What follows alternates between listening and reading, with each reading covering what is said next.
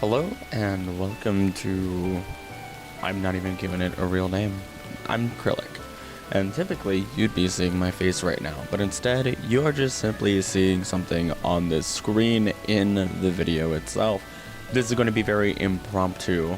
I'm literally just going to read the entire Pokedex, and the reason I'm doing this is because there are many of you who fall asleep to my videos, and as such, I wanted to give you something nice to enjoy.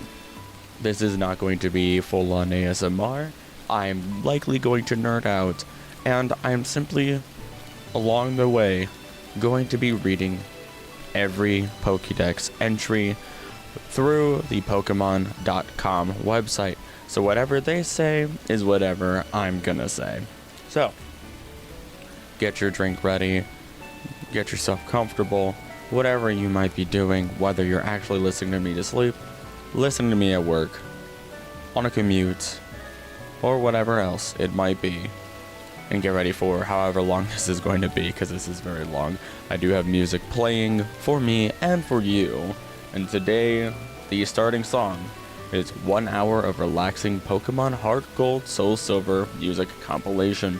I will do my best to read them all through, and I might comment on the music itself, but without further ado, let's get into it. So, number 1 is literally Bulbasaur. For some time after its birth, it uses the nutrients that are packed into the seed on its back in order to grow.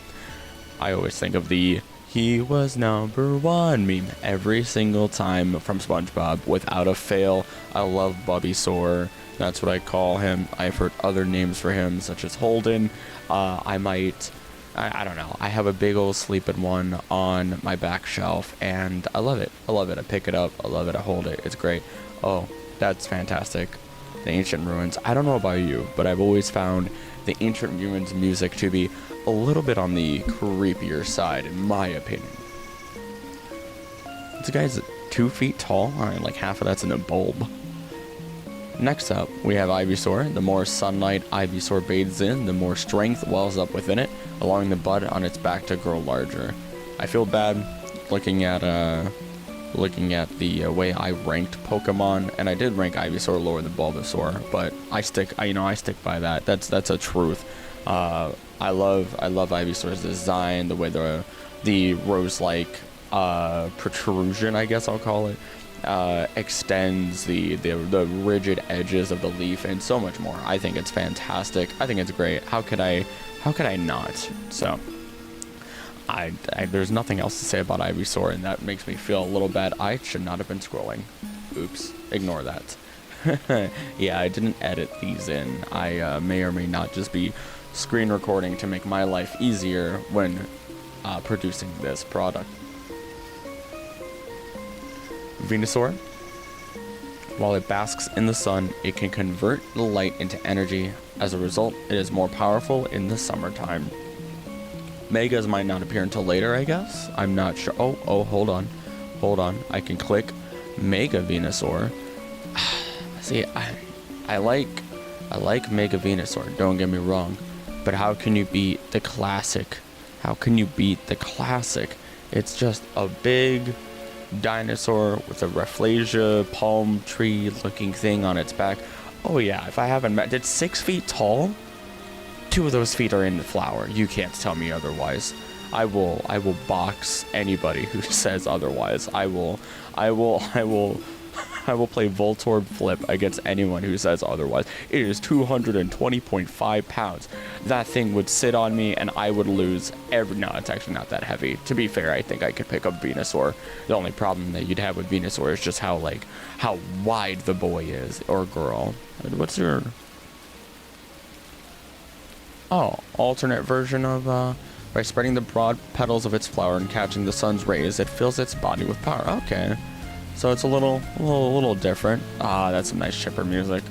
I don't know about you, but chipper music I can't quite always fall asleep to, but this one's a little different. This one's a little relaxing. Even though I am someone who doesn't listen to Pokemon music when he goes to sleep, I'm somebody who listens to it when he's working on his video edits, so that way I don't go insane. Let's look at Mega Venusaur though. By spreading the broad petals of its flower and catching the sun's rays, it fills its body with power.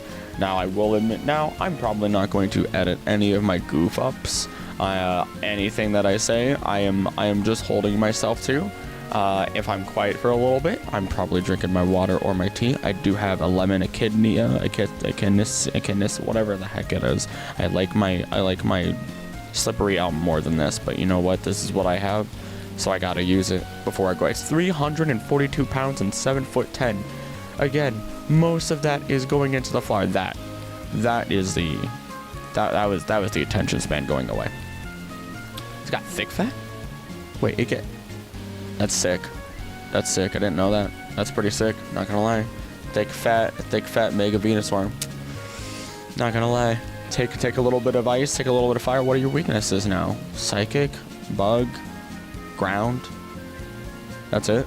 Bird, flying. I remember. It used to be called bird, not flying type, right? Like, gosh, that's an old before me. Took a Gigantamax. Oh yeah. Also, I am not beholden to treating every Pokemon evenly. I might not have a comments for all of them. So, go gadget info saying stuff. Oh god, this is terrible. This is terrible when you just let me talk like this. In battle, this Pokemon swings around 2 thick vines. If these vines slammed into a 10-story building, they could easily topple it. Well, no, duh. It's a 78-foot tall Gigantamax Kaiju monster frog. Like, what do you expect? What, a 10-story building? What's a 10... Hold on. I need to... New window to not mess with the video here itself. How many feet in a story? 14 feet. So 140. So it's half the height. It's an average of 14 feet. So it's half the height of a 14-story building. Yeah, like I'm sorry, if I'm half the height of anything, odds are I can topple it over. That's just human. That's just anything. You're not special, Gigantamax Venusaur. Whoever wrote this Pokedex entry, whoever wrote it, you're not wrong. But I'm keeping my eye on you. Can I use my arrow key? I can't. That makes me sad. Alright, let's check on Charmander. Yeah, Charmander. Oh my goodness. The flame on its tail shows the strength of its life force. If Charmander is weak, the flame also burns weakly. Great Pokemon. Another good one. Also, I never mentioned it. Grass Pokemon have always been the ones that I primarily chose when going through and choosing my starter. I don't know what it is. It's just always been that way since I first played Pokemon Crystal. Ooh, this is making me sleepy, and I just woke up like an hour ago. So this is, I can't imagine what this might be doing for people. So Charmander though, great Pokemon. I actually, you know, the first thing that always comes to mind is in the anime, it holding the leaf over its tail so it doesn't go out. And then the other one is when it learns Metal Claw at what, level 13? I think it learns it at 13. And then you could just wreck Brock's gym with a fire type Pokemon, and he sits there in the ashes of defeats, just confused as to how that was possible. And you're like, I looked it up in the book. Or if you're a kid that just fought everything and just didn't stop fighting, maybe you only wanted to use Charmander for some reason. I'm gonna, hopefully you didn't hear that. If you did, I'm gonna mute myself more for that at least. But no, and you just end up with a level 14 Charmander there because you kept losing against Brock or something. It's possible. It's a thing. There we go. Alright, let's move on from the 2-foot lizard and move on to the 3-foot lizard 3.07. When it swings its burning tail, the temperature around it rises higher and higher, tormenting its opponents. Okay, that took me a second. I don't know why that took me so long to sit down and be like, oh, that makes sense. When it's just like, oh, just literally turn up the heat, make things uncomfortable, try to make sure your opponent can't really fight back, struggle, so on and so forth. Where's my ADHD toy? So I watched I watched Markiplier go over ADHD toys one day, and I got the Ono roller, and that thing has been gone for months. It's somewhere in my house. I don't exactly know where. All I know is it exists somewhere, and that would be perfect right now because I'm just fiddling with a little like mimic chest that I have that holds dice on my desktop, right at my desktop, my desk, my actual real life physical desk. Hopefully, maybe I'll grab something to fiddle with. But let's grab onto Charizard here. Number 6. Oh gosh, we have a very long way to go. If Charizard becomes truly angered, the flame at the tip of its tail burns in a light blue shade. The OG attitude giver of Pokemon. Actually, that's wrong. OG attitude giver was Pikachu, episode 1. Episode 1 Pikachu just did not care. Episode 1 Pikachu, we'll talk about later. I shouldn't talk about them when we're talking about Charizard. Brought down the Aerodactyl like a champion. Actually did it? I don't even know anymore the more I think about it. I don't know if they actually took down that Aerodactyl. That might have just been like a group effort, of course. Because I know Gary Oak was there. Gary, Mother Truckin' Oak. 200 pounds, 5 foot tall. This Charizard, ooh, what a big lad. What an absolute unit. You know that belly fat right there. That belly fat right there. It's there for a purpose. That's function. That ain't there for it to just be, a bigger boy or an and/or gal. That is there to make them a unit. So let's look at, oh my goodness, all the forms. Oh my goodness. Not the most well-loved Pokemon, I argue, because guess what? There are other Pokemon with more forms. It's just Charizard isn't like every game. Mega Charizard X, though, the overwhelming power that fills its entire body causes it to turn black and creates intense blue flames. Wait, hold on. I was gonna say sick design, but I'm sitting here looking at his shoulders. What's going on there? What's with these random horns on the shoulders? I'm not sure I'm a fan of that. I've never noticed that before. I mean, hey, you're a dragon type now. That's cool. You're great. You're doing fantastic. I'm happy that you're here. You deserved it. What is that one guy? I talked about him in the Pokemon Professor video that came out before this.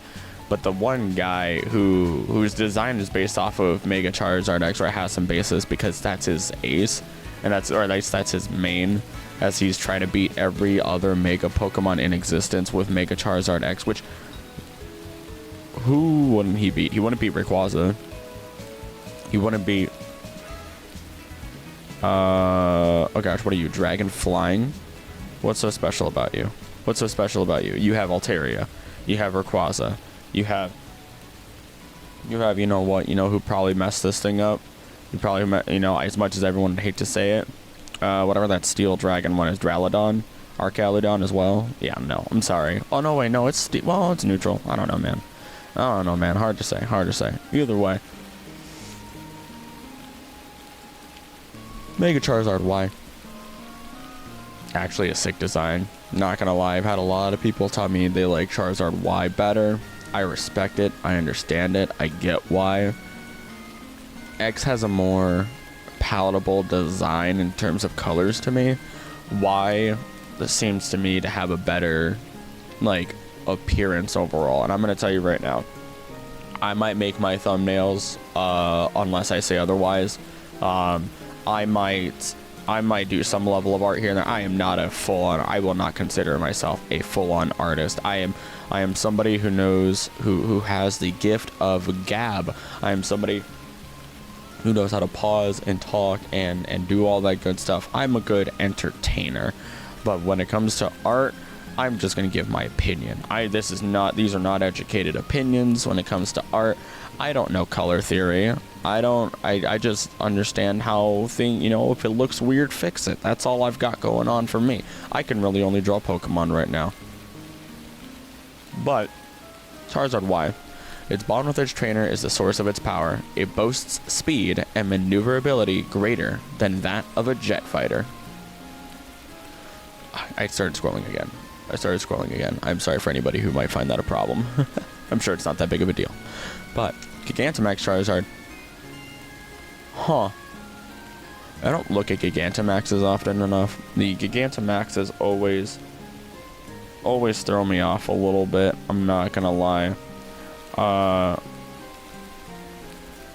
don't know. They're really cool designs, but I think what made it difficult for me to like them is not for their designs. It's not for, because they're cool. They're great in concept, fantastic. I just never realized how you get them to be Gigantamax when I was playing. And it's really difficult because let's say I caught, I don't know, let's say I did catch a Charmander. I don't even know. I can't even give you a good explanation. But let's say I did catch a Charmander. I'm gonna name that Charmander. I'm gonna call it, maybe I'll call it Charcoal. I don't know, man. Maybe I'll call it David Bowie. I don't know. But either way, I don't know why it'd be David Bowie. Don't read into that. If I catch myself a Charmander, I don't know. I'm attached to it, and then now I have myself this Charmander, and you're telling me the only way I could get a Gigantamax is if I caught one from another area, and maybe I'm wrong. That's how I understand. That's how I understood it. You know what I mean? So, I don't know. It's all confusing to me. I think that was the only issue I had with Gigantamax. I am too attached to a Pokemon to want to hunt another one just for it to be Gigantamax. I'll just stick to my Dynamax, and then I'll wipe out, my opponent. I actually did have to pause there. So I guess I will be pausing here with minor editing. Oopsie poopsies. So let's jump to Squirtle. After birth, its back swells and hardens into a shell. That, I do not like that. That makes me uncomfortable. It sprays a potent foam from its mouth. 1 foot tall turtle, little over, categorized as a tiny turtle Pokemon. Is that small? I don't really think that's small. Ooh, a critique. I don't think that's small. I don't know. There's tinier turtles. There's box turtles. There's painted shell turtles. And then you get like Galapagos tortoises, and you get Lonesome George, and that's depressing. You're 20 pounds? You're a foot tall and you're 20 pounds? How hard is that shell? Gotta love Squirtle though. Squirtle Squad. Where are my Squirtle Squatters at? It's taking me 18 minutes to get through 7 Pokemon. Oh boy. War Turtle though immediately reminds me of the blue shell from Mario. It is, gotta love it. War Turtle's long furry tail is a symbol of longevity, so this Pokemon is quite popular among older people. So that brings me to a whole other question. Is that legitimately a thing? Like, actually, now I want to do research on Pokemon that extend human life or are representative of good luck or bad luck or luck in general. Omens, like the Omen Pokemon Absol, even though it's not, actually a bad Pokemon. Or Darkrai. Darkrai is an Omen. It's not, an Omen itself isn't necessarily good or bad, I should say. To my knowledge, it is just a sign of what's to come.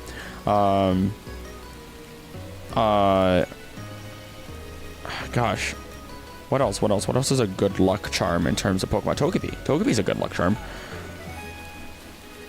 And honestly, I love Gengar. I really do. I genuinely love myself, my Shoosh, my Goofy boy.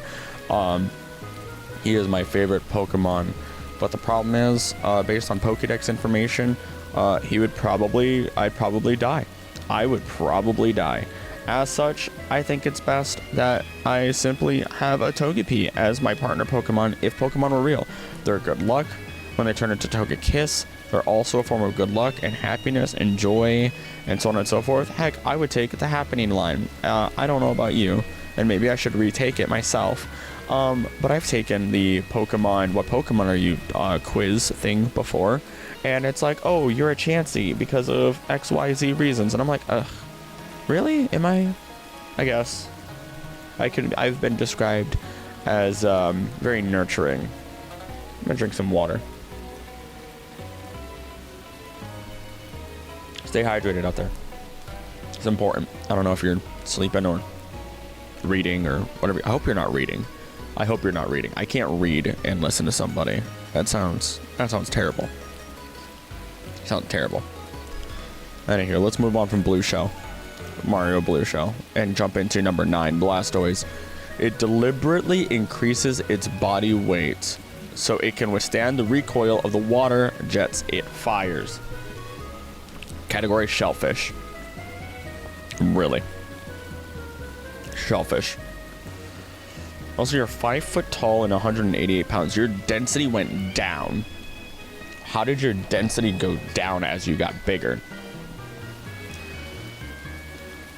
Well, no, that makes sense. You're taller, but like your weight is disproportionate. My dear Blastoise. What do you got for Mega? Big cannon, big funny cannon, big funny great cannon. Did your weight go up because of the cannon? It did. You are now the same height, but from 222, you're 222 pounds now. Mega launcher ability. It crushes its foe under its heavy body to cause fainting. Oh my gosh! It just says screw it. I'm not using the cannons. I'm just gonna lay on you. That's terrifying. I love it. In a pinch, it will withdraw inside its shell.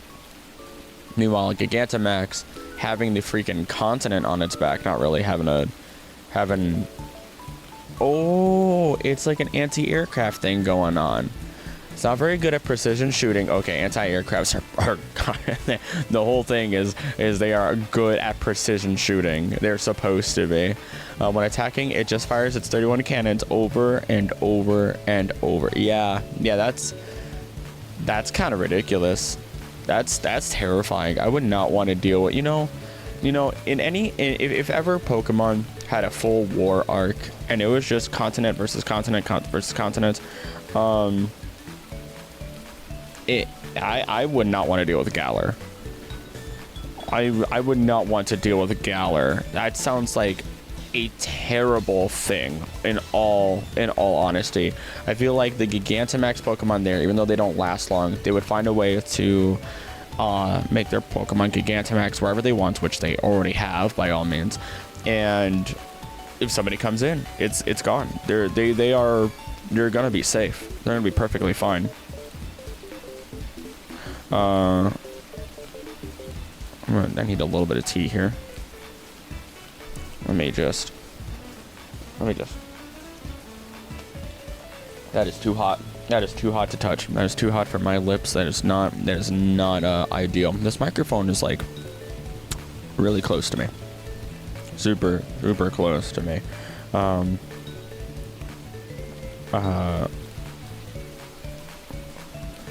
Let's see. Let's jump into Caterpie here.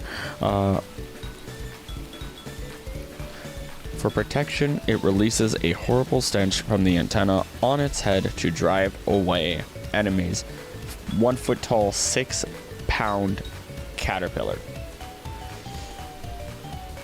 Misty was afraid of this thing.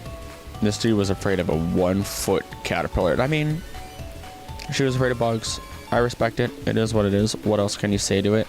I mean, Caterpie's kind of cute though. I've seen a pretty big worm. I think it was like a 4-inch worm, maybe 5 in person, just running around the woods. I was enjoying my time. I can't say where, but I was enjoying my time, and it was great. I don't know. There's nothing. That story really didn't go anywhere, but it was a cute little worm. It was an adorable little worm. I've thrown it in my Discord. I've done it. I've done so many things, right? Oh, it's great. But like, little wormy. I love little wormies. But Metapod, getting hard in the forest with your homies, as Samurai, and I'm gonna move that mouse off the screen. As Samurai and Ash went head to head with their Metapods, just using Harden over and over and over again for whatever reason. I mean, I guess if you have nothing left. But it is waiting for the moment to evolve. At this stage, it can only harden, so it remains motionless to avoid attack. The number of Pokemon that are in the series overall that simply weights for, like, you know, it's like, oh, if they do this, they evolve. If they do that, they evolve. It's not based on level. It's based on what they actually do. And Metapod, or bug Pokemon in general, and their metamorphosis is a pretty good example of that. Also, something I might have to discuss in the future, something that I saw was that Pokemon evolution is more comparable to metamorphosis, which, not wrong. A sudden change in your physiological appearance and everything like that. Yeah, that makes perfect sense. So let's metamorphosize into Butterfree. It loves the nectar of flowers and can locate flower patches that have even tiny amounts of pollen. Compound-ized, 3-foot-tall butterfly, 70 pounds. Whoa! Aren't you supposed to be hollow? Actually, 3 feet tall. That makes perfect sense. I don't know why I'm talking about the Pokemon's weight so much. I think it's just seeing their height and weight for the first time, or not for the first time, but like being able to just focus on their basic statistics and information in front of me is different. New, I suppose. I also named it Honey, because these things will slather honey on their legs and then carry it to their nest or whatever for some weird reason. And you're like, oh, bees put pollen on their legs. It's just, I mean, they have pollen on their legs. They don't slather it. They don't slather it onto their legs. That's not the same. Let's talk about Gigantamax Butterfree, though. Very pretty. Very, very pretty. I almost said... Never mind. I'm not even going to say that. I'm not going to give rise to that meme. Crystallized Gigantamax energy makes up this Pokemon's blindingly bright and highly toxic scales. So Butterfree, no matter what, will always have scales that kind of flit off of its body, just constantly shedding. And if you inhale these scales, I assume, they're toxic. So, they can cause paralysis or sleep or whatever else, poisoning. And yet, people have Butterfree as a pet. It doesn't control it. Those scales will just flop off. You know what I mean? So, no reason to talk about other Pokemon when it's just like, oh, this one's a dangerous one, this one's a dangerous one. Don't overlook ones like Butterfree, or other ones I'll mention later, because they're so incredibly dangerous. They're so terrifying. I know, like, this one can make gusts that can knock over a truck or something like that. Not naturally, not even trying to do it. It just manages to do it. Weedle, gotta love me some Weedle. What is it? What is that thing from Mario called? Oh my gosh. It has a little daisy on its head. It has... What is it called? Wiggler. A Wiggler. The Weedle is like a Wiggler. It's like it's a sharp Wiggler. It's adorable. I do like Weedle better, though.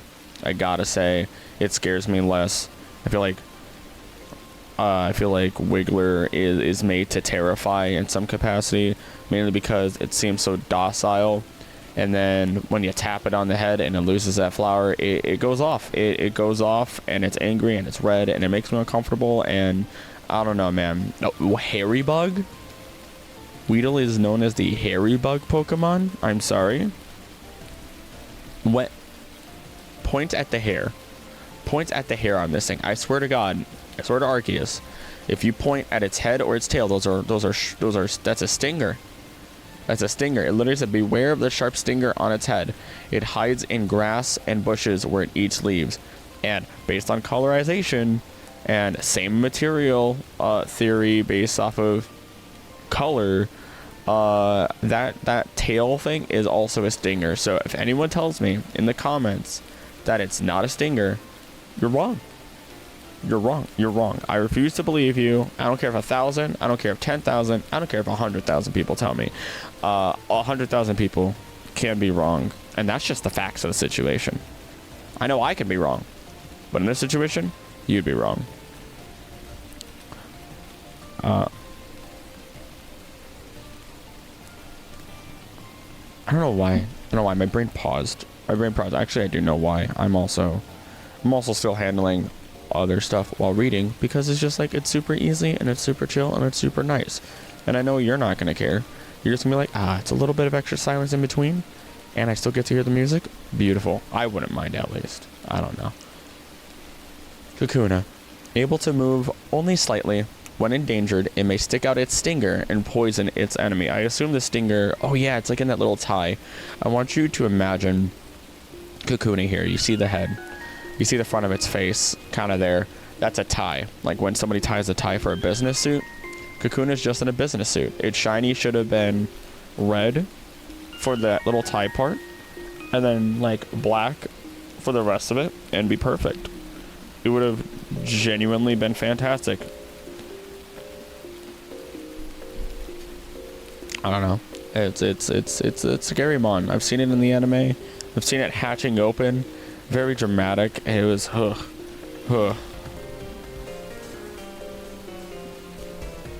I just even think, you know what, let's just jump into Beedrill, because Beedrill's scary. Beedrill do be kind of drilling things though. Kind of terrifying. This is one of the biggest reasons why you would not want to live in the Pokemon world. Beedrill is a menace to society, a beast, a demon, if you would, a terrifying creature beyond comprehension. Actually, I say that, yet we know it's just a giant bee. I mean, and even at that, it's more like a hornet, even though it calls itself a poison and bee Pokemon. Yeah, no, it'd be a hornet. Maybe, I mean, wasp would probably be its mega. It has 3 poisonous stingers on its forelegs and its tail. They are used to jab its enemy repeatedly. Let's look at that Mega Beedrill, though. Oh, God. Oh, that's Japanese hornet levels of stinger. Yeah, it's such a cool design, though. Its legs have become poison stingers. Oh. It stabs its prey repeatedly. Oh, with the stingers on its limbs, dealing the final blow with a stinger on its rear. That's aggressive, to say the least. So I don't know. Maybe you don't know. Let's talk about... I mentioned it. Let's talk about the Japanese hornet. The Japanese hornet, if they change the name to something else, just be aware of whatever modern name it might be. The spongy moth was changed from what it used to be, and understandably so, as it had oh my goodness, what is it called? It had, I don't want to say racist connotations, but it's not really racist. It was let's just say it had negative connotations towards a group of people with its original name. And you'll still be able to find the spongy moth by its original name, of course. But nevertheless, it's still more appropriate to use a more common name. So I don't know. Maybe they'll change the Japanese hornet. Maybe they won't. It will just keep in touch with common science, the common day science. But what it does, it's so aggressive. It'll go after honeybees actively. And it'll decapitate them, it'll eat them, and then it'll just keep decapitating them for fun, and then take over the hive.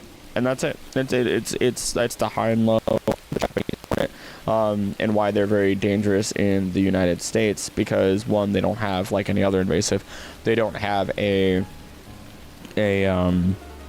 natural predator or anything like that, any competition. So they just get to run amok, and without anything to stop them, then, you know, what else could we do? What else could you do?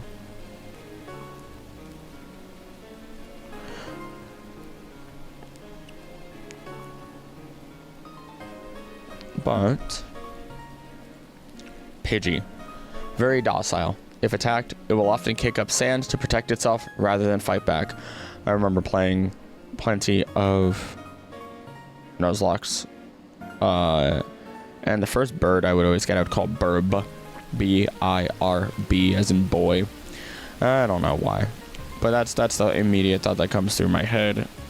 And Pidgey's a classic. There's not much else to say there. Pidgeotto, though. Loving the weird mullet kind of thing going on here. Big ol', look at the stance. You know, they don't make... Here's gonna be the thing, right? We're gonna see Pokemon or I'm going to see Pokemon by the end of this, that are in 2D, right? They're going to be in 2D.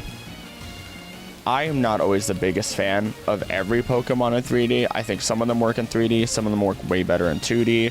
I think Garganacle's a great example of that, and we'll get to Garganacle later. But Garganacle in 3D, I don't know what it is. I do not like it. I love Nacli. I love Nacli in 3D. His evolution is fine. But Garganacle does not fly. I think Garganacle is a bit of a struggle. I don't know. But when I saw its 2D form, its full 2D art, like we see Pidgeotto here and others, it was so much better. I liked it. And maybe it was a texture thing. I don't know. Something just didn't feel right to me. It felt like it should have been, I don't know. I feel like I should look at it and I should feel my skin exfoliated on the spot. Pidgeotto, though. This Pokemon is full of vitality. It constantly flies around its large territory in search of prey. And then finally, Pidgeot. This Pokemon flies at Mach 2 speed. Mach 2. How fast is Mach 2? How fast is Mach 2? I need to have another window open at like all times now.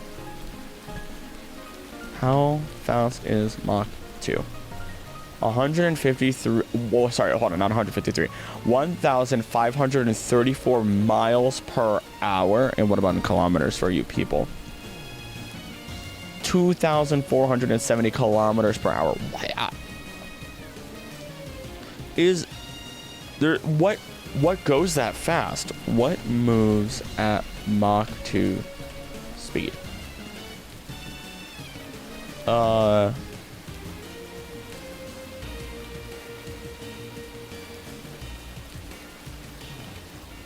Wow.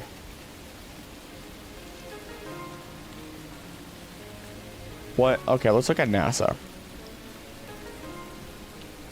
I just saw a ratio on the NASA site. That means everything's ruined. Okay, it's not telling me what happens at Mach 2 to the body. So that doesn't provide me with anything. Moving on, I suppose. Let's see. Mach 2, seeking prey. Its large talons are feared as wicked weapons. So in other words, not only is it flying at Mach 2, but it's able to actually see. I mean, I guess it has the ability to keen eye. So I guess that makes perfect sense. But that's actually genuinely absurd.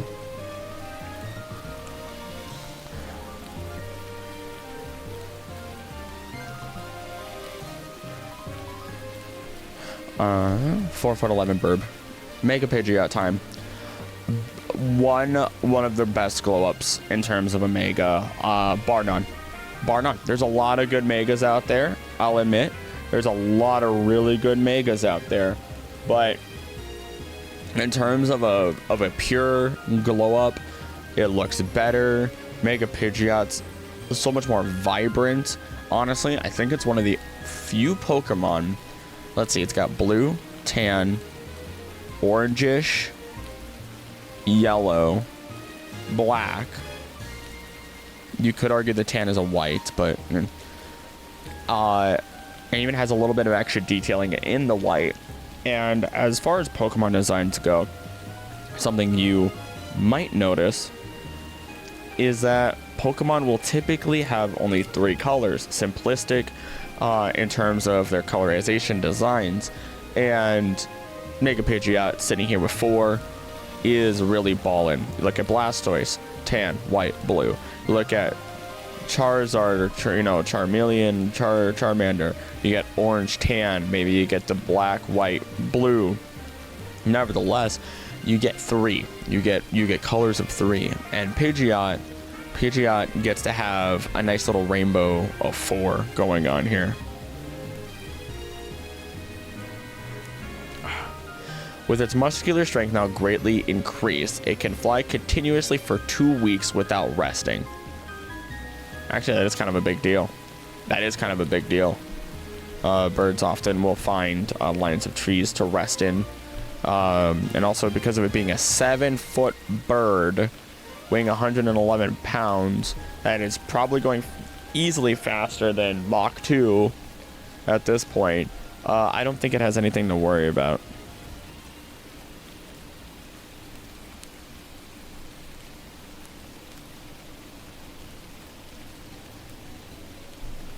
That's a good one. That's a good classic. This song goes through my head so often in my day-to-day life. It's... I mean, the Poke Center. It's the Poke Center music. Also, I'm going to drink some more tea here.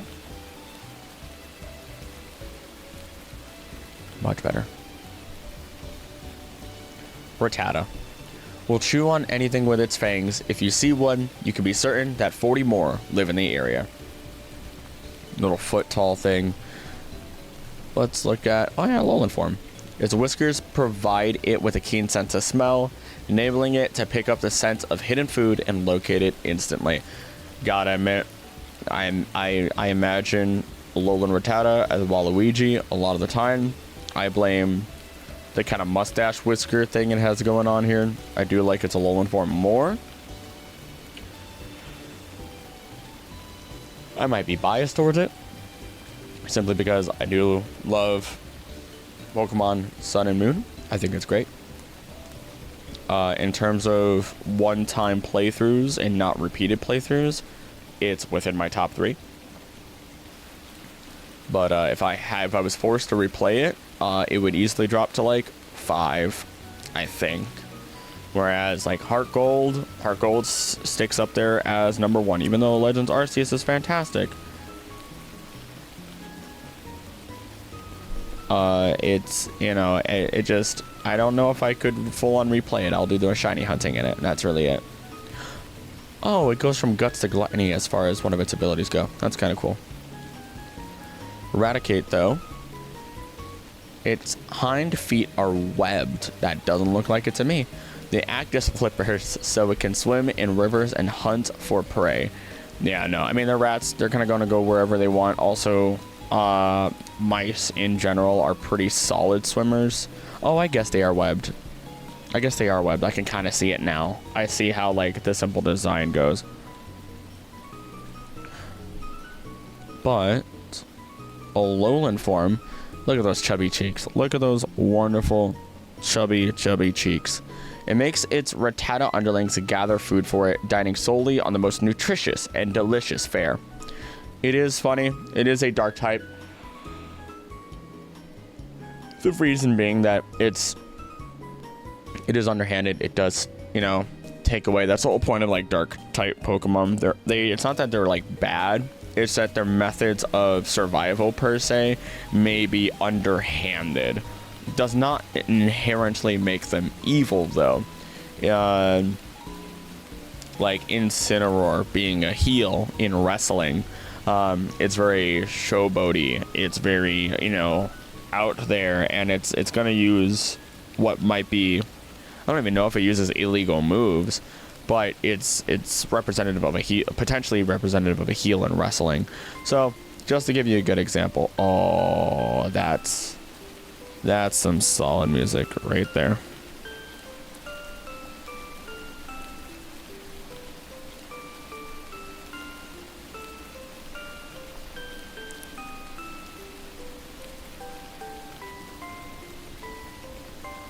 But Spearow, inept at flying high. However, oh gosh, I wasn't ready. Inept at flying high. However, it can fly around very fast to protect its territory. That threw me off. There was just the period there threw me off. I wasn't ready for that to just be that immediate stop, and I was expecting more.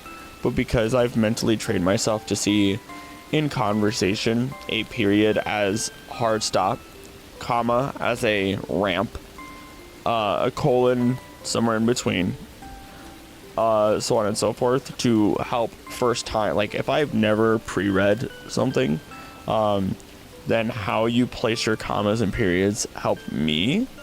And I used to be horrible grammatically, grammatically, and at sentence structure. I would write essays for high school and college that would get 90%, and I, great content and good research and everything, and then they'd be like, yeah, your sentence structure is rough, buddy. Like, it's not the worst, it's understandable, but like, you need to work on your sentence structure, and that's because I always wrote everything as if I was saying it.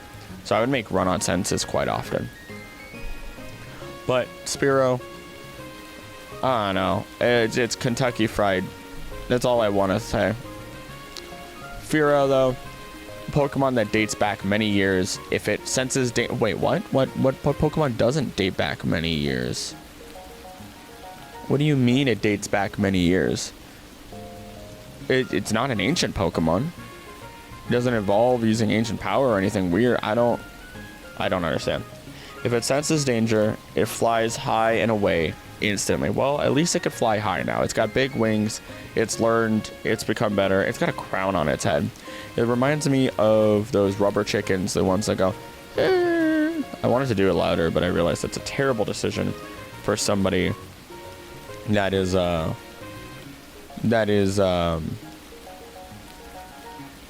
trying to make a sleep video.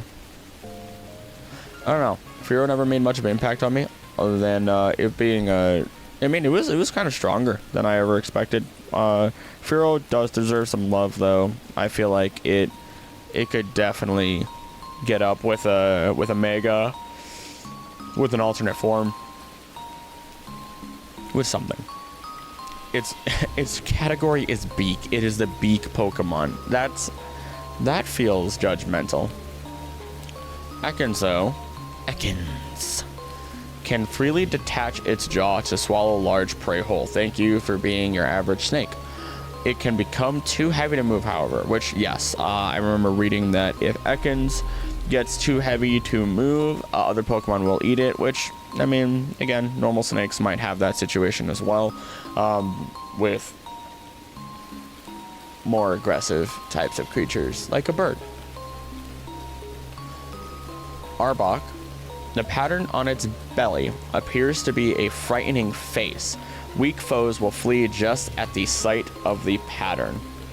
I love Arbok. It's a great design. I would love to try and get like a proper... I remember when I was younger, I had a Arbok little like toy. I had a lot of little toys when I was younger. They all went away, unfortunately. Lots of moving, lots of unfortunate financial situations.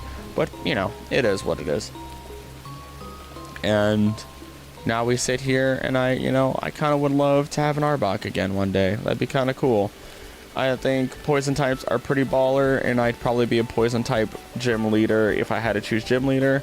Arbok probably wouldn't be on my team, though, unfortunately. I've got to put that to Seviper for a number of reasons. Seviper's pretty sick. Number 25, though, we jump to Pikachu. When it is angered, it immediately discharges the energy stored in the pouches in its cheeks. Are we about to see?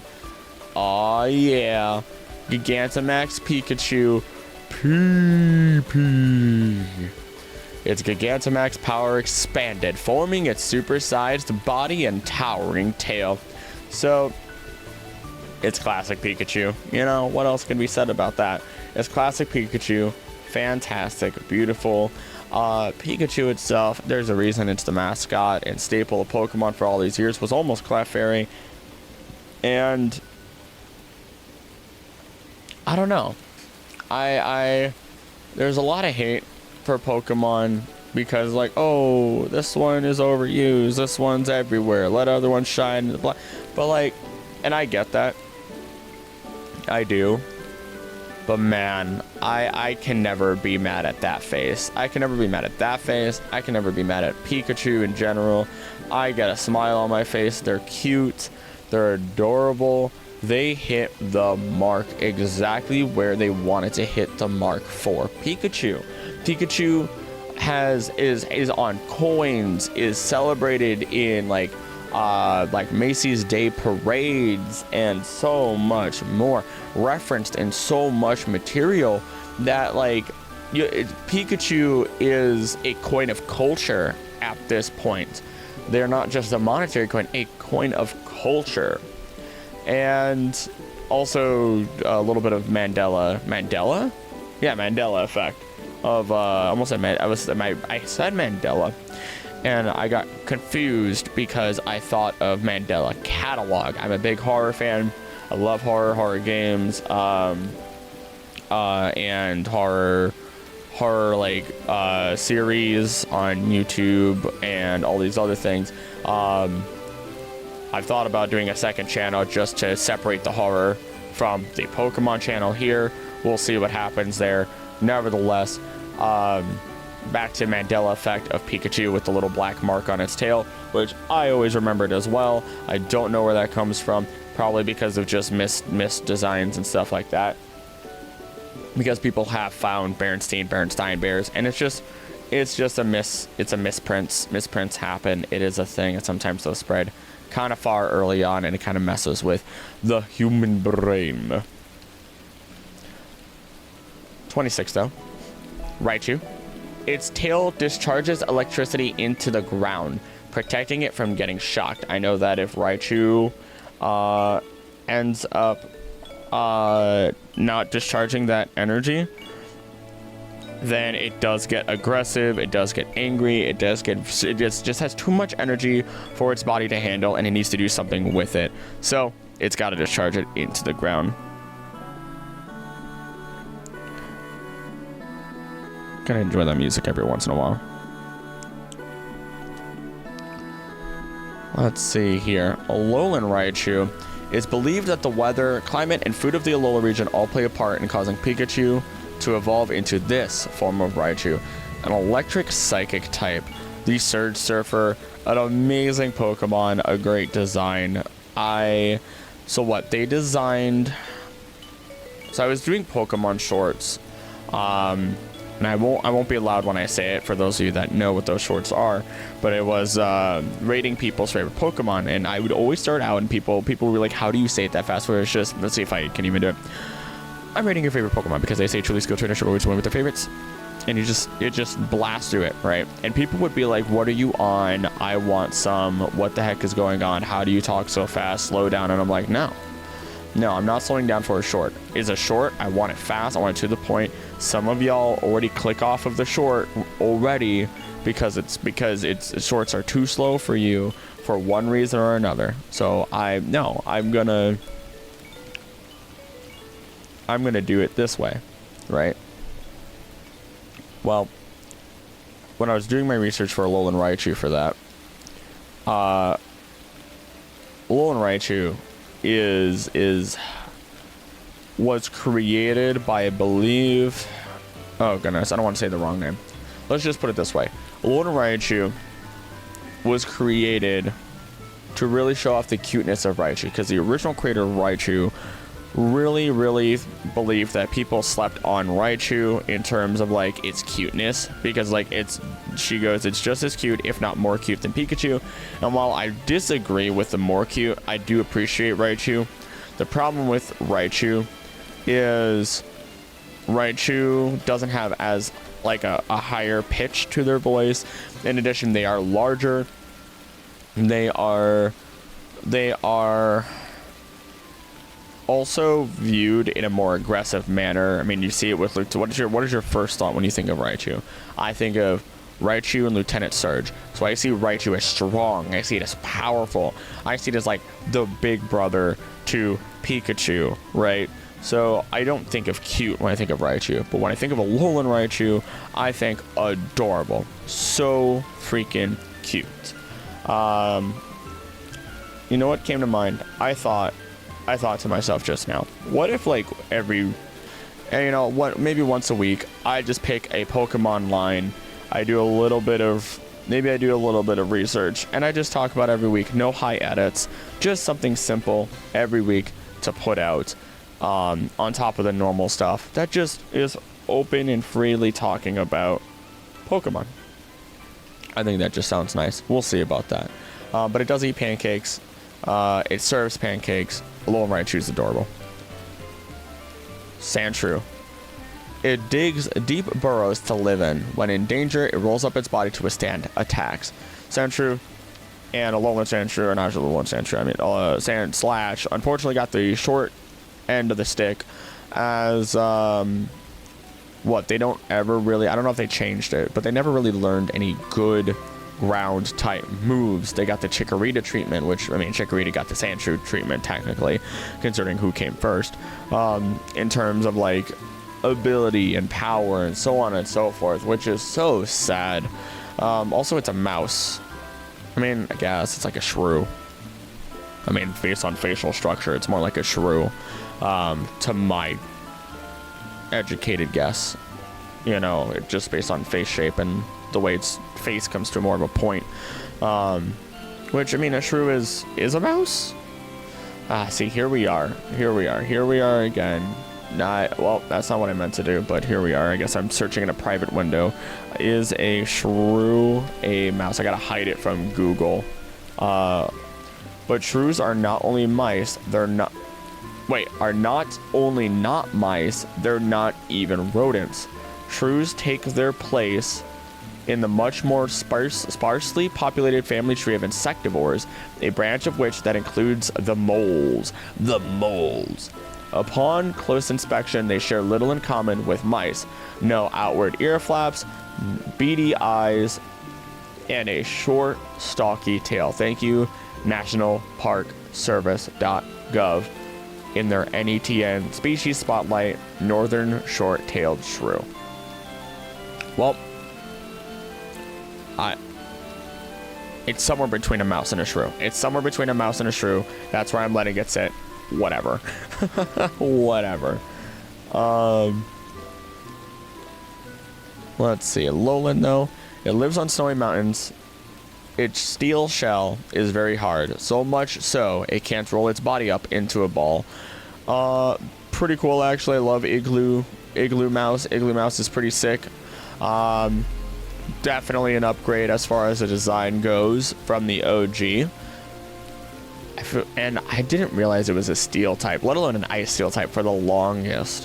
What are its weaknesses? Ground, fire,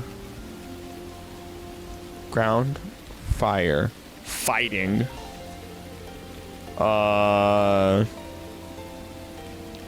It's got, you know, because of it being combined with steel, it kind of goes neutral on quite a few things at least. And really good against dragon type Pokemon. Really good against fairy type Pokemon for that matter as well. Ghosts and dark types it resists. It's gonna resist steel, rock. No, normal against rock. Resisting grass, resisting water times 4. Or put it at a quarter. It's gonna resist ice by down to a quarter. What else? Psychic, it's gonna resist. It's gonna resist bug. It's gonna resist... Oh gosh. Either way, I'm gonna move on. I shouldn't be... I mean, it doesn't matter if I do or don't. Resist flying. Normal. Yeah. There's a lot there. There's a lot that it has going on for it, actually. Because... yeah. Either way. Jump into the Sandslash. Jump into the Grand Tour. It is adept at attacking with the spines on its back and its sharp claws while quickly scurrying about. Its shiny is just Knuckles. It goes red. I've already talked about Sandslash. Lone Sandslash is sick, though. This Pokemon's steel spikes are sheathed in ice. Oh, so they are inside of the ice. Okay. I thought it just was ice. That would make no sense if my logic makes no sense. Stabs from these spikes cause deep wounds and severe frostbite as well. Screw you, and if you think you're going to repair your body after this, screw your future thoughts as well. So, if you notice that I actually don't comment on the music at this point, it might be because I realize that as far as editing and quality goes, I should cut out some things, and it makes it much harder. So I have music going for my sanity, and you have the same music going for you, without a doubt. The difference is I may not comment on it, just to keep things nice and civil. But Nidoran. Females are more sensitive to smells than males. While foraging, they'll use their whiskers to check wind direction and stay downwind of predators. Might as well just continue down the line. I don't really think much of this line, I gotta be real, except Nidorino. Pretty baller design. I love the spiky ears. I love the attitude it gives. I'm a big fan. The horn on its head has atrophied. Whoa. It's thought that this happens so Nidorina's children won't get poked while their mother is feeding them. That is really funny, actually. I wasn't ready for the word atrophy to appear in a Pokedex entry, but here we are. And then Nidoqueen. Nidoqueen is better at defense than offense. With skills like armor, this Pokemon will shield its children from any kind of attack. You know, I wonder if YouTube ever picks up on Nidoqueen's design. I know Google search has picked up on, what's Steeny's final evolution? Bonesweet, Steeny, whatever its final evolution is, has picked up on it because it just looks like it has these big, thick thighs, and it's like, even Google itself thinks it's inappropriate. So, it's just like, no, we're censoring this because we think it's this, and it's just like, no, it's not, but it is. So, I wonder if they do that with Nidoqueen at all. Meanwhile, Nidoran, love base Nidoran. I think it's adorable. Look at that big old tooth. The horn on a male Nidoran's forehead contains a powerful poison. This is a very cautious Pokemon, always straining its large ears. I assume because they're large and it's hard to hold them up. I'm not really sure why. All I know is that base old male Nidoran, pretty baller, not gonna lie. They really put their love into the Nidoran line. Nidorino, with a horn that's harder than diamond. Why is everything harder than diamond? This Pokemon goes around shattering boulders as it searches for a moonstone. Okay, so that's cool. I never knew that that was part of its dex, where it's like, oh yeah, no, it searches for this moonstone. It's aggressive for it. I gotta respect the Oaks Nidorino. Beautiful. First Pokemon we see in Pokemon games before anything else. You could say he was number 1 for Bulbasaur. You could say he was number 1 for Rhyhorn because it was the first Pokemon conceptually thought up of, while Bulbasaur was number 001. You can say Mew was the first because it is the ancestor of all Pokemon after Arceus, of course, and after some of the legendaries. And then you could say number 1, actually, who is the last number 1? I know Victini is technically Pokemon 0. I'm not sure.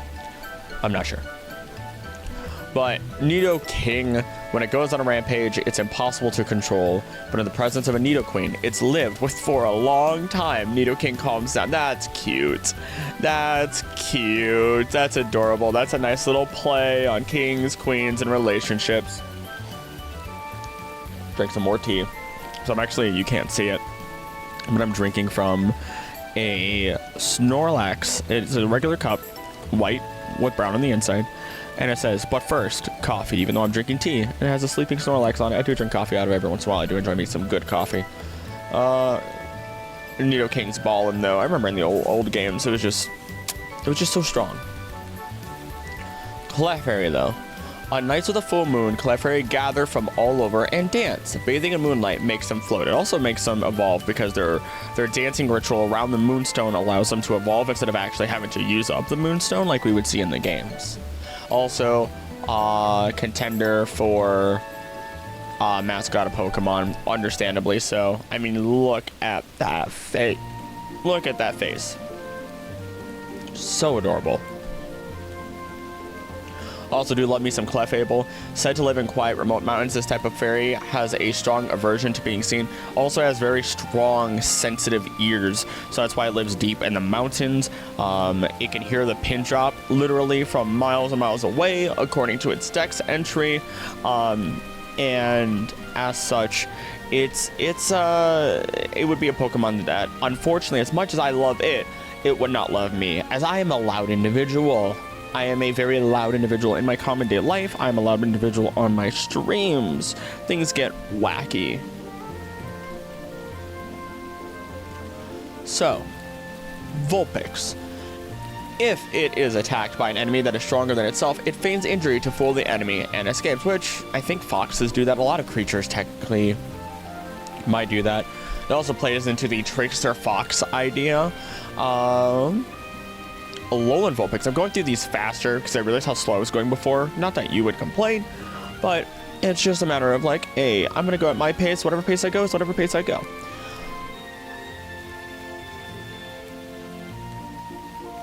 Alolan Vulpix, though, they live together in a skulk, helping one another. Before eating their prey, they freeze it solid with their negative 58 degree Fahrenheit breath. But let's see. Negative 58 degrees Fahrenheit to Celsius. As negative 50 Celsius. Oh yeah, I think it's like negative 30 or 40. Everything meets. What is it? Is it negative 40? Negative 40 is when everything meets. Nice. A skulk is a group of foxes, by the way. Also love Alolan form of Vulpix and Ninetales more than OG Cantonian versions. Ninetales, though, some legends claim that each of its 9 tails has its own unique type of special mystical power, which, again, Kitsune thing going on here. Also, the tail results or is derived from like 9 magical wizards that fuse together or some crazy thing to then form this Pokemon. Alolan Ninetales, though, possessing a calm demeanor, this Pokemon was revered as a deity incarnate before it was identified as a regional variant of Ninetales. Yes, it stands atop Mount Mauna Kea as a ice fairy type, Mauna Kea being seen as the place closest to the heavens, as it is the tallest mountain in Hawaii.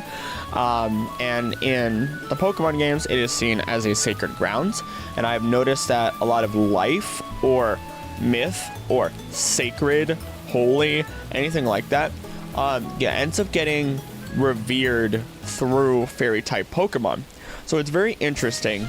And I expect if we ever get some sort of depth into all of like the past of Alola, like say a Legends Alola, Legends Tapu, then who knows, you know, maybe we'll see a little bit of the history of that mountain. Jigglypuff, the OG singer. When its huge eyes waver, it sings a mysteriously soothing melody that lulls its enemies to sleep. I'm amazed, actually, now I think about it, that there isn't a microphone-held item in Pokemon. Like, Farfetch'd gets its leak, Magnemite, Magnet. What else? See, I'm so relaxed that even I'm yawning. But what else? There's plenty of Pokemon that like get their custom items. Oh, Cubone and the hard bone item. There's so many that are allowed their unique items, and somehow Jigglypuff, to my knowledge, hasn't even gotten that. I mean, even not Clefable, not Chansey either. Blissey, even Blissey, has like the Extendo Punch thing specifically made for it. So, justice for Jigs. Wigglytuff, though, it has a very fine fur. Take care not to make it angry, or it may inflate steadily and hit with a body slam. I'm not sure how afraid I am of something that is considered the balloon Pokemon. It only weighs 26 pounds, body slamming me. I mean, if you're filling yourself with air, you're not making yourself, you're getting heavier. But overall, because of your size, it's like laying on a bed of nails. If you lay on a bed of nails, don't do this, don't do this, don't do this, don't do this, don't do this. I am not condoning this. And you lay on it right, you're not going to sink into the nails because of weight distribution. So if something that large drops on you, sure, it might be hard for you to get out. Maybe it's smothering you. But like, the weight of it isn't going to really hurt you. It's going to be everything else surrounding it. Zubat. It emits ultrasonic waves from its mouth to check its surroundings. Even in tight caves, Zubat flies around with skill. What else is there to say about the OG annoying creature of Pokemon? I've always liked Zubat's design, though. Yes, it appeared all the time, but what is Zubat's rate of Zubat in, what is it, just Dark Cave. It has a 30% chance appearance rate, and Geodude does also. And then, of course, yes, you have the Supersonic, but, like, nobody complains about Geodude. It's because bats are seen as pests in a capacity, you know? I don't know what the rate in other places are, but it's 30%. I looked it up in Route 45, you know, for look at Dark Cave. So, I don't know what you want. Zubat got so much hate, and it doesn't deserve it. And so, because of that, it decided to scream louder and get a bigger mouth. And now we have Golbat. It loves to drink other creatures' blood. Oh. It's said that if it finds others of its kind going hungry, it sometimes shares the blood it's gathered. Aw, how kind of it. How nice of it. Just stay away from me. My blood is mine. It stays in my body. I don't know if you've seen it, but there is the cursed image of Golbat with its mouth closed that exists. I think it's the OG sprite also, so it feels extra wrong. I don't know this song. What in the world? Omega Ruby Alpha Sapphire. Oh, that's probably why. I never played it. I will at some point. I'll Nuzlocke it, I'm sure. I might blind Nuzlocke it. We'll see. I blind Nuzlocked X and Y, and that was a blast. Just finished that yesterday, just to give you a time frame as to when I started recording all this stuff. But we don't get Crobat, because that doesn't exist until Gen 2. Instead, we move on to number 43, Oddish. Its scientific name is Odium wanderus, so wandering Odium? Oh yeah, hold on. I assume that's supposed to be Oddish, but it's also called Wakamedes, a pun on Archimedes? Oh my. It's said to cover distances as far as 1,000 feet when night falls, walking on its two roots. That's cute. I'd never want to see it because walking on its roots sounds scary. I feel like I would be incredibly uncomfortable. Oddish is so cute though. Oddish is adorable. I love that little face. It's got a big round body and a tiny little face, and so many Pokemon have that, and they benefit from it. They genuinely benefit from such a simple, lovely design. Next up, though, we have a Pokemon that I don't care for the design of, at least as far as its face goes. Gloom. The fluid that oozes from its mouth isn't drool. It is a nectar that is used to attract prey. I don't like the drool. I just don't. I can say that. It is my opinion. I respect the overall design, but I'm just, I don't know. Personal preference. Not a fan of the drool. You can draw any conclusions that you want. Doesn't mean that it's true or false. But not a fan. Do love the flower on its head, though. That has yet to bloom. Especially as we run into Vileplume, based on the Rafflesia flower, which, funny enough, Rafflesia flowers are not carnivorous, even though their stench does attract insects. Whereas Vileplume is carnivorous. The bud bursts into bloom with a bang. It then starts scattering allergenic, poisonous pollen. Oh, so if you hear a big bang in the jungle, you should probably not be there. You should go. How tall are you? 3 foot? So probably like 3'11". So, I don't know, maybe like 3'5" or 6 of that is 3'4". 3'4", 3'5" if that is the body.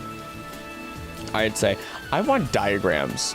You know what? I wonder if that's something I can do in the future. Is try to. Oh gosh. Okay. Here's my idea. If Acrylic ever becomes like a full business, not just me and me commissioning artists, maybe I'll do videos that are full diagrams of Pokemon showing their like internal structures or stuff, but I'd have to consult. I'd probably have to consult genuine professionals or do a lot of book reading for diagrams and dichotomy and blah blah blah blah blah blah blah blah. I probably used dichotomy wrong, didn't I? Dichotomy. Division or contrast between two things that are represented as being opposed or entirely different.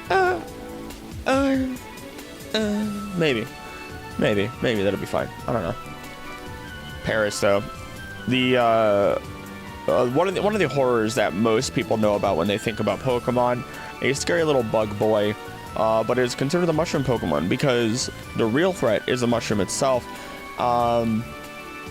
and the real threat is this thing in Pokemon Legends Arceus, as apparently everybody got swarmed by this aggressive creature, whereas I just got to live my life peacefully, and since I had, you know, my good Cyndaquil on my team, I really didn't have to worry about it. Burrows under the ground to gnaw on tree roots. The mushrooms on its back absorb most of the nutrition. Little parasitic monster. It's not an even give or take. It is parasitic. When we get that in its name as it becomes Parasect, the bug host is drained of energy by the mushroom on its back. The mushroom appears to do all the thinking? That part's new to me. The mushroom appears to do all the thinking. It's also got dry skin. Boy's got eczema. That's scary. The light in its eyes is gone. It's not okay. This Pokemon is not okay. I would love a variant of Parasect where it is not completely taken over by the mushroom itself. Also, it looks like it has a little smile going on it. You ever seen, Fawful from Bowser's Inside Story, the Mario and Luigi, one of the Mario and Luigi RPGs? That is what its face makes me look like. Oh my goodness, I look in the mirror every day and I see a Parasect. I scream. Venonat. Look at Venonat. It kind of, you look at the face a little too long and it looks kind of spooky, but it's such a cute little guy, I say, as he's 3 foot tall. Poison oozes from all over its body. Oh, I don't want to hug you anymore. It catches small bug Pokemon at night that are attracted by light. Funny enough, I know it's also attracted by light itself. Next, though, Venomoth, and a lot of people might argue that, what is it? Oh gosh, what Pokemon would they say? Oh, they would say Venonat should have been Butterfree. And then Caterpie should be Venomoth based on the eyes. But yeah, sure, eyes, but Gnats don't really turn into anything. They just are them. I guess I've never seen a Gnat and a Gnat's chrysalis and its final form. I said that in a really weird way. Oh well. Venomoth, though, the wings are covered with dust-like scales. Every time it flaps its wings, it loses highly toxic highly toxic dust. Why does everything that flies release dust that hurts me? I'm allergic. I have asthma, bro. I would die. I'm not a fan. Diglett, though, ooh, we get the Alolan forms too. It lives about 1 yard underground, so 3 feet. Wait, hold on. Did I just out myself? Am I thinking of meters? Don't do this to me. Yeah, I'm right. Okay, it's 3. Beautiful. Where it feeds on plant roots, it sometimes appears above ground, which is interesting. It's got little feetsies. Nobody ever sees them, but it's got little feetsies. That much is true. Whereas Alolan Diglett, the things growing from its head are whiskers that have become metallic. Diglett communicates with its comrades by waving them. That's so cute. Little head-banging little guy. It probably doesn't headbang. It probably just wiggles them, and I think that's so cute. Ooh, Tangling Hair is an ability. What is it? When you hit something physically? Let's find out. That's new window. Okay, never mind. I guess it didn't want to let me. Prevents opposing Pokemon from fleeing from battle. Okay, that's not. So it's Arena Trap. Okay, I thought that they would, if you hit the Pokemon, you get slowed down. I was wrong. Dugtrio. Its 3 heads bob separately up and down to loosen the soil nearby, making it easier for it to burrow. Adorable. I don't know. I know we get Pokemon that are just a combination of the same Pokemon together, living cohesively. I mean, they're not fused together. Dugtrio's not fused together. It's not like Dodrio. It's not like Magneton. or even Magnezone technically. Baldamatang, Metagross, Mega Metagross are technically fused together, but they can't detach at any given time. Slowbro, those can. Mouse, Tandem Mouse, Mouse Hold. Gotta turn this house into a mouse hold. They're not fused together. They just stay together. So on and so forth. The lines kind of just continue on and on from there. I'm going to drink some tea. I can feel my throat slowly starting to do the little scratchy scratches. I wonder how much you guys can hear sometimes. Alolan form though. Its shining gold whiskers are advanced sensors that can detect vibrations from sounds several miles away. So why aren't they used for detecting seismic activity? That would be phenomenal. Import these into Sinnoh. No, not Sinnoh. What is it? Kanto, Johto, Sinnoh. No. Not Sinnoh. Hoenn. That's what I'm thinking about. Hoenn. Import them into the Hoenn region, where you know Groudon exists. I guess if you want, you can put them anywhere, really. You really can. I mean, you know, Kanto, Johto are based off of. I think Hoenn also is, but Kanto and Johto for sure are like very, very much based off of Japan itself. As such, Japan gets a lot of earthquakes, to my knowledge, earthquakes, tsunamis, and so on. And as such, they would be phenomenal for seismic activity detection. Get onto it. They're 2 feet tall? What? Okay, that... Okay, alright. What's the size of your average mole? 5 to 7 inches long. What the fudge? They're huge. Let's go to Meowth though, and its 300 forms. All it does is sleep during the daytime, my dogs. At night, it patrols its territory with its eyes aglow. I hope not my dogs. I hope my dogs don't do that, because then I'm asleep. I'm asleep at that point. Like, if I look behind me. Yeah, they're resting on their doggy bed on opposite sides because it's a big enough bed for them. Your boy knows that I spend a lot of my time in my office, and I feel bad for them sometimes because I do spend so much time in the office, but because of that, I made sure to throw down a good bed for them that they can rest on. Oh my goodness, Alolan Meowth. Look at that. Look at that gay best friend. It's accustomed to luxury because it used to live with Alolan royalty. Look at that bougie. As a result, it's very picky about food. The Scratch Cat. Galarian, my favorite form. Living with a savage, seafaring people has toughened this Pokemon's body so much that parts of it have turned to iron. Sick design. I love it. I'm definitely, even though I'm not much of it, I'm definitely more of the I'm not refined. And here's a fun bit of info about me. I went to a fancy dinner, right? I went to a fancy dinner recently. I ate like a pauper. I ate like a poor boy for a bit, just so that way I can convince myself that eating a fancy dinner would be okay. And I ended up getting some, you know, obviously you get some fancy food there, right? And the girlfriend at the time, she looked at me because I picked up my food with my hands. It was lamb, and I usually don't do lamb because I get a little uncomfortable at the idea of lamb. But I figured I'd give it a shot, step out of my comfort zone and see how I felt. And it has a big extension of a bone. Kind of like how you'd expect like an oversized, you know, leg to look like almost, except it's a thinner bone. And I picked it up with my hands.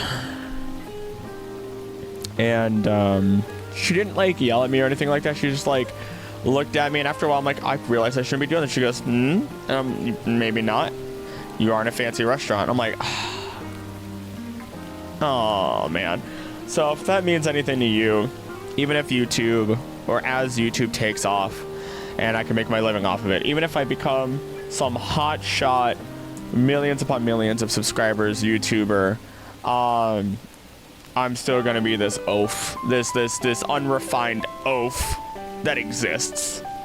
So, just a fun bit of info.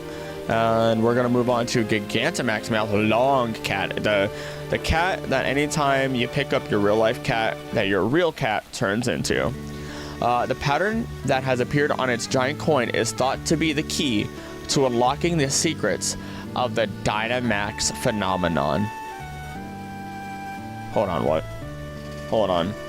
Coin on Gigantamax Meowth. I need to see it. Can we get a good picture of it?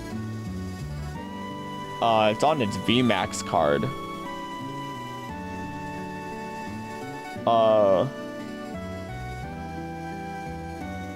Interesting. Very interesting. This is gonna be something I'm gonna have to look into. I'll have to do a video explaining every Gigantamax Pokemon and info behind them. Oh my goodness. There's a lot of really cool models out there. Oh my goodness. I'm sorry. Okay, back on the subject. Back on the subject. Focus, Krillix. Focus. You're making a video here.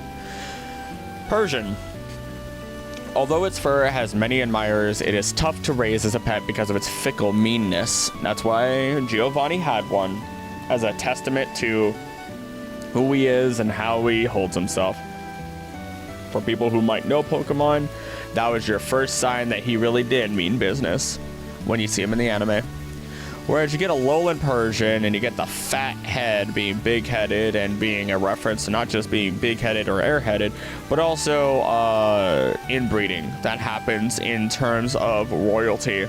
The round face of Alolan Persian is considered to be a symbol of prosperity in the Alola region, so these Pokemon are very well cared for. Again, relating back to fancy people, royalty, and inbreeding their animals, which is something that happens to this day, which is terrible and is not good for the animals. Pugs get shorter noses. Other animals don't get the body support that they need. Interbreeding needs to, of course, happen. Otherwise, health problems just perpetuate and become worse over the generations of an animal. That's why mutts aren't actually a bad thing. It's, you know, it's the mixing of what needs to be mixed that way. Oh, hey, my corgi can now go up this, or my wiener dog can now go up the stairs or jump off the couch without snapping its spine into 30 different pieces. Yes, if you have a dog that's long like a wiener dog, please be careful when they're jumping off the couch or anything like that. If it is large, due to the way that they are structured, it could mess up their back. It doesn't mean it necessarily will, but it could. So, for their sake. Psyduck, though, it is constantly racked by a headache.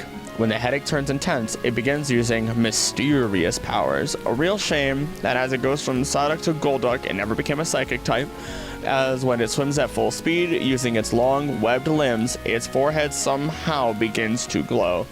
Please, Game Freak. Psychic Water Golduck variant Pokemon. It's deserved. It's so deserved. We haven't gotten it. Sure, it's cool that this Pokemon can use psychic moves, whereas actual psychic attacking moves, which is cool. That is great. You know, not everything has to be the type that it uses as per its move list, but man, it deserves it. And to my knowledge, Golduck, in terms of its power, is rather underwhelming. So, give it some love. Mankey, though, number 56. It lives in groups in the treetops. If it loses sight of its group, it becomes infuriated by its loneliness. Oh. I mean, it gets angry at everything, but I wasn't actually ready to read that. That made my heart sink. Oh, little pork chop. Oh no. I'm so sorry. But Primate It becomes wildly furious if it even senses someone looking at it. Okay, Mr. Attitude. It chases anyone that meets its glare. Wow. That's real aggressive. You know, it's fitting that it becomes so angry that it dies in the future. Basically just dies from a heart attack, to be fair. I'm not gonna lie. Let's be real about it. It's gonna, because due to anger, higher blood pressure levels, constant higher blood pressure levels, you're just gonna have like a heart attack. Done. But then you have the goodest boy, Growlithe. It has a brave and trustworthy nature. It fearlessly stands up to bigger and stronger foes. I love you. I was named you Wolfie before I even had my puppy, Wolfie. Bless his soul. He's doing Growlithe though. I love it. Look at that fluffy boy that's actually made of like rock. They patrol their territory in pairs. I believe the igneous rock components in the fur of this species are the result of volcanic activity in its habitat. So it probably is igneous rock components. So maybe it's an outer insulation? Hard to say. Maybe it's like fiberglass in some capacity, where it's like it was stretched when heated, so that way it's not actually hard to the touch. It's just a nice soft fur that's well insulated due to the makeup of the material and the space between molecules. But then you have Arcanine, and if you want to know a ton about Arcanine, I highly recommend. I have a video that talks about the myths behind 10 Pokemon, Arcanine being one of them, but I also talk about Ceruledge, I talk about Kingdra and the 1,000-Year Seahorse. Lots of really cool stuff that I didn't know about before. The first one is Sun Wukong. That's a long one, but it's Sun Wukong and Infernape, and honestly, pretty great, pretty happy with it. Didn't get a lot of views, but that's kind of expected. It's a common video that a lot of people have really done in the past. But Arcanine is an ancient... Arcanine, an ancient picture scroll, shows that people were captivated by its movement as it ran through the prairies. Category legendary. Considered the legendary Pokemon. Do you want to know what other Pokemon are considered legendary? They're considered legendaries, but they're not the categorization of legendary Pokemon. So everyone else could suck it. Arcanine's sitting at the top. Meanwhile, you have Hisu and Arcanine. Snaps at its foes with fangs cloaked in blaze and flame. Despite its bulk, it deftly feints every which way, leading opponents on a deceptively merry chase as it all but dances around them.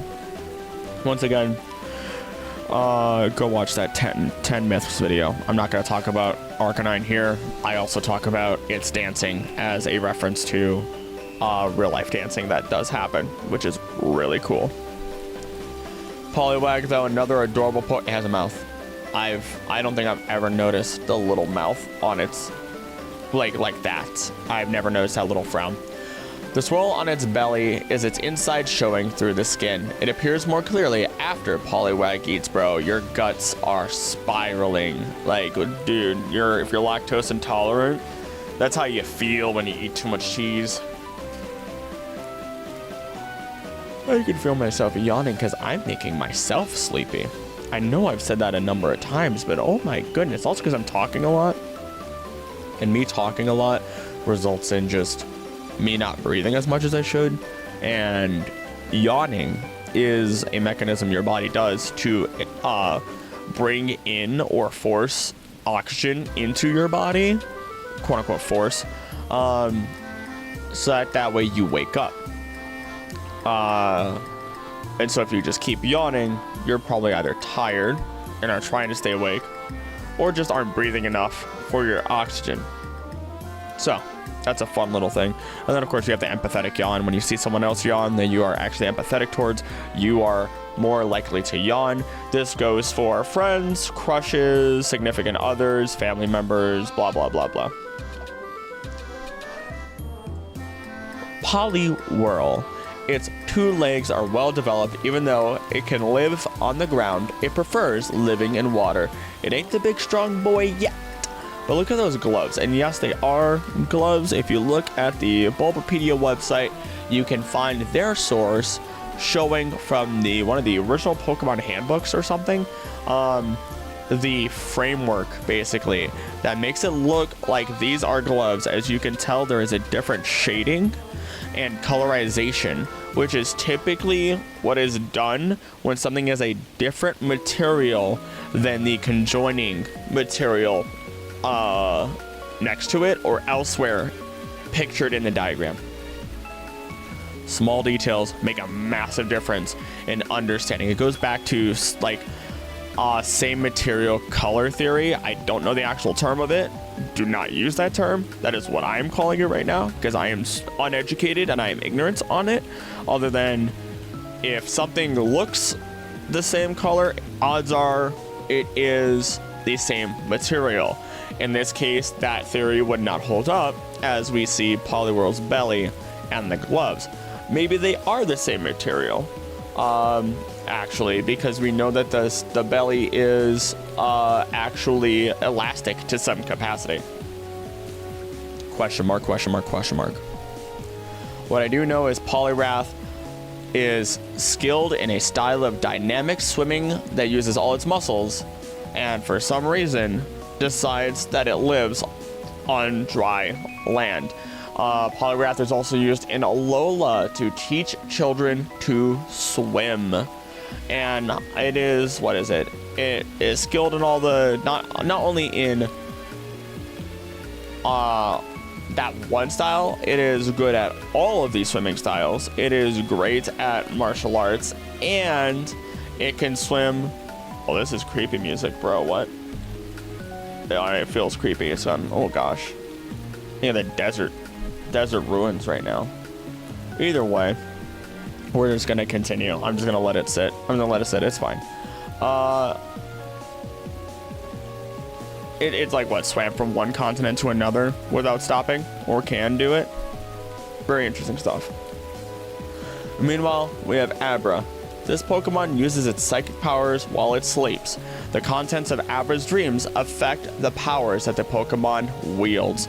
I am very sad because I did get an Abra into a Kadabra, and before I could get an Eviolite, it did pass right before the end of the cave to a throw that used, like, I don't know, revenge or vengeance or something. And as I saw the Sakura Blossoms fall, I saw the health drop to 0 because I looked away for a second and then I just came back to those blossoms, and that hurt. Rasputin, you deserved better. You deserved so much better. So did Siggy the Sigilyph. Sigma Siggy the Sigilyph. The OG angel of the team, who instead of saying be not afraid, be afraid. Kadabra, using its psychic power, Kadabra levitates as it sleeps. It uses its springy tail as a pillow. Oh, I do that. Honestly, if I had a tail like that, I would too. Like, how could you not? That's a massive tail. And I don't know. I'm thinking about Uri Geller and the whole situation there, but that can pass.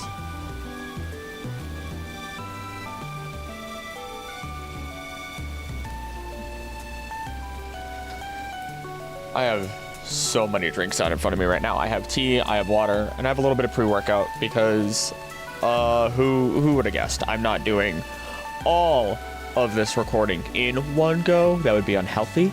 I feel like a lot of you would yell at me if you thought that I did. Not yell at me in the bad way. I know you guys care, don't you worry. Also, this music does not feel calm. There's a reason why Fire Red, Leaf Green music isn't in here. It's just not calm or relaxing to me. Even though this isn't Fire Red, Leaf Green.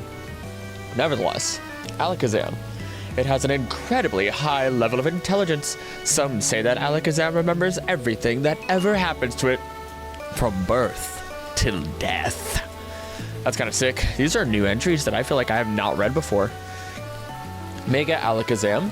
It's adept at precognition, When attacks completely miss Alakazam, that's because it's seeing the future. I also love that it has all these spoons and this massive beard now, super wise. It's in a meditative state, and it's got like a full, it's like, I don't know, it's got like a full 6-point star going on kind of for its head.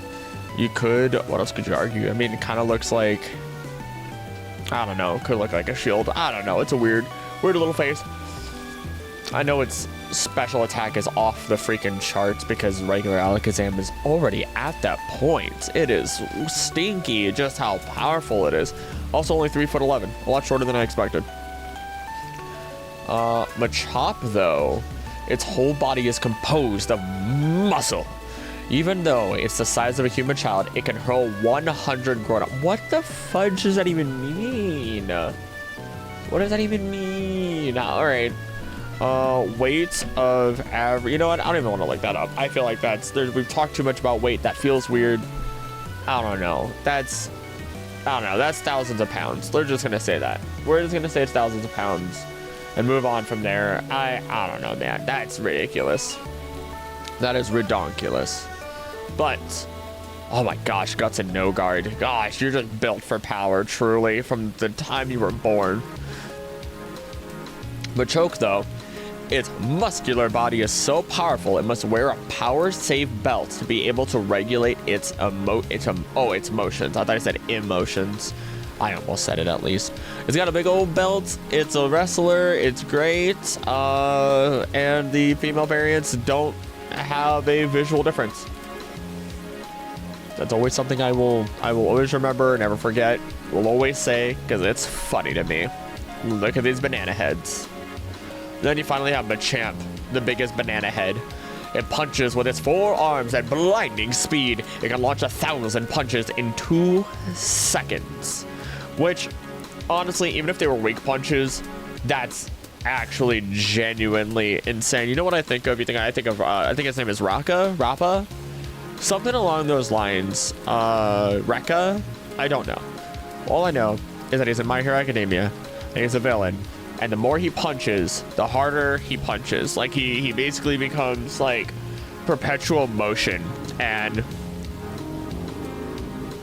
I think if I were someone with a superpower, I think I would want that power. I would want perpetual motion as a power. The more you stay in motion, the stronger you get, the faster you get. I think that's sick.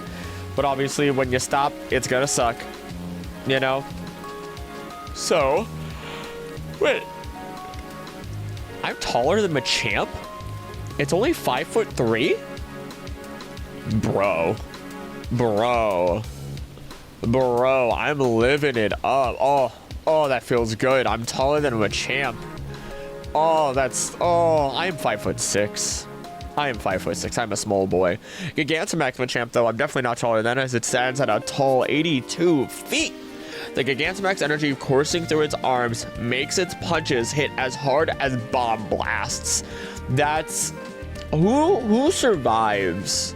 Who survives these Gigantamax battles? Like, how do you regulate these battles so that way the entire city isn't absolutely and truly decimated from the sheer impact force of things? Because when things hit each other, energy is released. So, you know, something's got to go on. Wait, hold on. We're moving on from that. I got distracted. Bellsprout's Pokemon 69 with those lips? Okay. No matter what Bellsprout is doing, if it detects movement nearby, it will immediately react by reaching out with its thin vines. Huh. Nothing to say there. Weepinbell, even though it is filled with acid, it does not melt because it also oozes a protective fluid, which is actually something that a lot of things do. If like our stomach, for example, incredibly strong acid. I don't know how strong, but the acid is incredibly strong. There's a reason you can eat a lot of the stuff that you eat. Obviously, you're supposed to help your body by breaking it down. And you're supposed to, like, you know, chew it down because then more surface area for the acid to hit, break it down, so on and so forth, right? These are just things that happen. These are just part of the cycle, part of your digestive system. but your stomach lining has a protective like layering to it that assists to ensure that everything's going to be okay. Then that's why when like if you get an ulcer, which I forget if an ulcer is an actual rip in the stomach or tear. Either way, it's damage caused by typically stress or other medical issues that you are in high risk, because you don't want, one, that's an internal organ having problems. That's already really bad. There's a reason they're inside of us. Whereas the rest of your body cannot take that acid. It cannot. It is not made for withstanding the acidity levels that your stomach does produce. Our body is full of bacteria and acids and everything. And I can't say acids, that's technically incorrect. But nevertheless, your body has a lot of quote-unquote healthy bacteria that plays nice with each other within your body.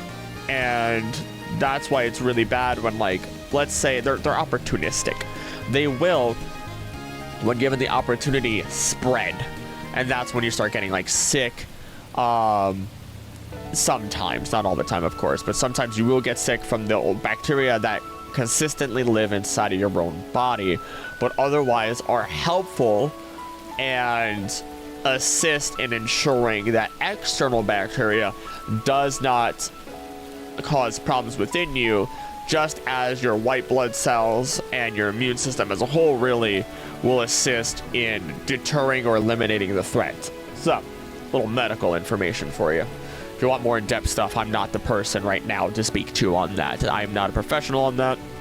It's what I learned in college, and I have a lot of medical stuff that I could delve into with Pokemon, but we're going to move on to Victory Bell. I'll have to do a bunch of research on it. Victory Bell lures prey into its mouth with a nectar-like aroma. The helpless prey is melted with a dissolving fluid. It's a flycatcher. I mean, I did not realize it, but if you are somebody who lives in the state of Wisconsin, I live in Wisconsin, I found out that flycatchers like this, like your jar plants, do exist. Like, I did not realize. I always thought them to be flora that only exists in like more temperate climates, more humid climates, more bugs, jungle, so on and so forth. But no, I was able to like be near actual flycatchers. I mean, flycatchers, they're called like sun plants, which are like, imagine like an actual flycatcher, but it's open and it has all the little like feelers on it, like tiny little feelers. And it doesn't close, they just get stuck to it. And here's a stupid little tangent. There was always a conspiracy theory, which is really stupid, and hopefully YouTube doesn't get mad at me for saying those two words, that what if, because plants are carnivorous, that they could have ruled the world instead of us? And I'm like, that's stupid, but fun. That's so dumb, but so much fun. I would love to see an alternate reality where plants were the dominant species. That sounds stupid and fun. I can't say that enough. Tentacool, though. When the tide goes out, dehydrated Tentacool can be found left behind on the shore. They're the Zubats of the sea. Honestly, super unique. Typing water poison for the longest. I think Dragalges, privilege, Skell, I don't know what it is off the top of my head. We'll get to it. Skrelp. I think Skrelp is water poison. The only other water poison that exists out there, to my knowledge. I can't think of another one. No, Marini. Marini and Toxapex.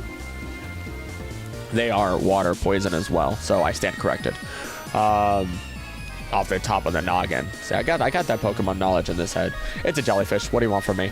Tentacruel, though, stopped being cool, became cruel. On the rare occasions that large outbreaks of Tentacruel occur, all fish Pokemon disappear from the surrounding sea. They are a menace to society. They are terrible. They are an ecological nightmare. Oh my goodness, ecological nightmare, sorry. Terrible. And it scares me because those like that what looks like a horn is more like pincers, like, because if you look at not jellyfish, if you look at squid, you look at I think some or other like, or I think they're all mollusks. Mollusks, also a fun word. If you're awake and listening to this, say the word mollusk, please. Just do yourself that favor. It has a good mouthfeel, does great things. But mollusks, or at least more specifically, I guess, octopus, squid, cephalopod? See, now here I am, doubting my own knowledge, and this is how it happens when I do research. Oh my goodness, I'm stupid. I'm so dumb. Snails are mollusks. I am so dumb. I'm leaving it in. I'm leaving it in because I'm a buffoon. And this. I meant cephalopods. I meant cephalopod. Oh no. Well. Oh, phylum mollusk though. They're in the phylum of mollusk. Yo, I'm not as stupid as I thought. I'm not as dumb as I thought. Living it up Gary's way. Let's go. Anywho. They're terrifying. But they have the beak. They have the cartilaginous beak. It's like feels like a plastic. So, unless it's not cartilaginous, I'm just gonna let that one slide. Geodude though, he's the OG Brock boy. He's gonna fist bump you. Brock asked if he's okay, and he's like, yeah. And people are like, well, apparently Netflix understands what Pokemon are saying, and it's like, I mean, hey, it's I mean, what do you want from me? Ash does the same thing all the time, and they even asked him, wait, Ash, you can actually understand them? And he's like, yeah, can't you understand your Pokemon? Geodude though, at rest, it looks just like a rock. Carelessly stepping on it will make it swing its fists angrily. Whereas Alolan Geodude, its body is a magnetic stone. Iron sand attaches firmly to the portions of its body that are particularly magnetic. I love it. Great Pokemon. It looks a little weird as Alolan Geodude, but it gets better. Like, it's got to give it time to grow out of its weird phases. It's like when you first grow facial hair. Graveler though, a slow walker, rolls to move. It pays no attention to any objects that appear to be within its path. Kind of hard to pay attention when your face is part of your body that's rolling and you don't have like an extension piece. So I can't blame Graveler for that. I can feel myself getting stuffy, and hopefully that doesn't ruin the experience for you. Alolan Graveler though, nice little design upgrade. They eat rocks and often get into a scrap over them. The impact of Gravelers smashing together causes a flash of light and a booming noise. Which, metallic striking makes sense, even though they're just rock electric. And then you have Golem. Golem's such a good boy. Look at that boy. The Megaton category. It is enclosed in a hard shell that is as rugged as slabs of rock. I mean, okay, slabs of rock doesn't say what slabs it is, but that's fine. It sheds skin once a year to grow larger. I want a giant golem. I want a giant golem that's lived for hundreds of years and be big boy. Actually, I don't know how, that'd probably be kind of scary. Alolan Golem though, I always imagine it with a Russian voice. I can't, 700 pounds. I can't lift this boy up. I want to lift him up and hug him.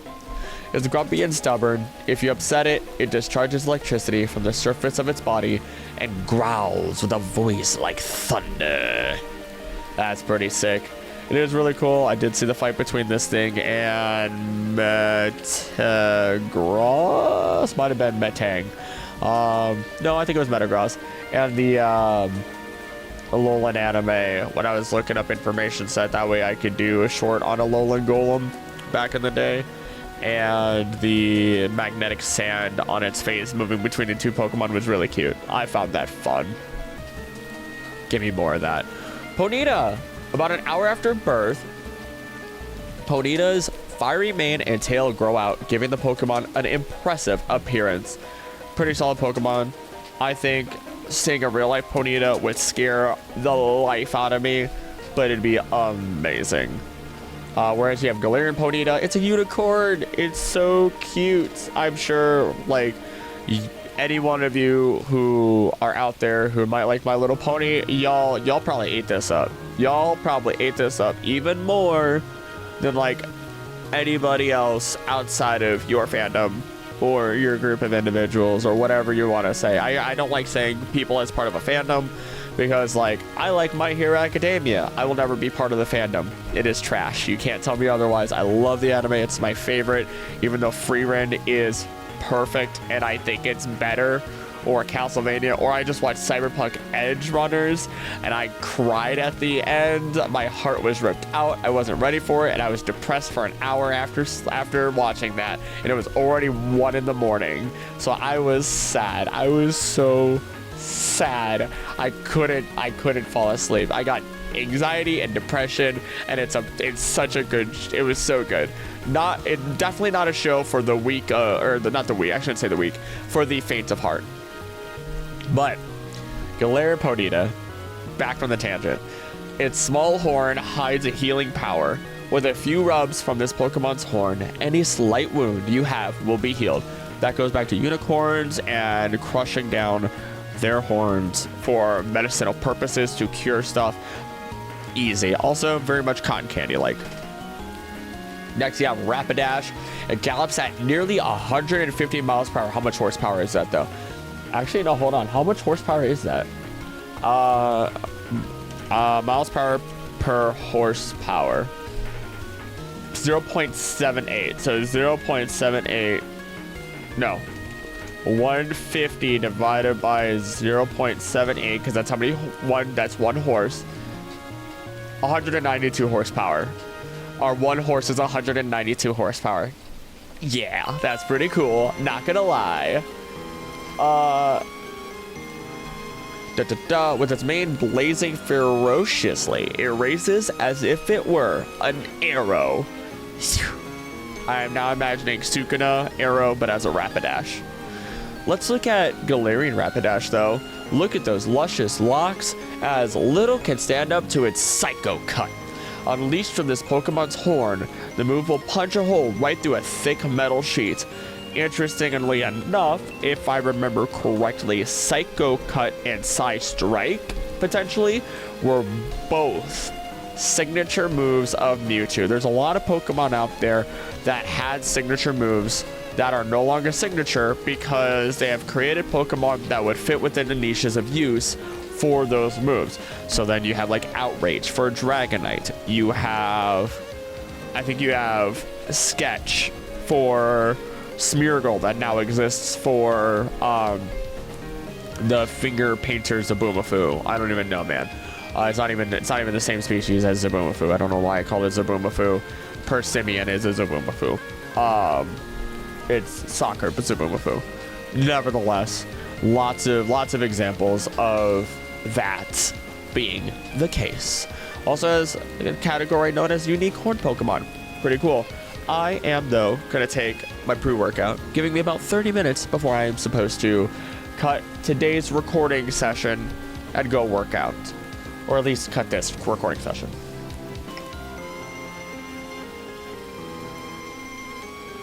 Enjoy the music. Stay hydrated. And if you're asleep... oh wait, can I induce people to dream about weird things? They'll never know it was me that caused it unless they're awake while listening to this. A banana that when peeled it shows a cat. A banana when peeled shows a cat. A banana when peeled shows a cat. A banana when peeled shows a cat. A banana when peeled shows a cat. A banana when peeled shows a cat. A banana when peeled shows a cat. A banana when peeled shows a cat. Peel the banana, show the cat. Peel the banana, show the cat. Peel the banana, show the cat. That's not a euphemism. Nobody take that out of context. I just want to see if I can induce dreams upon people who are already asleep. I need to drink the rest of my pre-workout.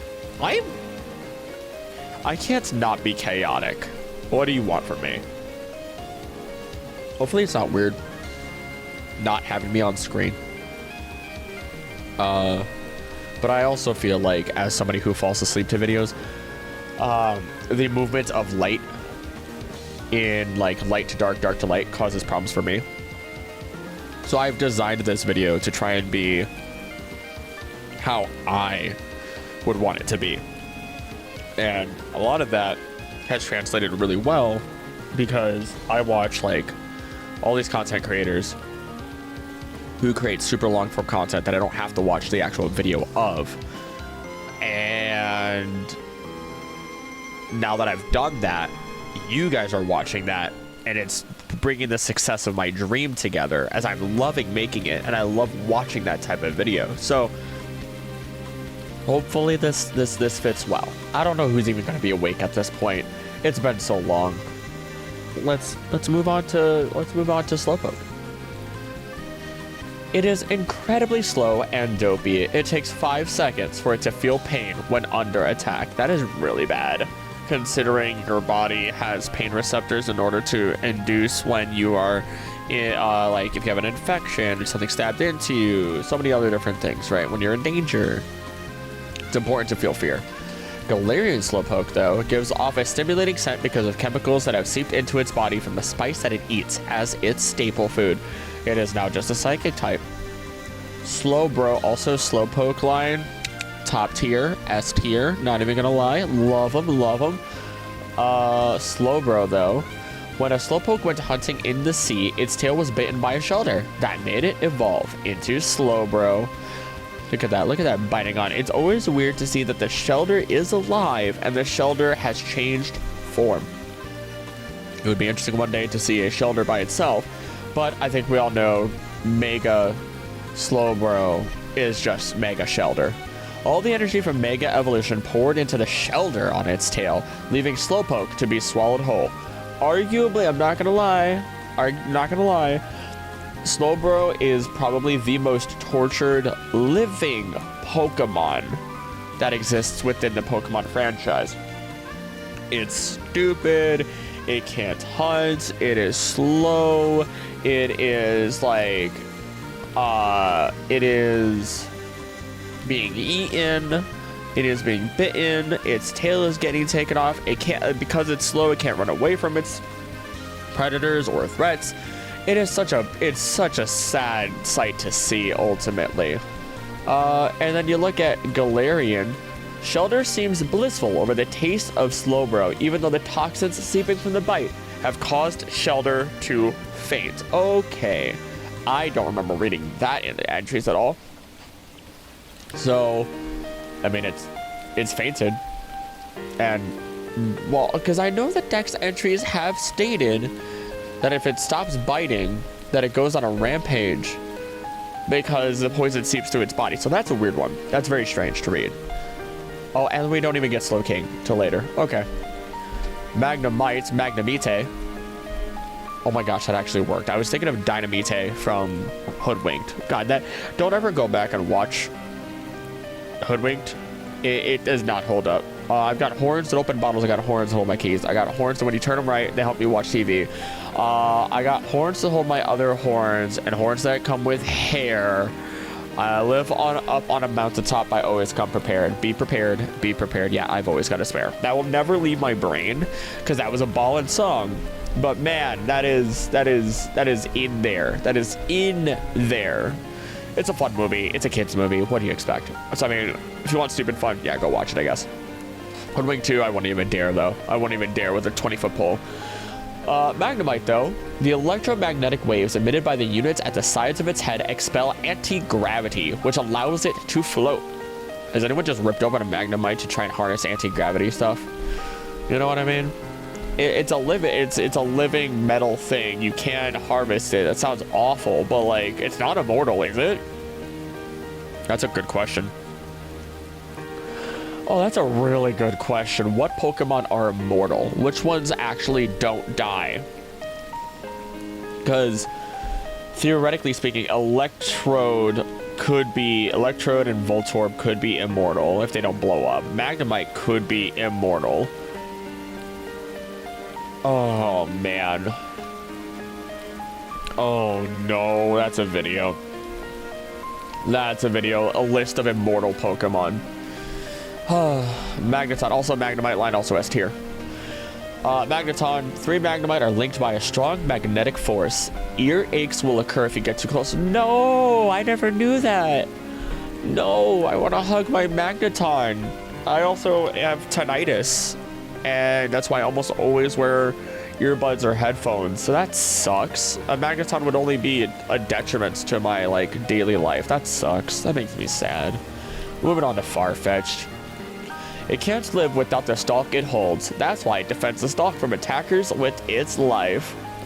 Galarian form is sick. The Farfetch'd in the Galar region are brave warriors, and they wield thick, tough leaks in battle. Really sick. One of the best alternate regional forms. There it is.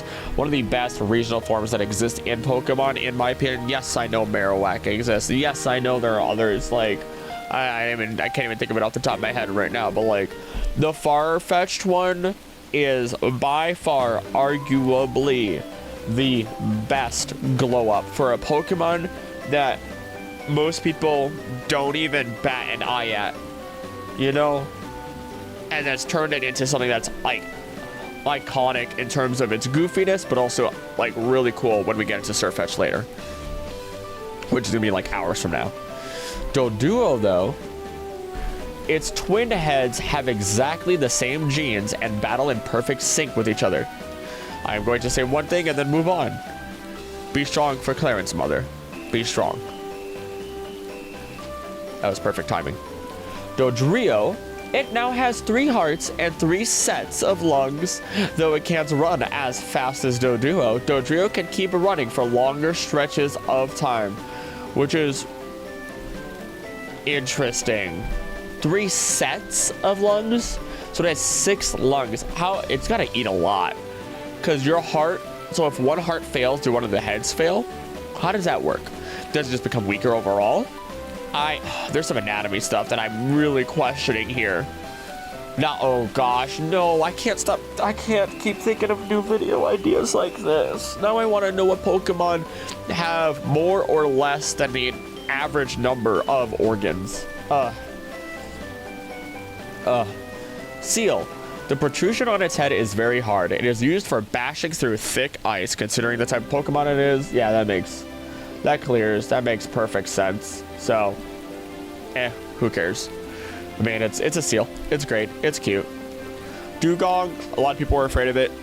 Thick, fat Dugong existing. Even hydration. Both of those are honestly scary. I mean, if it gets, because what? It's a water ice type. Ice being weak to fire, but water resisting puts it at neutral. But thick fat helps to get rid of that altogether. And then any ice type moves already were not going to do a lot of damage are doing. Does it actually stack that way? Because ice is not strong against ice. And ice is not strong against water. I don't know. That's something I got to look into. But Dugong sleeps under shallow ocean waters during the day, then looks for food at night when it's colder. Grimer, though, born from sludge, these Pokemon now gather in polluted places and increase the bacteria in their bodies. I know that there's a lot of cleanup protocols that go on within the Pokemon world, which eventually have been shown to be lessening the population of Grimer and Muck. The interesting part about that, though, is because they have realized that it is a sentient creature, they don't want it to be eliminated completely. In addition to what we'll talk about in a moment, the uses for Grimer and Muck, that is very important that they don't let it run out. But it's a mix of morality, ethics, and actual use, economic, and cleanup, that they don't want the Grimer to completely go away. So that's I love that little detail. Let's look at Alolan Grimer, because they did import Grimer to Alola, and because of what it was eating and what it was doing, it transformed. They store their toxins inside their bodies, so unlike Grimer from other regions, they don't smell bad even up close. They look god-awful. They look so disgusting. They did a phenomenal job of making these things look untouchable. They're a poison dark type, which is very interesting. Now getting rid of its psychic weakness completely. Definitely a Pokemon that deserves to be put onto a team. The only other poison dark type to my knowledge being Drapion, the evolution of... Oh no, Scorpy. There it is. I have it in my head. It's there. I have way too... Why does it look like it has an extra thumb on one of its hands, on its backhand? Interesting. But when it gets into muck, it's thickly covered with a filthy, vile sludge. Gosh, that is so insulting. It is so toxic, even its footprints contain poison. It's gonna cut you off. It's gonna cut you off. It's toxic. It's gonna cut you off.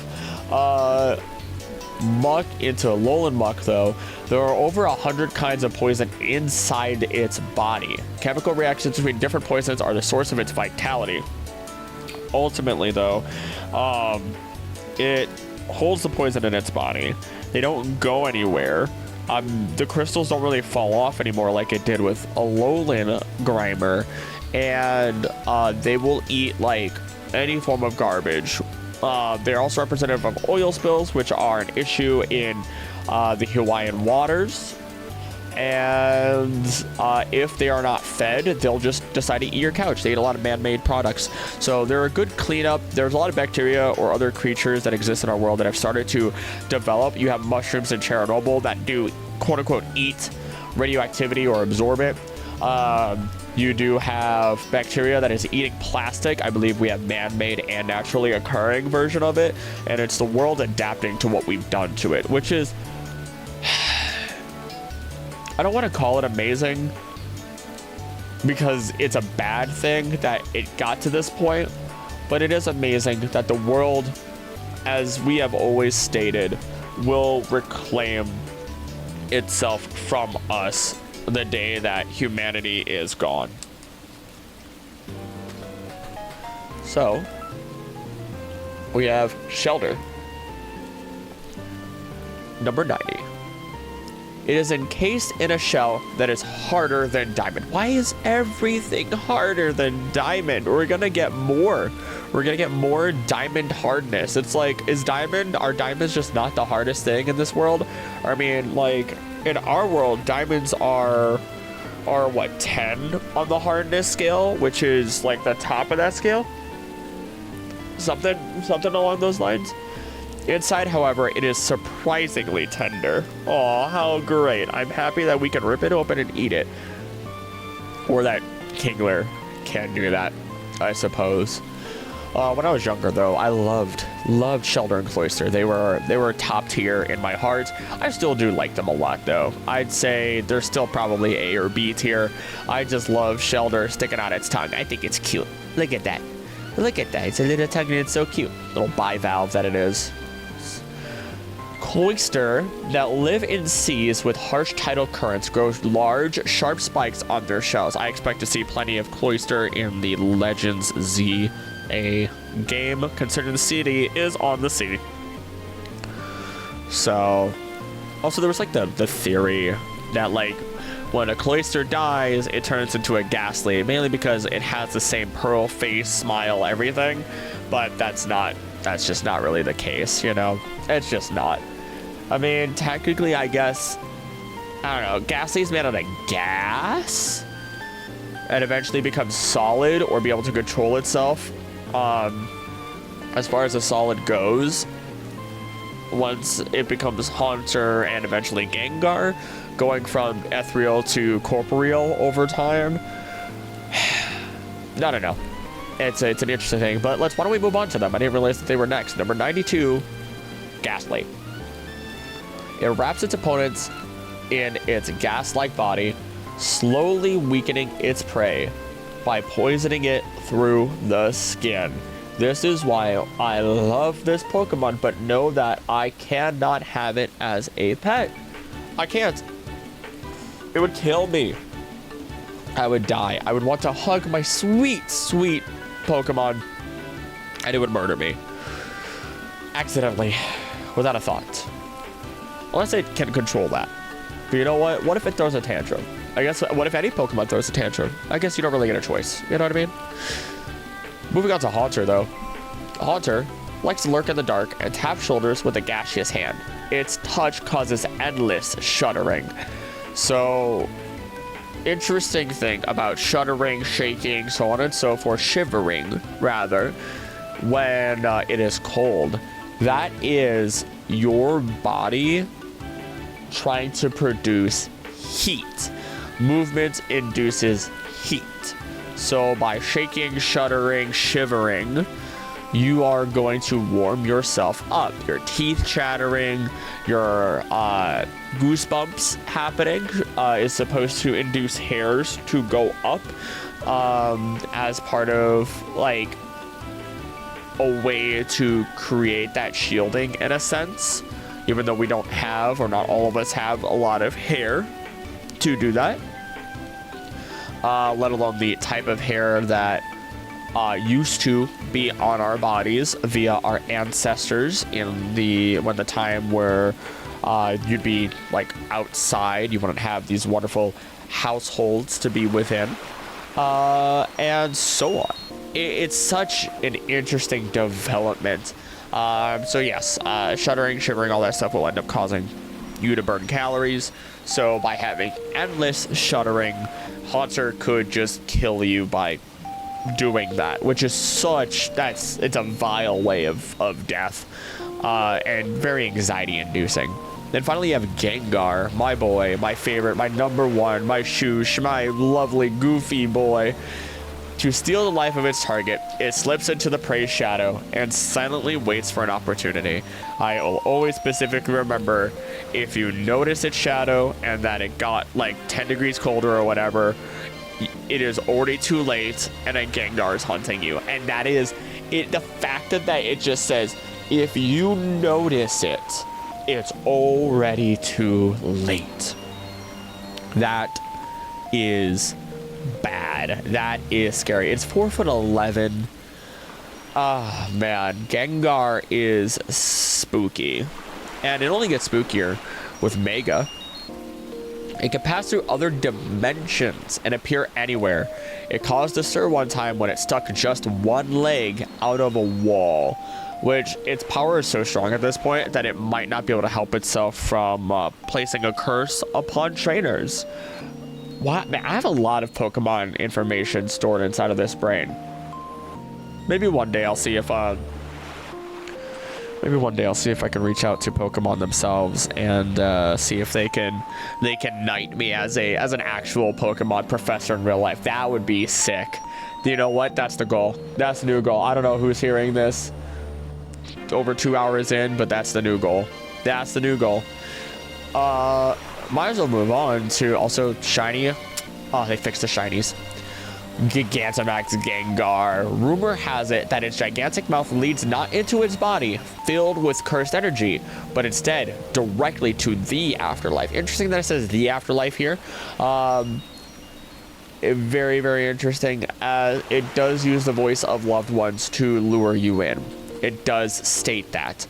So again, I love Gengar so much, and if I could confirm that it wouldn't kill me 100% without a doubt, I would have a Gengar as my real life Pokemon partner.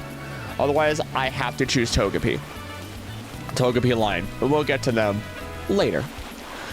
Onyx, my boy. As it digs to the ground, it absorbs many hard objects. This is what makes its body so solid. So unknown if it really eats anything else, but like rocks and stuff like that. So very fun. Simple rock snake. Very uncomfortable human-like face to me. Oh right, Steelix is a total like Gen 2. Oh my goodness. Drowsy though, look at this tapir. It remembers every dream it eats. It rarely eats the dream of adults because children's are much tastier. I mean, that's what happens when you get depression. As you get older, you stop becoming as whimsical. Unless you're me, and then you're like, you know what? I'm going to try and be as whimsical and happy and carefree as possible. I know I've done a lot of tangents, but that's what you're here for if you're listening to this anyway. And Pokemon facts, of course. I am considered a cheerful nihilist. I do believe in a higher power and everything, but I also believe that nothing I do genuinely matters. And I don't mean that in a negative way. I know I can I know that I can impact lives and be this person for people and help people and do my best here. But I also know that, like, whether I succeed or fail, in the end, given 100 years, 200 years, there's a very good chance no one's going to remember. No one's going to even know I exist at that point that is on this mortal realm. And my mistakes will have been washed away a long time ago. As such, I'll make a fool of myself and reach for the stars and try to achieve my dream. And that's just all that it is. I think it boils into... it's really funny. I watched Mob Psycho 100, and there is a line something along the lines of, if nothing really matters, then you should be who you want to be. And you take that into a positive sense and just become the best person you can be. I am now starting to realize slowly why people consider me to be a very wholesome individual, despite how I say things. I'm very matter-of-factly. I don't know. I just want to see the best in everybody. And that's really it. Let's move on to Hypno. When it locks eyes with an enemy, it will use a mix of psi moves, such as hypnosis and confusion. Hypno is also used in medical facilities to help individuals that are unable to sleep. So that's a fun little thing. It's gotten a lot of hate. It's got a lot of just evil attached to it, which is understandable. Hypno's Lullaby and all that. I think there's also... I know. There's a song that somebody did that's basically Hypno's Lullaby, and it's like a... It's some sort of rock-esque song. You know what? Give me a second. Let me find it. I'm not going to play it here because it's very disruptive to this calm atmosphere. Let's see. Let me search. Hypno Lullaby. Hypnos. It's not called Hypno's Lullaby, is it? Those are all the creepypastas. Nope. Whatever. I don't know. It exists. I came across it. I didn't actually choose to listen to it. It just came up on my playlist, and it was really good. And then I looked at it, and I was like, oh, this is Hypno. This makes sense. Number 98, Crabby. It can be found near the sea. The large pincers grow back if they are torn out of their sockets. It's a crab. I don't think actual crabs can do that. At least not all crabs can do that. They're also based off of, like, you look at Bubblepedia and it just says crabs in general, but I claim, like, the sand bubbler crab and stuff like that. They'll eat sand. They'll get nutrients from it. They'll also actually make bubbles. Actually, a lot of crabs in general, when they're running out of oxygen, they'll actually create a lot of bubbles for some strange reason that I'm unaware of, at least. Kingler, though, really be out here. King of the sea, not really. A larger pincer that I know it's very heavy and hard for it to wield around. Its signature move being Crab Hammer, for a reason, has 10,000 horsepower strength, but it has difficulty aiming it and so on. Number 100, Voltorb. It rolls to move. If the ground is uneven, a sudden jolt from hitting a bump can cause it to explode. Oh, that's way easier to make it explode than I thought it was. Oh my gosh, that's terrible. I feel kind of bad for it. And the last one before I must take my break, and you won't have to take yours because you'll just get the edit of it all tied together, is Electrode. The more energy it charges up, the faster it gets. But this also makes it more likely to explode. Maybe I'll just go into the music. This section of music ends. I feel like that's fair. Execute. If you touch one of Execute's heads, mistaking it for an egg, the other heads will quickly gather and attack you in a swarm.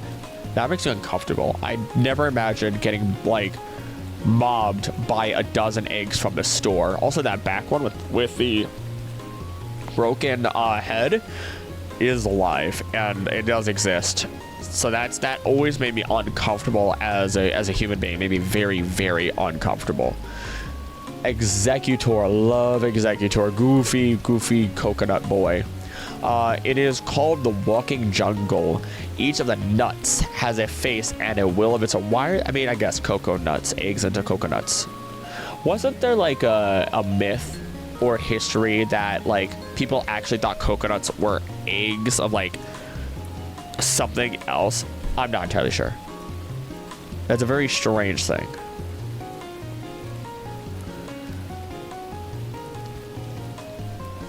Here we are at Cubone. It's been a couple of days in real life for me, actually, to put a date on this. This is actually recorded, or at least this part, is recorded right after I went through, or rather the weekend of Labor Day, actually. So, I don't know. I don't think that's important, but it's just a fun little detail. So, let's jump in on Cubone. As it states, when the memory of its departed mother brings it to tears, its cries echo mournfully within the skull it wears on its head. It's called the Lonely Pokemon, and the thought behind this Pokemon off the top of my head is that the original designer had decided to make a Pokemon based on how sad it would be if a Pokemon's mother had passed away. That was entirely the primary concept behind this one. I also remember creating a short for this Pokemon for Cubone, and it's one of my favorite little gags that I've done where I decided that it would be let's take a good old check on how that actually sounds as its cries rattle inside of its skull, and I just put in the Sans first 4 notes of Megalovania, which it's a fun little gag. But I remember all the theories and all the crazy ideas that Cubone was Charmander, or Cubone was Kangaskhan's kid, which I think was relatively confirmed to be Kangaskhan's kid, Kangashkan, however you say that. As Pokemon Sun and Moon had horde encounters, and they could cry out for assistance from Pokemon within the same family, more specifically their evolutionary line. And when Cubone asks for help, you get the Marowaks or you get Kangaskhan. So that's a fun little detail. As we move into Marowak, speaking of, this Pokemon overcame its sorrow to evolve a sturdy new body. Marowak faces its opponents bravely, using a bone as a weapon, and yes, at least as far as the Pokedex states, Cubone evolves into Marowak only after it stops crying and comes to terms with its mourning and the passing.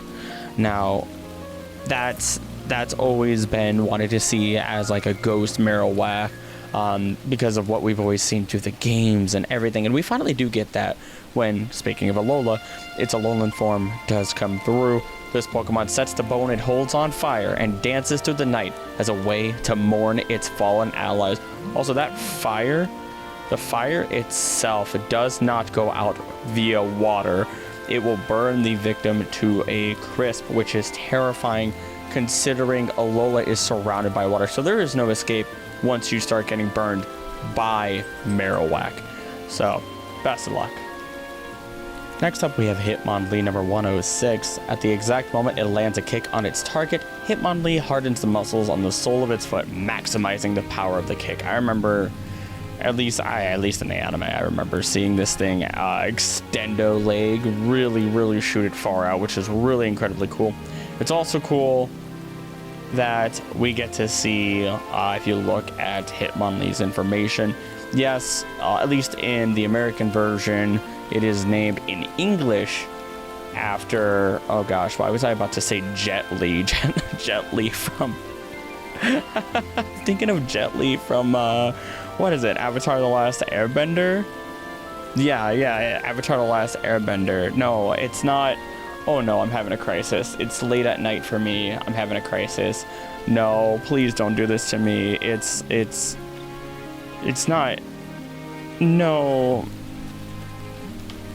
I'm Bruce Lee. Oh my goodness, I'm ashamed of myself. I feel so incredibly ashamed. But it is based off of a number of other individuals. And then when we jump into Hitmonchan, number 107, it corners its foes with combo punches from both sides, then finishes them off with a single straight punch launched at over 300 miles per hour. Hitmonchan being Jackie Chan, but it does have other references such as Mike Tyson. If you look at other languages, it just depends. I think, it also has Iron Fist, which is pretty cool. As what I know, is it Tekken that has the Iron Fist tournament? I want to say Tekken has the Iron Fist tournament in it. Good old family, devil bloodline fighting for supremacy over one another and things getting wacky at home. Lickitung here, number 108. If this Pokemon's sticky saliva gets on you and you don't clean it off, an intense itch will set in. The itch won't go away either.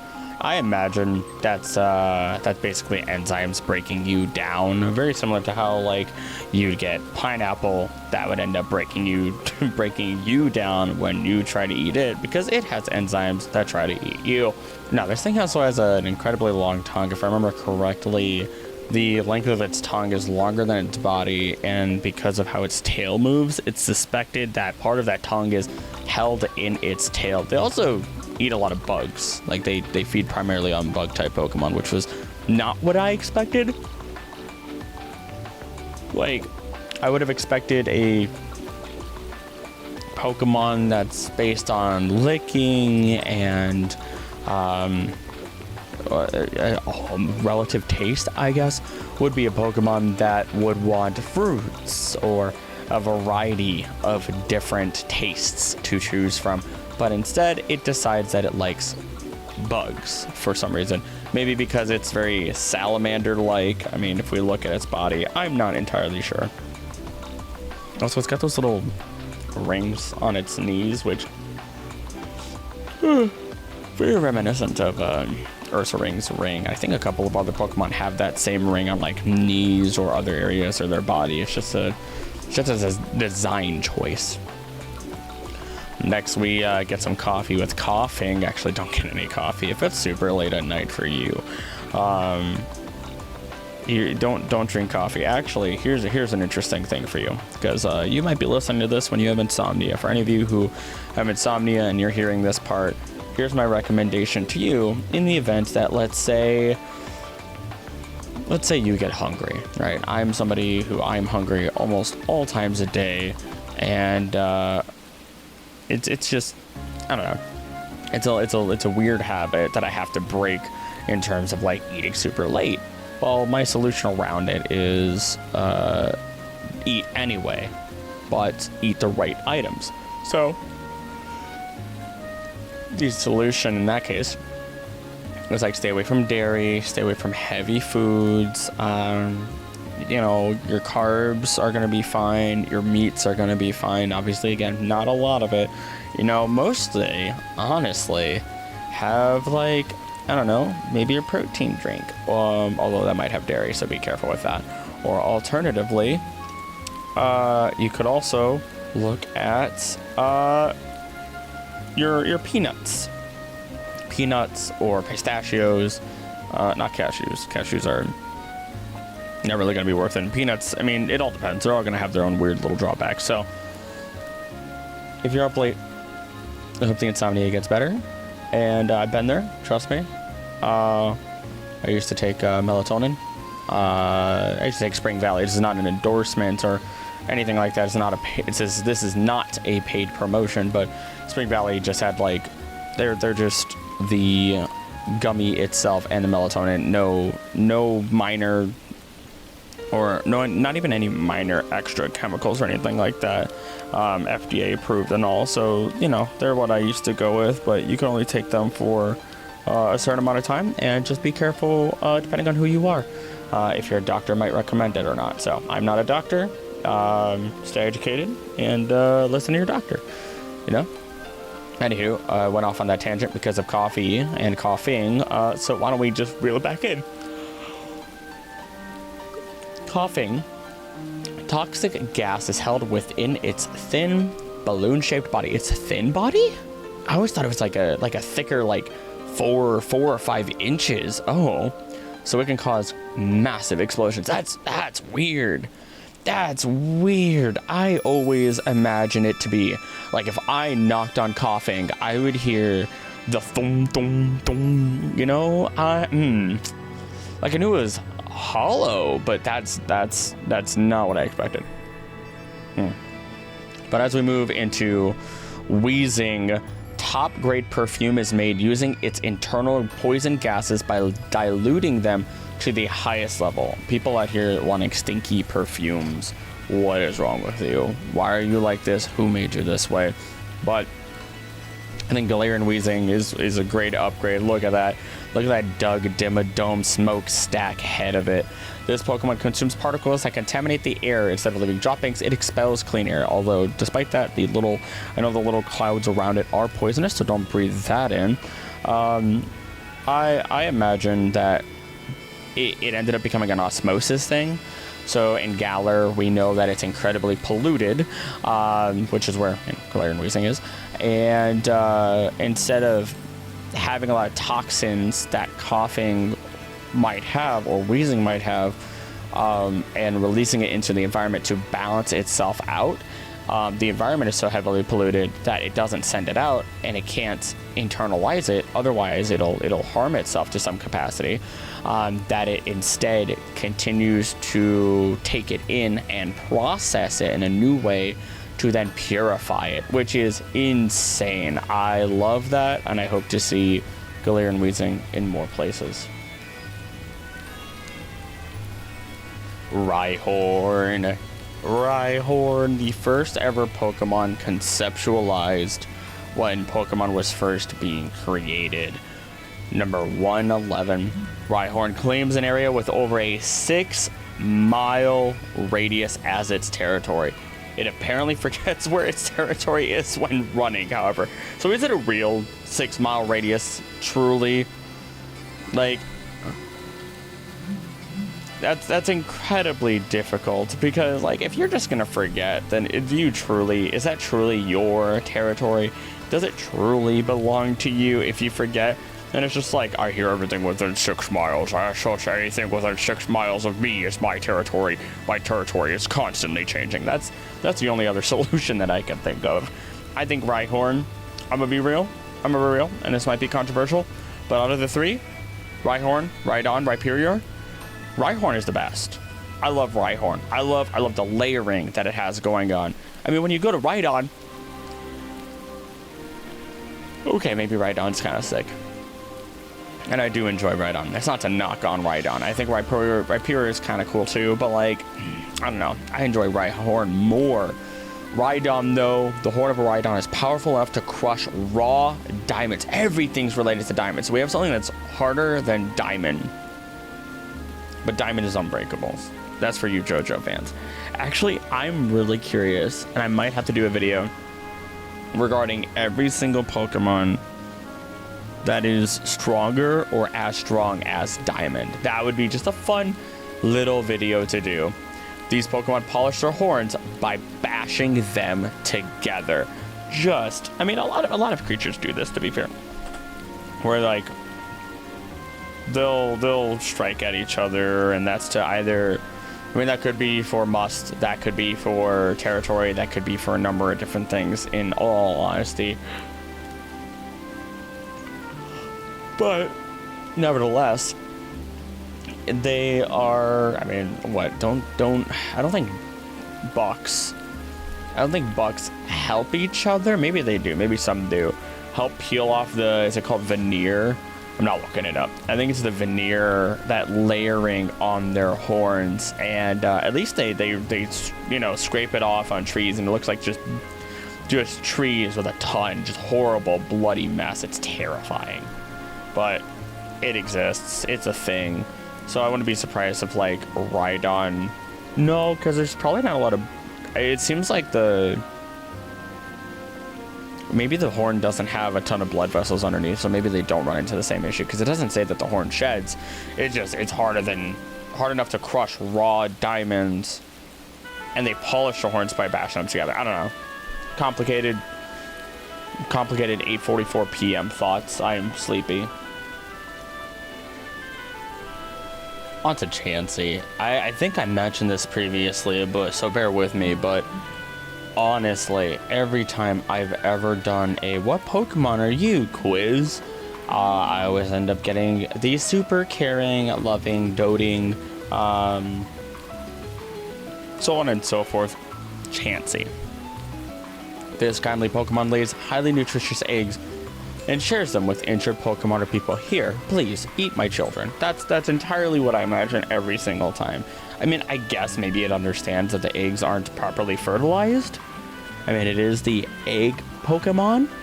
But, I mean, I don't know, man. It's such a strange thing that are there creatures in real life that actually try this, that decide, oh, I'm going to actively feed my young or my eggs to other people or creatures. That puts a big question mark, in my opinion, on whether or not that exists. As we step onto Tangela, hidden beneath a tangle of vines that grows nonstop even if the vines are torn off, this Pokemon's true appearance remains a mystery. I wonder, because yeah, we don't know what's underneath, right? But I wonder, and I couldn't find it on Tangrowth, but I wonder if this is supposed to be a reference to the kudzu plant, which is, oh gosh, it's Appalachian, question mark? I think it's Appalachian based, but nevertheless, it's a plant that just does not stop growing. It will strangle, you know, trees and other plants and everything, and it's a thick brush, so it just never stops. And it was stated to have been a plant that was encouraged to grow as a cover shade, so like you put it onto parts of buildings and everything, and it would just grow so fast that I think you could literally watch it grow, that by the end of the day, I think it grows a good 2 inches every day. I think it's 1 inch or 2 every single day, and they're quite hardy, so it's hard to get rid of them, and they'll just grow wherever. So yeah, it's a nasty plant that just went on forever, and I do question if Tangela is based on that. On to Kangaskhan. I forget how early. Oh, I got so confused. I forgot Kangaskhan has its Mega Evolution. I thought for some reason it had a different form. Oh my gosh, we'll talk about the Mega in a moment. But OG Kangaskhan 115.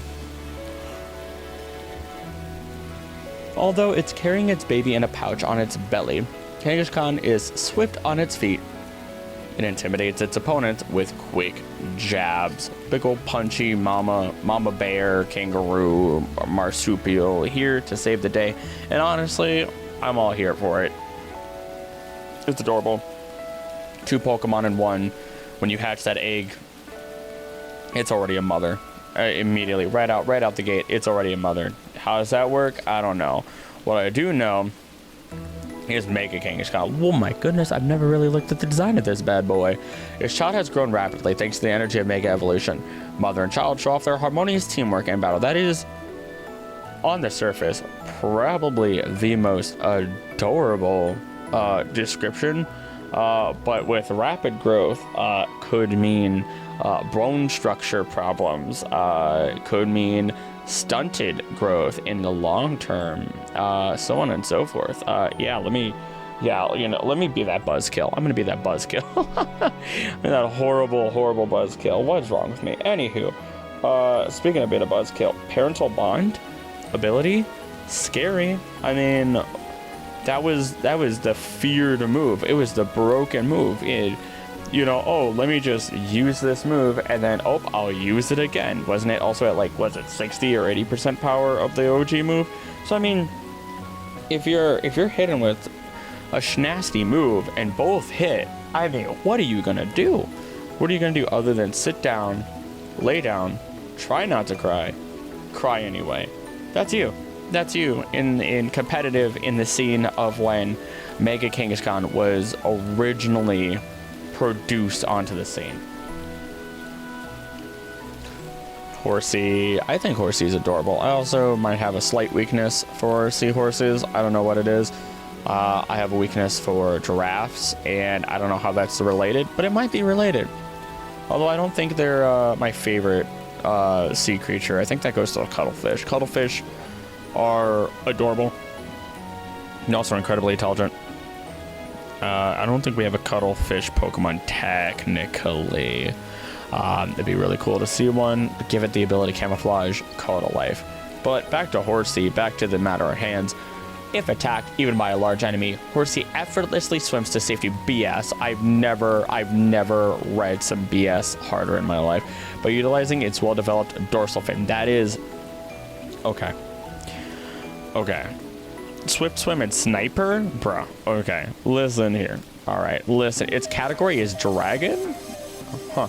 That's really cool. So if you haven't watched it, I did do a video on 10 mythical or 10 Pokemon with and their myths, and Horsea/Seadra was one of them, being the legend of a seahorse that lives 1,000 years becomes a dragon, and this is because the Japanese word for seahorse is also stated to be the illegitimate child of a dragon.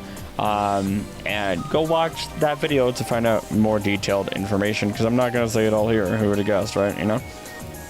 But seahorses and sea dragons, yes, they're both things and they're both related. They don't swim well. They do not swim well. And their dorsal fin, yeah, it helps them and they can anchor themselves. But that, at least are a seahorse, not a sea dragon. Sea dragons can't do that. They don't have the same developed dorsal fin that is prehensile. Which, what in the world? They're just like, let's take the seahorse and make it better, which I respect. I respect it. Speaking of making a seahorse better, let's jump into Seadra. The male raises the young. If it is approached while caring for a young, it will use its toxic spines to fend off the intruder. I don't know. Seadra do be spiky. I think if I were to draw Seadra from memory, I would just draw... I feel like I would immediately draw its big fins first, and I forget just how much its tail curls, I forget its face, everything else for the most part. I just imagine two giant spiky fins, and I move on with my life. It also looks so angry. You're still just a regular old water type. I'd be angry too if I was just called the illegitimate child of a dragon. Goldeen, I'm gonna be real, I've never cared for Goldeen. Never cared for Goldeen. I don't know why. I just don't care for its face. I mean, they're a goldfish. They're a type of goldfish, but I don't know. I feel bad because I like actual goldfish. I think they're fine. Speaking of goldfish, a lot of goldfish can actually, it's like if you win them, let me slow down here. When you win goldfish, like let's say like a carnival at a summer festival, whatever, whatever your kids win a goldfish, get them a big tank. Goldfish have the unfortunate ability where they grow very large. They can grow very large, and yes, they can produce a lot of babies, but a lot of creatures will only grow to meet the size of their environment / tank. And so look up specific animals, of course, to be aware of the needs of your animal and what makes them happy and comfortable and safe, because there are also animals that often need like a safe hiding place, because we all get uncomfortable and so do animals. They need a place to hide. But back to goldfish, to my knowledge, goldfish will continue to grow despite being in a smaller setting. But they won't grow in terms of their overall size, but instead their organs and everything else will continue to grow, which will eventually lead it to passing away. Very, very twisted, if I have to be honest. It was not an expectation. It was not something I was ready to learn, but when I learned it, it has stuck with me forever. Now, on Golding, its dorsal, pectoral, and tail fins wave elegantly in water. That is why it is known as the water dancer. I've never known it to be the water dancer. I've never heard of you. Wait, Sea King? Oh, I'm stupid. I don't know. I read Sea King and my brain translated it to Kingdra somehow. I hate... There are so many times where I read something on screen, I read something out loud, and my brain does not process it. Like, I could read it at verbatim and still not remember it if I actually don't care. Like, instructions for in a video game, I almost never pay attention to them because I just don't care. I want to figure it out on my own. I could just look up the buttons, memorize them, and move on with my life. And it's way funnier if I don't know what the buttons necessarily do. I don't know. It's a stupid thing, but it is what it is. Sea King, though, in autumn, its body becomes more fatty. In preparing to propose to a mate, it takes on beautiful colors. Does it? Does it though? Are those beautiful colors? I mean, maybe the tail fin might change. That'd be really cool. Give me a Goldeen variant where as it like, or even just a Sea King variant where it has those different colors. That'd be really cool. We have Saucebuck down the line, you know.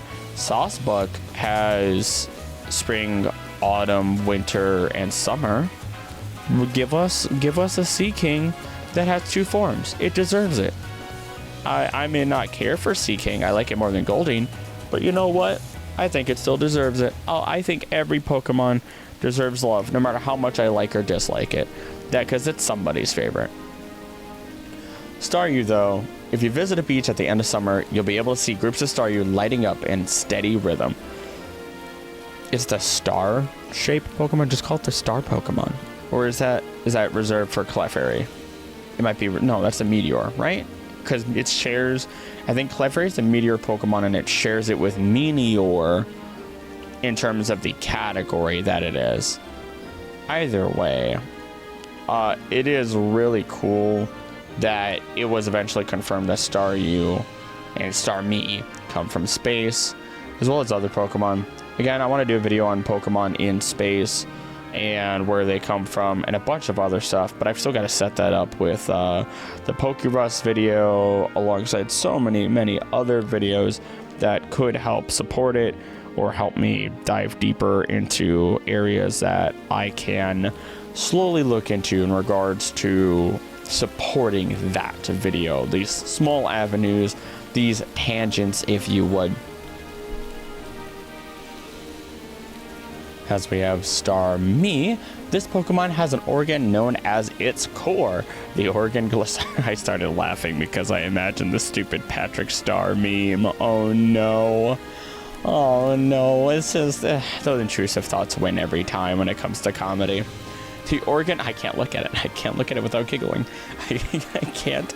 Oh no. The organ glows in 7 colors when Starmie is unleashing its potent psychic powers. Category mysterious. It's 3 feet tall. It's like a toddler. My immediate thought was that I could drop kick it easily. Why is that? Again, the intrusive thoughts just win when I'm sleep. Hey, gender unknown. There you go for all you non-binary pals out there.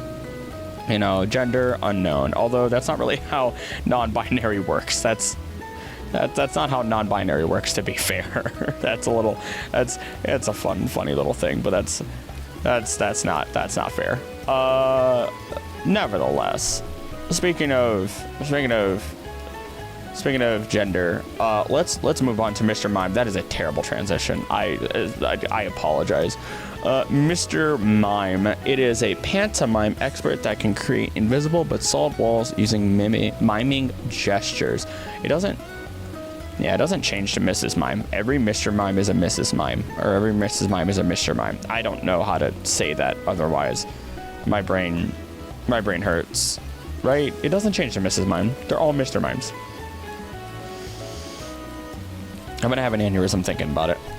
But Galarian Mr. Mime, love. Is it wrong to like Galarian Mr. Mime more than regular Mr. Mime? Its talent is tap dancing. It can also manipulate temperatures to create a floor of ice, which this Pokemon can kick up to use as a barrier. Imagine that. Imagine this dude just tippity tap tap dancing away, and the next thing you know, you have a wall of ice just dunk being slid over your way. That's scary. That's terrifying. That is not okay. That makes me scared. That makes me want to run as far as possible, and I'll never be able to run fast enough probably because I don't know. And I just feel like it's a type of creature where it can move fast by tap dancing, and it's only gonna tap dance. And I now want a winter horror movie with Galarian Mr. Mime, and down a hallway you just hear the tap dancing. What is wrong with me? Why are these things? Why are these the things that come to mind? Huh? Why? Somebody stop me. Scyther though. Gosh. Okay. As a kid, loved Scyther. Although I don't know if there was anybody who didn't love Scyther as a kid. He's so cool looking. Such a good design. Such a classic one. 4'11". That's a big praying mantis. It slashes through grass with its sharp sides, moving too fast for the human eye to track. So what? At faster than light? No.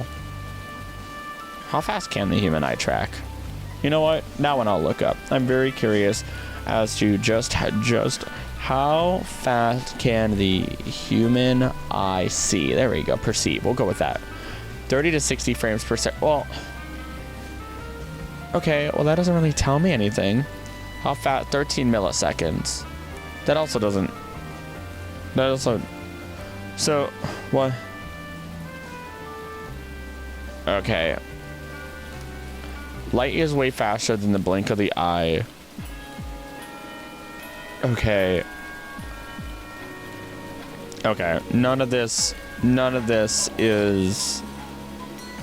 I mean, a speeding bullet travels too fast for the human eye to see. But that doesn't tell me. How fast is the average? Okay, alright. We're gonna... You know what? No, I'm not gonna look that up. Because if I accidentally put myself on a list, I'm not doing that. I've probably... Writers, my writers out there, how many lists have you put yourself on accidentally because of the information you've had to Google or search up in general?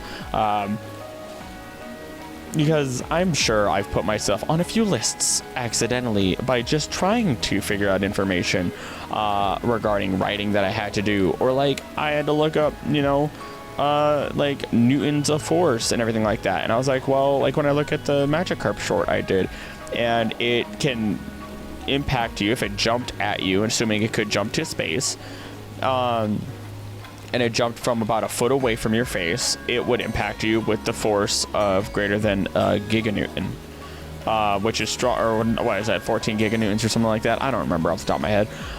Whatever it was stronger than the Fat Man Bomb, which is, it's insane. And obviously that's some extendo science right there. Maybe I should just drop a video about Magikarp in general.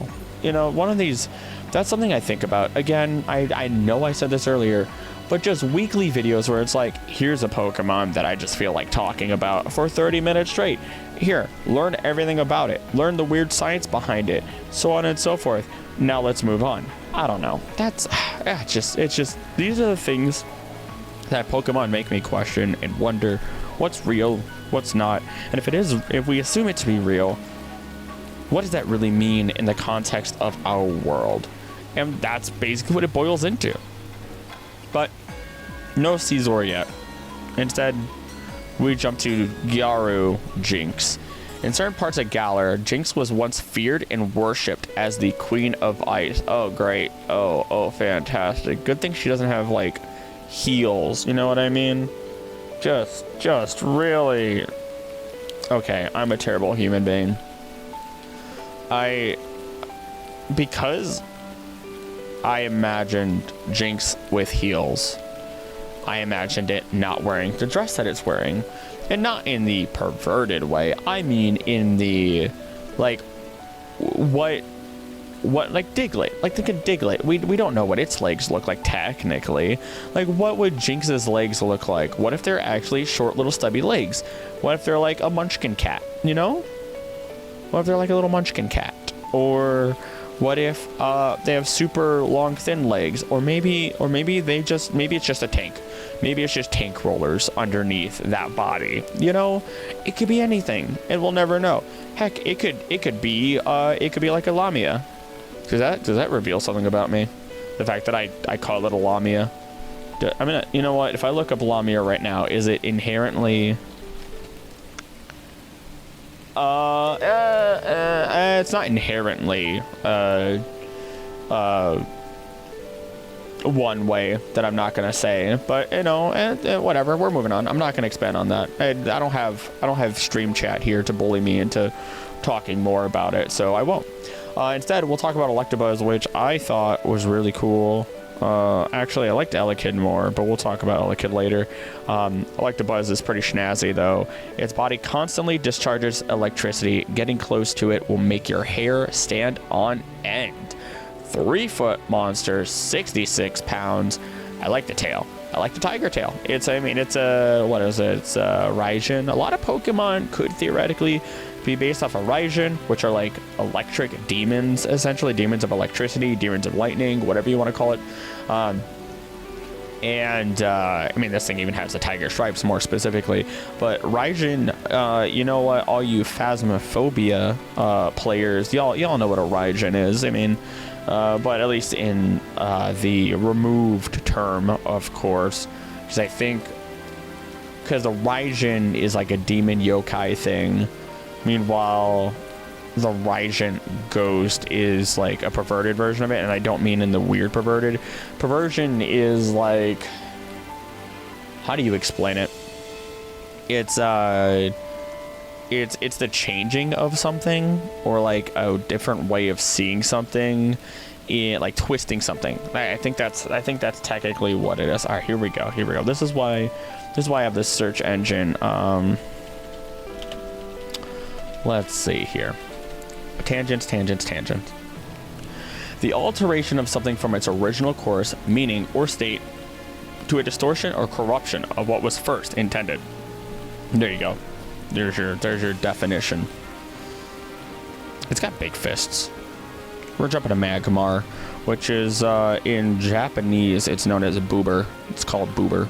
And I could say that as many times as I want because that's the name of it. I could also say blue-footed booby. That's also a bird. YouTube can't stop me because I'm talking about animals and Pokemon. Not anything else, okay? So, yeah. Anywho, found near the mouth of a volcano. It'd be really funny if I was demonetized because of that. Found near the mouth of a volcano, this fire breather's body temperature is nearly 2,200 degrees Fahrenheit. What would, see, this is where you start getting into ambient temperature, because when you are a certain temperature, your body does give off heat. I know, like, when I exercise hard enough and I'm warm enough, I will, like, the sweat on my body will steam off of me. My body heat is that hot. And it'll fog up my glasses. I mean, maybe I'm not like full on steaming, but I will fog up my glasses from the sheer amount of like warmth that I am letting off of my body.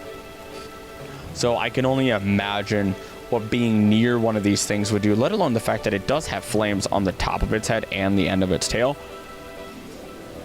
So what would that do to us? What would that do to the surrounding area? And we'll talk about, I know what you're probably thinking, if you are thinking in your wake right now. Mag Cargo, you know what I mean? Slugma. We'll talk about them later, because ultimately they provide a whole other ball game of information for us. It also shocks me that Magmar is actually in the first generation. I always associate Magmar for second gen, and maybe that's because second gen was my first generation. But, number one, oh, there it goes. But, number 127, Pinsir, whatever. These Pokemon judge one another based on pincers. Thicker, more impressive pincers, make for more popularity with the opposite gender. It's a stag beetle Pokemon. You know what here we go again with the laughing. Is it stag beetles or is it Hercules beetles? I think it's the Hercules beetles. But when I think of stag beetles, I think of Hercules beetles, which is what Heracross is. And I imagine the fights between Hercules beetles, like the sumo fights, and oh my gosh, what did somebody put rules of nature over two of them battling until it just full on yeeted the other one? It's insane. It's so cool. I don't know. Why am I talking about them when I should be talking about Pinsir, who in the Pokemon anime, you see it crush a Metapod. It just Ash send, it's fighting this Pinsir, and he imagines the Pinsir grabbing onto Metapod and just gone. It's 4'11".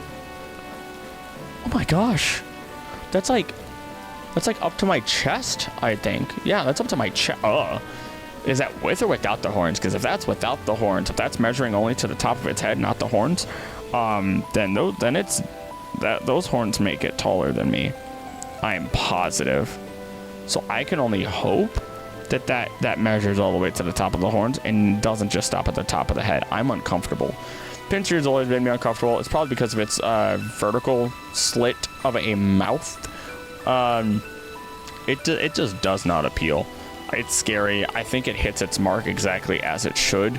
And then you get into its mega form, and with its vaunted horns, it can lift an opponent 10 times heavier than itself and fly about with ease. I'm going to let you know now. That is, it can lift over 1,300 pounds.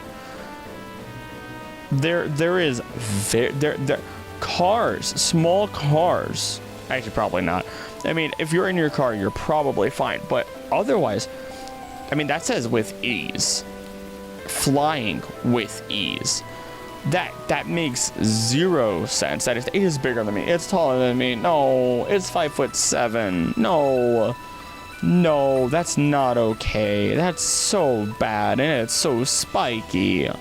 Why are you like this? Why? Who decided this? You did a great job making something terrifying, man. You know these things are aggressive. You know these things are going to mess people up. You know these things are just going to keep fighting. You know, they're not going to give up. You know, its little legs look like torpedoes now. I don't even know, or like little rockets, and it's just going to do its thing. I'm so uncomfortable right now. I'm legitimately, horribly, woefully, terrifyingly uncomfortable. 1,300 pounds. You know what can't do that? Nothing can do that. Sorry, what can do that? Nothing. There is not a single thing in our world that can fly, that can lift its own weight, to my knowledge. I could be wrong. I could be wrong. But if you look at like bald eagles, you know, or eagles in general, these massive raptors, which actually, wait, they might not be raptors. I think they are though. Either way, they lift like what, 5 pounds, maybe. So like they're not even lifting chihuahuas. Yeah, I mean that doesn't stop them from like, you know, destroying them and then eating them. Because I think there was an eagle. I was just recently told there was a bald eagle that is considered the most American eagle there ever was, that ate like a baby raccoon or a raccoon in general, I don't know, and it was too fat to fly. So like you imagine these big creatures are able to carry big things and still fly. No, they can't. There's a reason why, you know, they got them hollow bones and all that stuff. You know what I mean? Actually, that makes me question. I mean, they kind of have, yeah, whatever. Either way, you know, less overall weight, so that way they can fly, you know, with less effort. They need to be aerodynamic and lighter weight, so that way they can spend less effort. I'm ready to move on from this Pinsir. Tauros, a big boy. When it targets an enemy, it charges furiously while whipping its body with its long tails. Isn't it? What are the 3 tails a reference to? Those 3 tails are a reference to something. I haven't studied Tauros yet. Almost said it was a reference to Cat of 9 Tails, but I doubt that. I mean, maybe it's a reference to 3-headed whips. it could also just be really nice because it's a big bowl. That it just has more tails for whipping away the flies from it. Maybe it is the wild pole Pokemon, but I mean they're tanky big boys. They got some power to them. The OG normal type Pokemon, actually normal type Pokemon have some superior power to them, especially the ones that only have one form. They're scary. There's some single form Pokemon that can be real freaking scary, but you have the Paldean Tauros combat breed. This Pokemon has a muscular body and excels at close quarters combats. I'm a master of CQC, Colonel. It uses its short horns to strike the opponent's weak spots. And I feel so proud of that voice almost like every single time I switch to that voice. It's so good. Colonel! Paldean Tauros messed me up in my Violet Nuzlocke. It ran up to me so many times, and it knocked out. It sent many Pokemon to the ranch. I do not take them for granted. I do not sneeze at them. And then you get one of the ones I've never caught, the Blaze breed. When heated by fire energy, its horns can get hotter than 1800 degrees Fahrenheit. The horns? Those gored by them will suffer both wounds and burns. I mean, yeah, that's going to insta-cauterize, though. To my knowledge. I mean, I could be wrong, but I'm pretty sure that's going to insta-cauterize. You'd be lucky if you survive, anyway. I mean, look at those horns. Those horns are huge. They're at least, I mean, they probably go a good 6 inches into you. Oh, no. That's, you know what? I'm going to move on. I'm moving on. Going to the Aqua breed. This Pokemon blasts water from holes on the tips of its horns. The high-pressure jets pierce right through Taurus' enemies. In other words, I don't even want to be... normal Tauros is already aggressive, and they can be calmer depending on where you find them. But the Paldean ones are even more aggressive than regular Tauros. And then you give it fire and water powers. So now they're a fighting fire and a fighting water type. I'm good. I don't need to be a part of that. I don't need to be involved. There's a very good chance that they're also based off of traditions that happened with bullfights and everything, which I won't talk about here. I've talked about in... did I talk about that in the food chain video? I talked about it in a video. Don't know which one. I've done so many multi-hour videos at this point. I lose track of what videos I've talked about them in, because I'm pretty sure, am I cusping on over 24 hours of raw, not even raw, just Pokemon content, just analysis? I might be close to that point. That's wow. That's not something I'm gonna dwell on. That's actually kind of crazy to me, because I know the raw footage of all of those are a whole other ball game. But Magikarp, we talked about Magikarp earlier. We talked about its ability where they have Magikarp festivals and it'll jump higher than a mountain. And we had the one Magikarp that jumped beyond into space. I mean, hey. Fun mon. Great. I mean, it was the OG challenge. It was the one, can you beat this game with Magikarp? Blah, blah, blah. And, you know, can you do this with Magikarp? So on and so forth. And I remember, wasn't there a Magikarp that could get the ability Waterfall when you trade it? Because the legend was that if a Magikarp swims up a waterfall, it evolves into Gyarados. And it's based off of the Asian Carp. And then we get Gyarados. Once it appears, it goes on a rampage. It remains enraged until it demolishes everything around it. It is known as the atrocious Pokemon. Also, seeing Gyarados with a closed mouth feels so cursed because you've seen it for so many years with its jaw wide open. I don't think its signature was like Hyper Beam or Rampage or a Thrash. I don't know though. I could be wrong. But off of pure memory, I'm unsure if it was any of those three. All I know is even to this day, Gyarados is just seen as such a powerful Pokemon. It brings the hurt I ran up against it in my blind Pokemon X Nuzlocke, and when it pops up, you're scared. Yeah, so you can knock it out with what? An electric move, a rock type move. Electric is the best, but you have rock type moves, electric moves. I think everything else is neutral or not as effective, to my knowledge, because of it being a water flying type.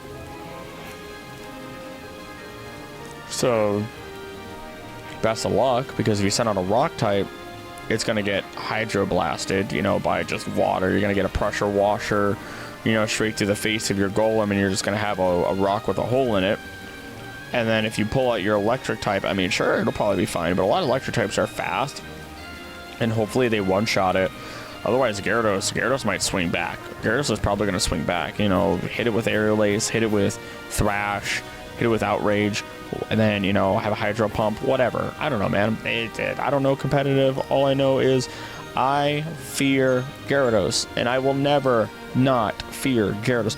21 feet. The average story, okay, so in America, everything is a story, like in terms of buildings, it's like 10 to 13 feet per story. I don't know how it is anywhere else.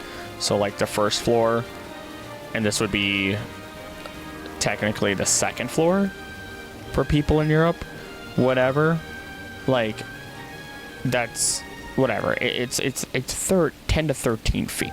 So this thing, you better get into the second story, but even then I wouldn't even find myself safe. It's 518 pounds. It's probably gonna blast through concrete. Knock something over. It's probably gonna blast through concrete. It's not gonna have a problem. It's gonna live its life free and careless and angry. And then you mega evolve it. I don't know who decided that was a good idea. Although at a base, its instinctive drive to destroy everything within its reach. It will respond to orders from a trainer it truly trusts, which I guess Mega Evolution is the whole point of trust. That does not make it any less terrifying. It becomes a Water Dark type, which I don't think that's better. If to my knowledge, Mega Gyarados is actually not great. Does it lose height? 21 feet, 672 pounds. No, it does gain weight though. It does become becomes a little plumper, but I'm pretty sure that's just raw muscle. Why is it a dark type? Is it because the instinct drive to destroy everything within its reach? What does that have to, I mean, that's not underhanded. I mean, maybe. I guess if you're talking war crimes, I'm not bringing up the Geneva Convention. I'm not doing that in another Pokemon video. I need to stop myself. I do that way too often. I need to stop myself. We are moving on. Let's get into Lapras. It ferries people across the sea on its back. It may sing an enchanting cry if it's in a good mood. 8-foot tall transport Pokemon. Who doesn't like Lapras? The Plesiosaur mixed with a Placodont. And if you don't know about either of those, go watch my ancient Pokemon video. I talk about those in extent, in addition to many other Pokemon, but to give you a brief idea of what that really is.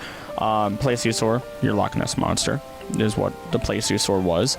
And then the Placodont is a relative of the Plesiosaur, except it had a, hard back covering, not a shell, it couldn't retract into it or anything like that, or it wasn't covering the bottom. It was just simply a hard back covering on its back. I don't know what else to say there. Plupa, gotta love my Plupa. Ploopa. Don't know why I named it that, but ever since Pokemon Go, I hatched it from an egg, and it did me wonders back in the day. And when they finally released when you could analyze your Pokemon for how good they are, yeah, no, Plupa was not great, but that's okay. I know when I go back to it, they're gonna be on my Pokemon Go. I'll never let go of them. They are loved dearly, and I even got to use them in my Pokemon X Blind Nuzlocke, which I was very, very happy for, because it gives me an excuse to one day get a Lapras plush, because that's the only way I allow myself to get to Sitting Cuties, is if the Pokemon I want was used in a Nuzlocke and made it to the Elite Four / Championship. So, There is that. And we get to look at Gigantamax. Over 5,000 people can ride on its shell at once, and it's a very comfortable ride without the slightest shaking or swaying. And that kind of makes sense. I mean, the larger the vehicle of transport, theoretically, the less that turbulence, for example, would mess with it. That's why people can go on cruise ships, which is what it's modeled after here, as you can see. Very large, big liner cruise ships. If you are seasick, typically you can go on a cruise ship and be fine. Whereas, like, if you go on a regular, like, boating vessel, and you hit those choppy waters, you're gonna be bleh. You're gonna be dropping a bunch of chowder. You're dropping a bunch of chum over the starboard bow. Actually, you wouldn't be doing it over the starboard bow, because if I remember correctly, starboard bow is actually the front of the ship. So hopefully you're not doing it over the front of the ship, unless you're, like, you know, held captive by pirates. Don't get held captive by pirates. Live your life, and don't walk the plank. This is so. Part of this is so hard because I'm forcing myself to ensure that I don't, or I cut as little as possible. So, like, awkward moments like that, I'm just leaving in. There's nothing else to it. I roll into these things, and sometimes I leave them into my normal video as well. And I just let it go. I just let it go. I let it be. I'll lean into it. I ignore it, or I'll make fun of myself for it. Whatever it might be. It's just what it is. But love Lapras. Fantastic Pokemon. Very adorable. So cute. But let's jump onto the Ditto train, as its transformation ability is perfect. However, if made to laugh, it can't maintain its disguise.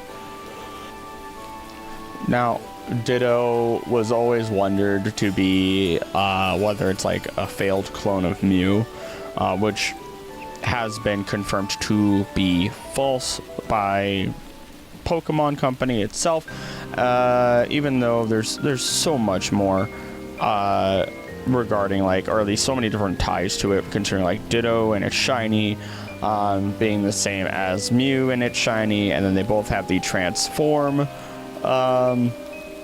move, and so on and so forth.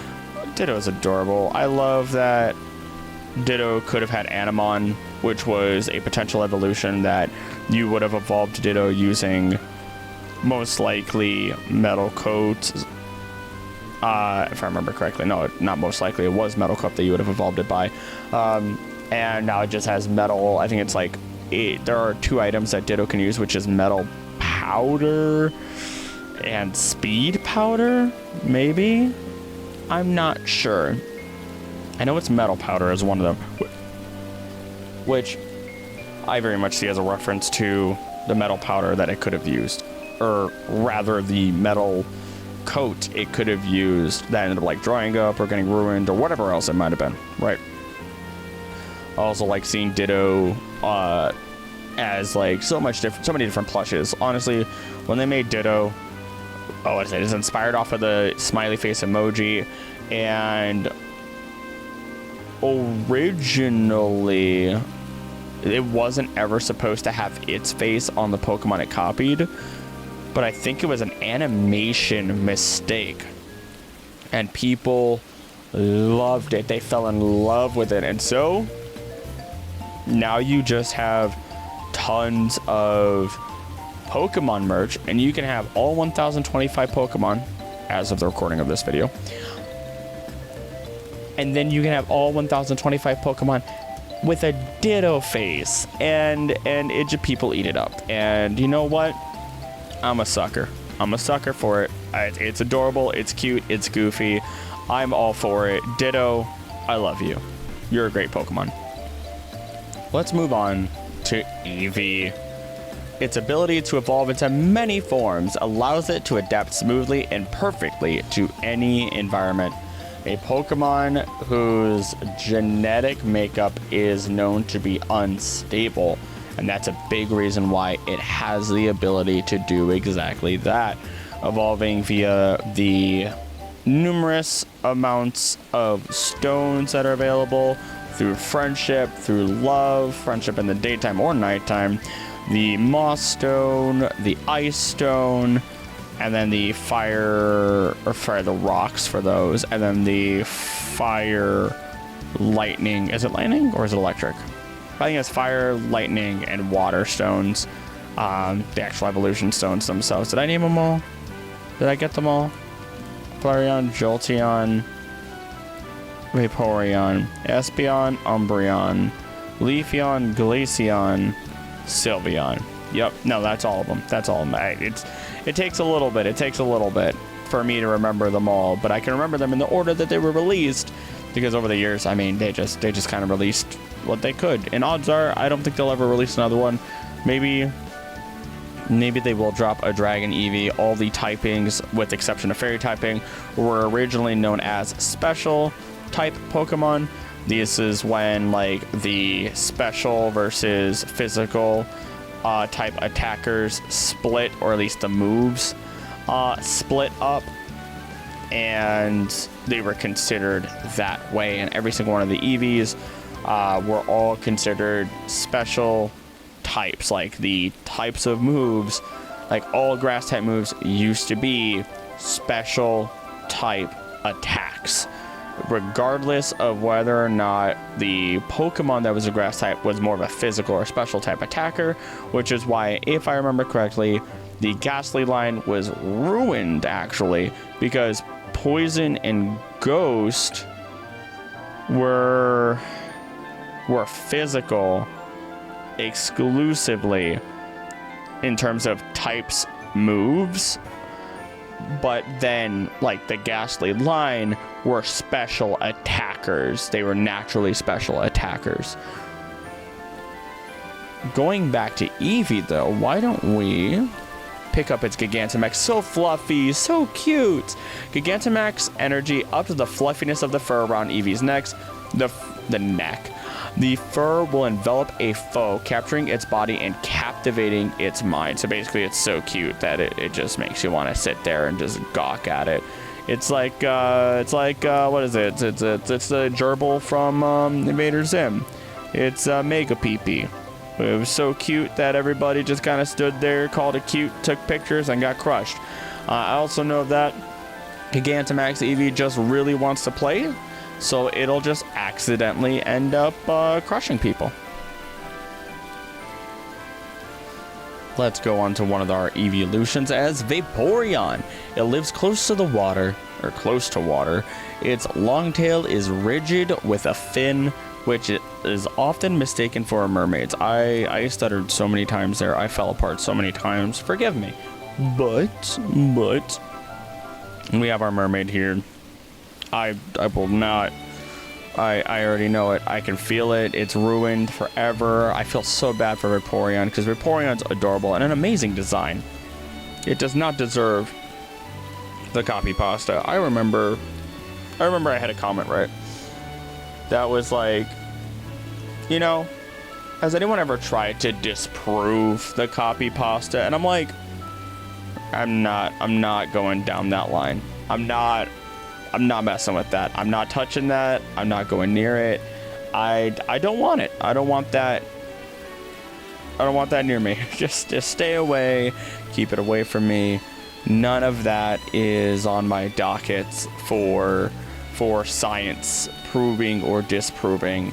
I love, though, I will say, Vaporeon's ability to completely disappear into water. There is one GIF where it's gliding along the water, and then you watch it turn into water and then, like, melt into the water from above, literally on top of the water, and then melt into it. And it's so incredibly cool.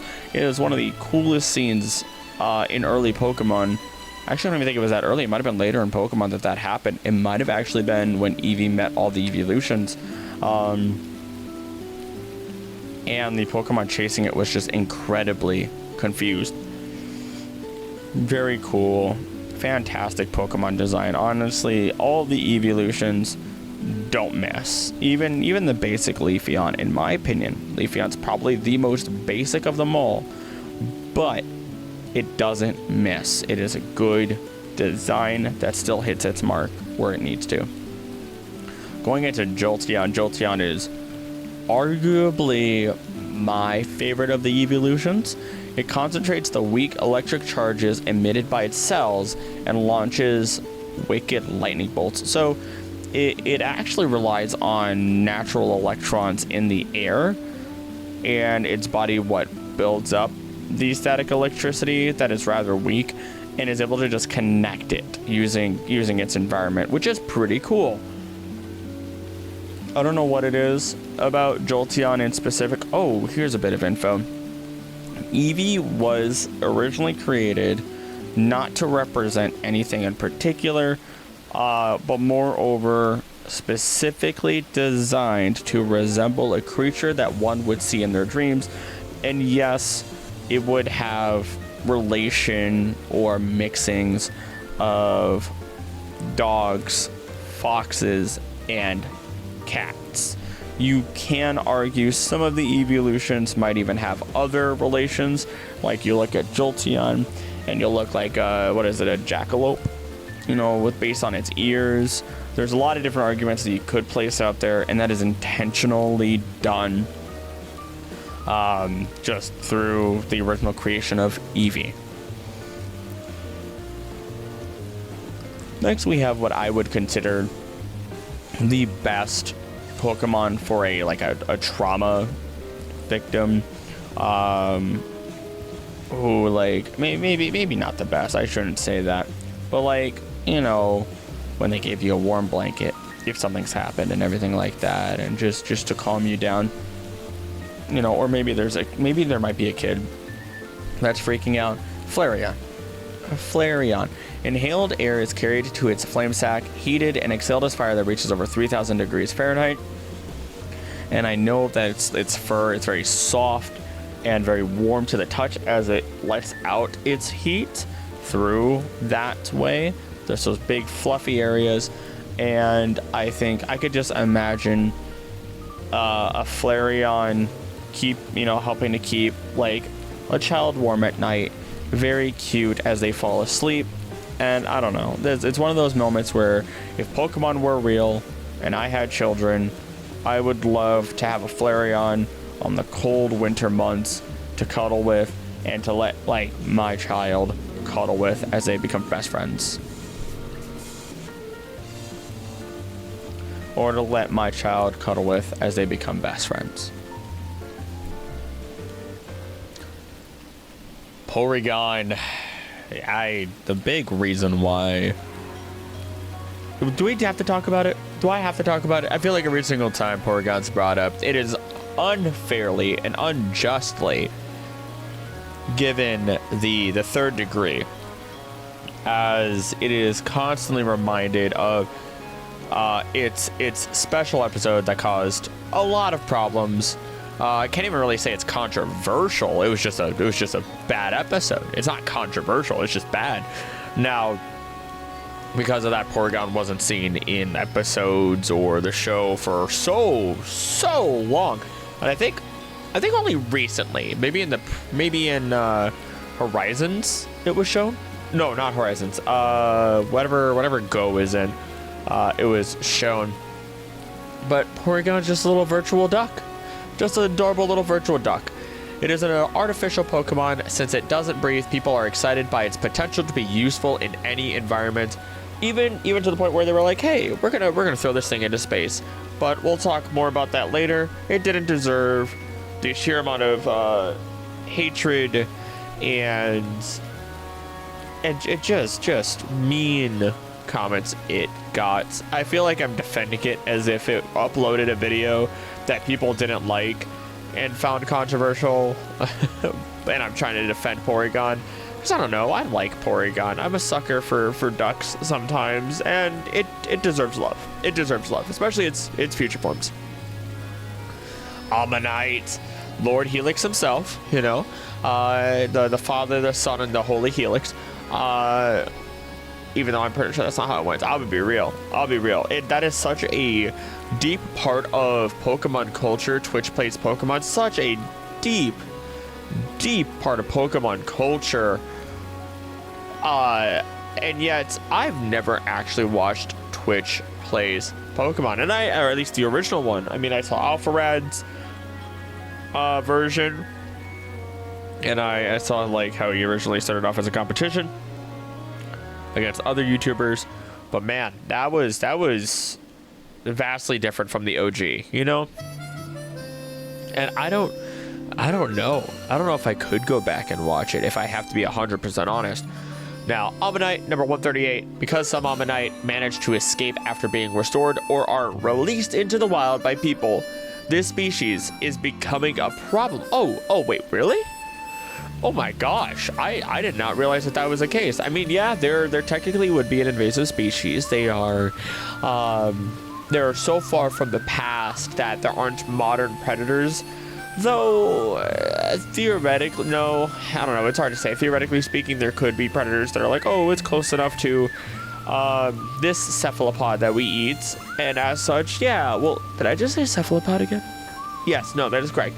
It's close enough to this nautilus that we eat.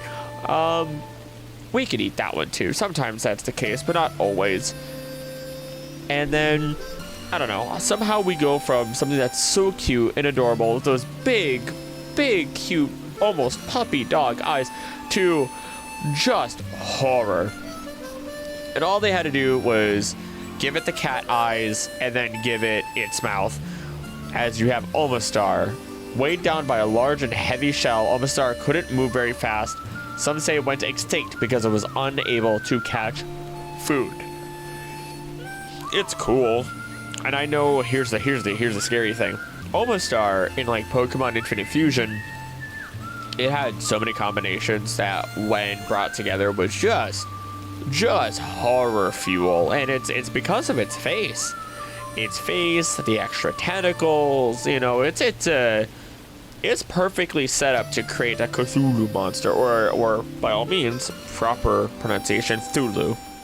Yes, I believe the appropriate pronunciation for Cthulhu is Thulu. Like, I don't know if I can do it right. It's like, I think it's somewhere between the ch and the t sound, Thulu. So I can't hit it. Either way, we've got Thulu here. Scary Omastar or Cthulhu. I don't really care how you pronounce stuff. I used to work in a deli, and I used to have customers who were like, oh, I'm sorry if I pronounce it right, or I don't know what it's called. And I go, you could tell me that an apple is an orange, and as long as I could get you that apple or that orange or whatever it is you're going after, I don't care. I still get paid at the end of the day. I get to help you. They might laugh, so I'll be like, I got to make it laugh, and we move on with our lives. Where do I lose? And if if you want to be wrong, you can be wrong. If you want to be right, you can be right. I don't care. I'm not paid enough for that. And again, I would get another laugh out of that too. I was very honest, and I am a very honest person. I've always been an honest person. And so many retailers are like, oh, you can't do that with people. I'm like, watch me. I make them laugh. I know how to do it. I know how to deliver things. If you're going to be nervous, then stay away from me, because I'm not going to be nervous about it. Anywho, tangent's over. Let's get to Kabuto. Can I get through the first 151 finally and see how many hours this took? Because I think we're on hour 3. Kabuto. This species is almost entirely extinct. Kabuto molt every 3 days, making their shells harder and harder. I had the opportunity just a couple days ago. I did see a Kabuto sitting cutie, and I was very tempted to get it, but I didn't. I don't know. Something inside of my soul said I didn't want it. I mean, it just didn't feel right. Even though I know what I wanted. I wanted Archeops. I want an Archeops, just because of the fossil Pokemon video. Because I have fallen in love with Archaeopteryx as a species in real life, and Archeops as a Pokemon being based off of that species. Oh, great. But like, all the fossil Pokemon are phenomenal, if I have to be honest. I mean, Kabuto also has large eye syndrome, but it's not like puppy dog eye, so it doesn't have the same effect exactly. Especially as it goes from its like horseshoe crab to, you know, scorpion boy here, water sea scorpion. That's man, what, you're 4'3"? I'm not okay with that. I'm not. You're a foot. You are at my chest. You are at my chest. Are you? Yeah, you're at like my nipples. I think you're at like my nipples. Either way, that's uncomfortable. That's right, because a foot. I'm 5'6". Technically, I'm 5'5.5", but whatever. You know what I mean? All short people would be like, oh, the half counts. Oh, just round it up. You know, whatever. I don't care. I really don't. It's just funny either way to me. Kabutops do be scary, though. And a lot of people thought that Kabutops was related to Scyther. In fact, they are confirmed to not be related, although they might be like distant cousins or something along those lines, or something similar to Kabutops, or it might be their external pressures providing them to have similar characteristics because of those external pressures. Aerodactyl, the king of fossil Pokemon. Yes, I know. Tyrantrum exists. I understand. But when it comes to ancient Pokemon, fossil Pokemon in general, Aerodactyl is like the poster child for these Pokemon. It was the one and is the one that everyone usually thinks back to when they think of fossil Pokemon. Its category is fossil. Wait, are the other ones that way? No, they're not. It is the fossil Pokemon. He is that guy. This is a ferocious Pokemon from ancient times. Apparently, even modern technology isn't capable of producing a perfectly restored specimen.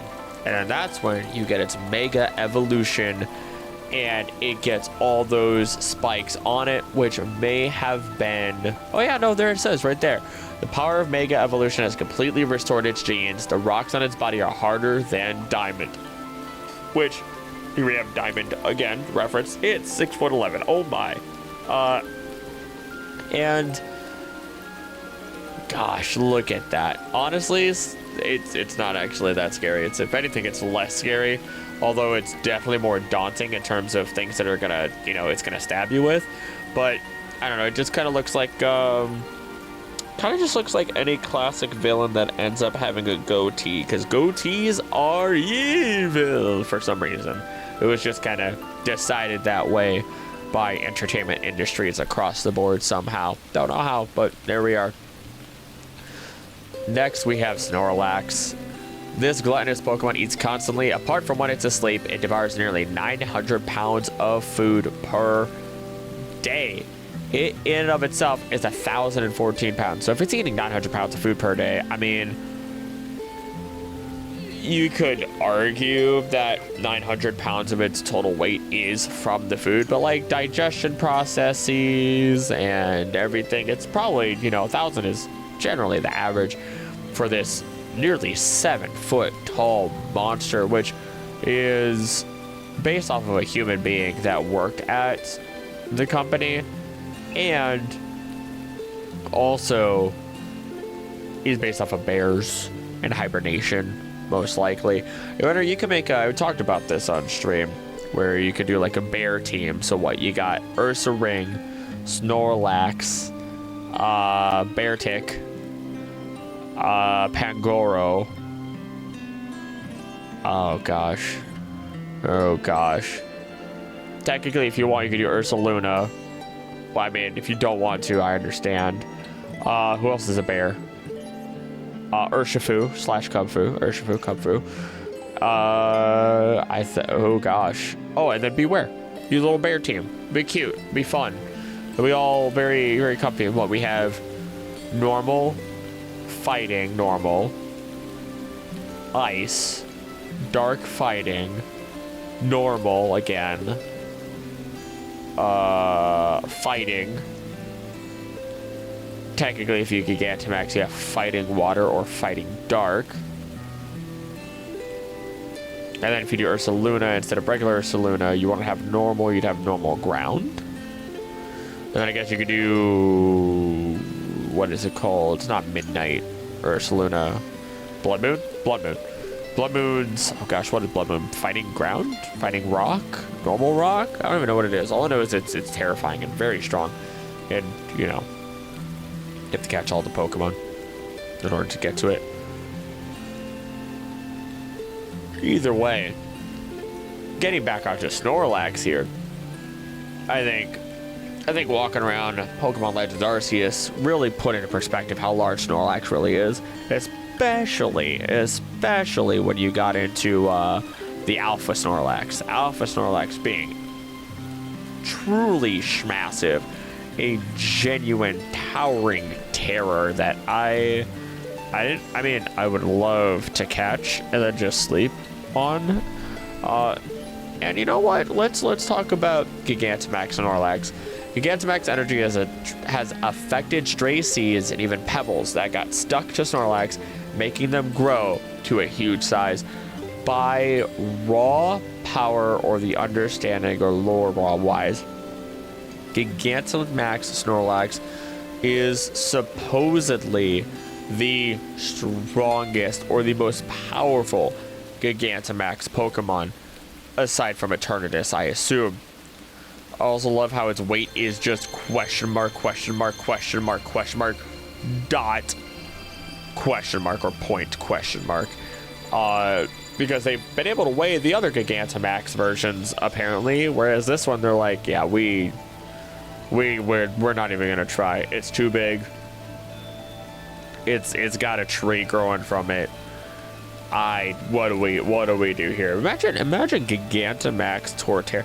Imagine Mega Torterra. Give me the full world tree. Give me a forest, not just a singular tree. I want, oh gosh, no. I was about to say I want Torterra with multiple attacks, and I almost just made Mega Kangaskhan again, and that would have been a sin. That would have been a sin, and it would have been my fault, and I apologize. Snorlax is adorable, though. I say adorable, that's not really the right word to use, but I love them. How could you not? And let's move on. Legendary Bird Articuno. This legendary bird Pokemon can create blizzards by freezing moisture in the air. Honestly, the bird Pokemon, pretty solid. I think Articuno gets the short end of the stick because I believe it lives up on the mountain and it just kind of guides lost travelers off of it. And that's really it for the most part. Yeah, it can freeze you solid, but so many ice Pokemon can kind of do that. So I mean, you know what I mean? And then you get Galarian Articuno. Kind of cool looking. Psychic flying instead of ice flying, kind of tight. It's got a cool little masquerade on. It's got a weird slicked back hair. It's got banana head again, like the Machop line. But its feather-like blades are composed of psychic energy and can shear through thick iron sheets as if they were paper. Genuinely really sick. I love the 2D version of it so much here. For its artwork, and once again, really good example of the 3D version solid, but the 2D version, oh, the 2D version is so good looking. Next we have Zapdos. Is Zapdos my favorite of the three? It might be. This legendary Pokemon is said to live in the thunderclouds. It freely controls lightning bolts. While it freely controls lightning bolts, if it also gets hit by lightning, it gets stronger. So it just kind of lives in those clouds freely. And it just charges itself back up. It just makes itself stronger. It's like, okay, the lightning hasn't hit me. Let me make it hit me, and now I'm stronger. What are you gonna do? Found it in a power plant. What, you find Articuno deep under ice. You find Zapdos in a power plant. Get that good yawn. Get that good yawn going. And then I'm trying to think what else regarding Zapdos. Wasn't it originally revered as like God of Lightning at one point? I'm not 100% sure on that. That's purely memory, and I might be wrong. Then you get, I love our Roadrunner Zapdos, our Galarian Zapdos. I love the design. A genuine upgrade from regular Zapdos, in my opinion. I love the color scheme. I love that dynamicism of its leg. It is a runner. When its feathers rub together, they produce a crackling sound like zapping of electricity. That's why this Pokemon is called Zapdos. It is a fighting flying type. I did read a comment that did bring to my attention the idea that the Galarian forms of Articuno, Zapdos, and Moltres may not even be related, and it might just be convergent evolution just because of the external pressures of their environments. But those external pressures only resulted in similar physiology in some capacity. So like you get Galarian Zapdos here, where regular Zapdos, it's up in the sky, it has lightning, maybe it's more jagged because of that, whatever. It's built on speed, it's built on aerodynamicism. Now you have Galarian Zapdos, which runs really fast. We know it does. And now its feathers rub together, or whatever else it means. I mean, that's separate itself. You know, this is all conceptualization. So I didn't do any studying for this. This is all just off the noggin. But now we have all this stuff coming together, where again, it just has similar characteristics, but instead of having little feet, it has strong legs as per its category name. So they might just be completely unrelated, and are just Pokemon that ended up being similar. I mean, it's not like we haven't had multiple legendary Pokemon before. There are multiple Pokemon where there are multiple legendary Pokemon of every legendary that has existed, or of a lot of the legendaries. I shouldn't say every legendary.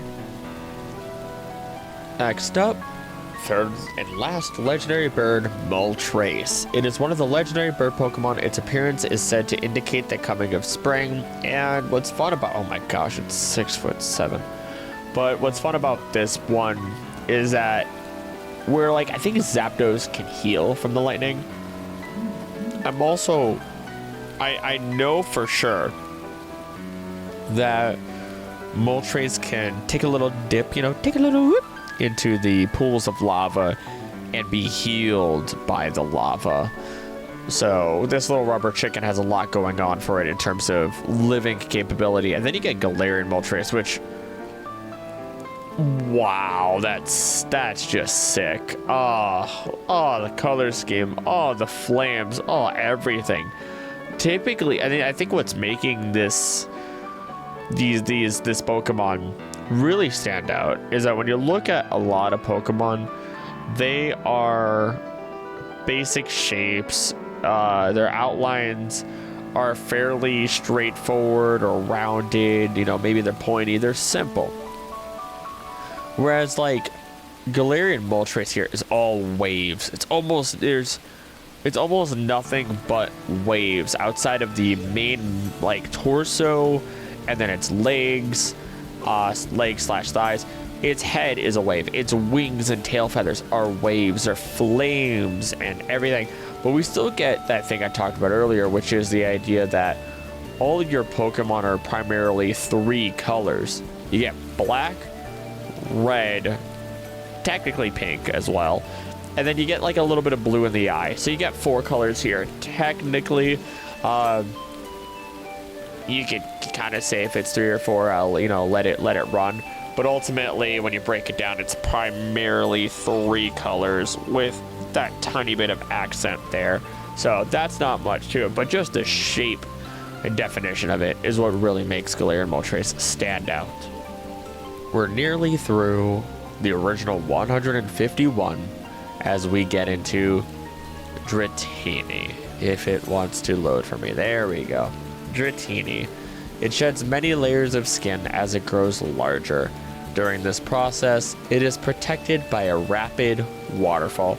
I also know that Dratini will stay near the bottom of beds of water and actually just eat whatever falls to the bottom. Dratini is so adorable, so cute. I love the little button face that it has going on. And then it becomes such a majestic Dragonair. They say that if it emits an aura from its whole body, the weather will begin to change instantly. And again, we have those same wings again that we saw on War Turtle, and we see on our blue shell. And I mean, they're just angelic little wings. I don't know. They just took it, extended it, gave a little bit more to it, and I think that's all I needed. I wonder if my yawns get any of you. Yeah, empathetic yawns are just like are very, very interesting. But instead of getting into that, we get into Dragonite. It is said that somewhere in the ocean lies an island where these gather. Only they live there. 7 foot tall, adorable, pudgy dragon. Don't let the pudginess fool you. That's probably more muscle than anything. It's flying across the water all the time. It's a lighthouse. I mean, it's considered the dragon Pokemon, as per its category. But like, it's like a lighthouse type. You know what I mean? Where it's a guardian of the sea. Or considered that. It's put on the ships as decoration, in terms of like, you know, where you'd see like the off of the front of the ship, the accented like statues or whatever that might be there. I don't know boats. I don't know ships. I don't know that stuff, just to say the least. But what I do know is that they fight with Kingdra. And the move Outrage was their signature move, because when a Dragonite finally gets angry because you just like you hurt somebody or destroyed some of the land that it finds or that it protects, it will go on a rampage and just keep destroying. And you really see that power in the Pokemon Origins. Is it Origins? Either way, it's the Pokemon Internet like mini series that they did. I think it's Pokemon Origins, and when it just lifts up that big piece of technology and yeets it as it and Lance were investigating the Team Rocket hideout. Love Dragonite. How could you not? And we hit the big boy himself, Mewtwo, even though gender is technically unknown for Mewtwo. I know a lot of people associate Mewtwo with male. Nevertheless, Mewtwo. Its DNA is almost the same as Mew's. However, its size and disposition are vastly different. And we see in the Pokemon manga that, oh gosh. Mr. Oh no. Oh no. Oh gosh. Oh no. Oh, it's the guy. It's Mr. It's not Mr. Burn. Mr. Burn. What is it? Oh no. It's not Fuji, because that's I mean, that's one of the people involved, but it's not. Oh gosh, Fire Gym Leader Pokemon Red. Why am I falling apart? Why am I falling apart? This is terrible. I feel like a sham. I talked about him so much, and then I just really dropped the ball. I blame the fact that it's kind of like Blaine. Either way, in the Pokemon manga, he admitted that he used some of his DNA to actually complete Mewtwo. Otherwise, it would have been impossible to complete unless they could actually find Mew, which that blew my mind. It's insane. If you want to know more about that, once again, highly recommend go watch the video about all the Pokemon professors. Great time. Fantastic time. Loved. I'd say I loved making that, but I went pretty freaking insane because it was supposed to be a short video. I expected, I don't know, 12, 13 professors, and it turned out to be over 100. But back to Mewtwo. I mean, Mewtwo was designed after the stereotypical, like, gray alien idea. We also like, a lot of people compare it to Frieza, but I don't think they were related to each other in terms of design. I mean, ultimately, they are like still the gray alien stereotype because of what Frieza looks like in his final form. So, big shrug there. I also believe Psystrike and Psycho Cut, both of them, were Mewtwo's signature moves. And then, as if Mewtwo itself wasn't ungodly powerful as is, they're like, yeah, we're gonna give it Mega forms. You get Mega X, which is a psychic fighting type. Psychic power has augmented its muscles. It has a grip strength of 1 ton and can sprint 100 meters in 2 seconds flat. What does that amount to? 100 meters, 2 miles. That's okay. 0.062137 miles. Okay, and that's in 2 seconds.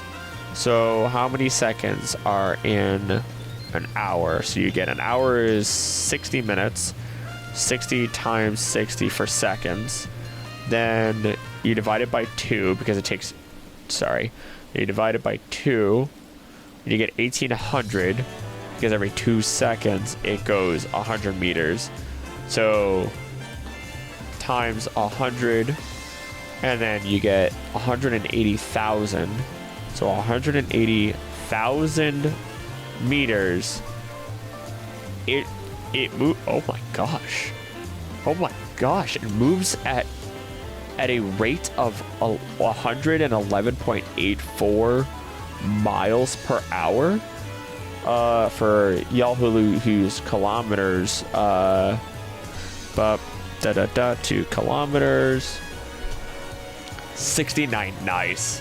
No, wait, hold on. No, that's backwards. That's backwards. Miles per hour. It's 180 kilometers per hour. Did I do the math right? Yeah, I did.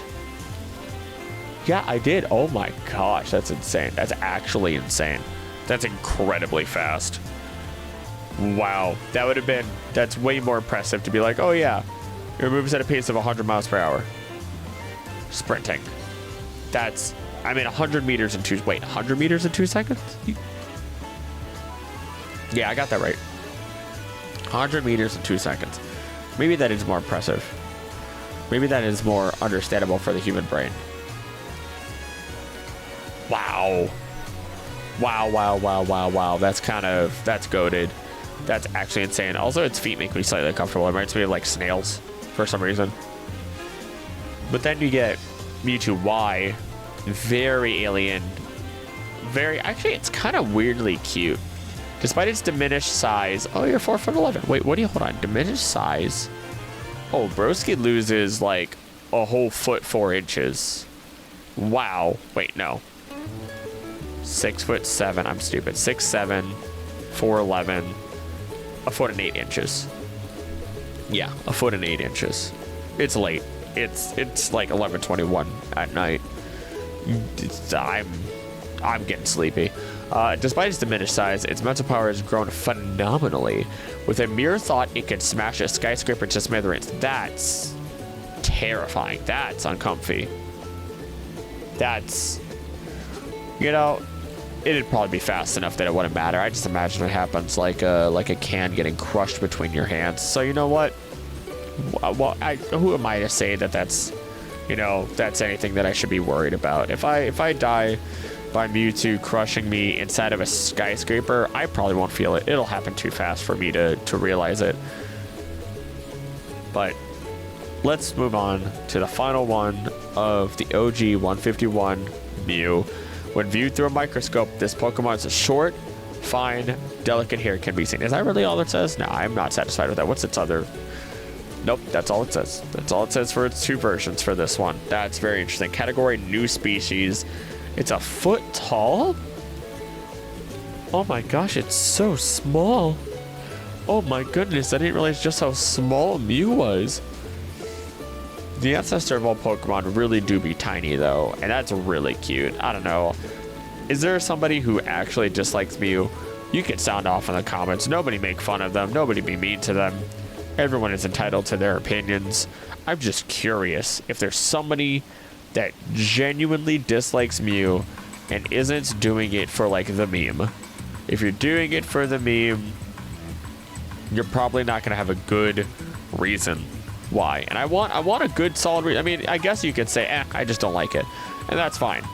But like, if you're like, oh, it's stinky, it looks too much like a mouse, blah blah blah, or something like that. I don't know. If you're like overly mean and YouTube catches it, then odds are I just don't let it pass through. That's something I do, by the way. If someone says something and YouTube catches it, I don't mind. Like, if there's a mean comment, usually I let them slide. Usually I don't care. It doesn't bother me. I'm fairly myself when it comes to YouTube and the videos and everything, but like, you're hating on Acrylic. You're not hating on who I actually truly 100% am, right? And again, I try to be as real as possible, as myself as possible. But like, you see what you see on the screen, and if you're gonna be mean, whatever, I don't care. But like, it's when the comments are so mean that YouTube censors it, and YouTube is asking me, hey, do you want to let this comment through? That at that point I don't let it through and I delete it. And it's like, you know what, YouTube caught it. Maybe you shouldn't have been that mean, you know? Being mean is one thing, but being so mean that YouTube catches it and censors it, and then I have to make that decision, you put work on me. Now I gotta get rid of it. Now I'm gonna get rid of it because you put work on me, and that's boring and stupid, and don't make more work for me. Nevertheless, that's enough of the OG 151. And I'm back again. I never left for you, but for me, I had to actually go to sleep myself. I was getting way too tired, way too many yawns, and I really just wanted to lay in bed for the last hour or two before actually going to sleep, so that way I could properly relax. And that's a beautiful thing to be able to do. Honestly, I spend a good day or two, an hour at the beginning of my day, an hour at the end of my day, where it's most ideal to just exist. And it's my form of quote-unquote meditation. But I think on a more important note, we have another friend in front of us, as we have Chikorita number 152. And what I'm thinking is, not that it would matter to you now, but I realized just how many Pokedex entries and how many comments I have on them that I could probably do multiple of these, so I think I'll do these in volumes. So this is the point when I'll tell you now, if you're listening somehow and you're still awake, go to sleep. Well, unless you're vibing to this, I don't know. Tell me what you're doing, I guess. I don't know, is that creepy? I don't know if that's creepy. I don't know, I find it interesting when people are like, oh, you kept me company when I was organizing my stickers, or I go on runs while listening to you, or all these other different things, right? It's an interesting idea overall, and I don't know. So I think these are going to be in volumes. If this does obviously incredibly well, then I'll do a second volume and continue down the line of Pokedex entries. Maybe there'll be 3 volumes. Maybe I'll live long enough that there'll be, 2,000 Pokemon, and there'll be like 17 volumes of reading Pokedex entries on the official Pokemon site. I don't know. We'll see. But, see, I'm yawning already. But what I do know is Chikorita loves to bask in the sunlight. It uses a leaf on its head to seek out warm places. This 2'11" is mine? Okay, my plush that I have of Horseradish, my Chikorita, is not that tall, I'm fairly sure. But, Chikorita was my first Pokemon, my first starter. It could have been Cyndaquil, but I'm 99% sure at this point. Actually, it used to be a toss-up. It used to be a coin, but I've committed to the idea that Chikorita was my first starter. I played Pokemon Heart Gold, trying to beat it with Chikorita only, and it was great. It was a terrible time trying to beat Bugsy, but otherwise it was fun. It was a great little thing. I love the thumbnail. I'm very happy with it. Will I ever do anything like that again? No, it's probably not. It's so played out. I mean, maybe I will. Maybe I will. I don't know. I feel like so many people watch my content, I've noticed, not caring if someone else has done it, just wanting me to do it. And so often I find myself saying, all right, bet, I'll run it. I'll run the gambit. I'll run my way through it. Why not? But I love you, Chikorita. I love you, Horseradish. We have an emote on the channel for a reason. We don't have merch, though. One day I'll fix that, maybe. If, as long as Pokemon Company doesn't dislike that. We'll see. But let's move on to Bayleaf. As Bayleaf states, the spicy scent that wafts from around Bayleaf's neck somehow makes those who smell it want to fight. 3'11". Oh, I love the plant dinosaur so much. And the way that that leaf bends, I always imagine it to be very sharp like a sword, but it not really. I mean, I think it uses most of its abilities from there, but I'm not confident on that.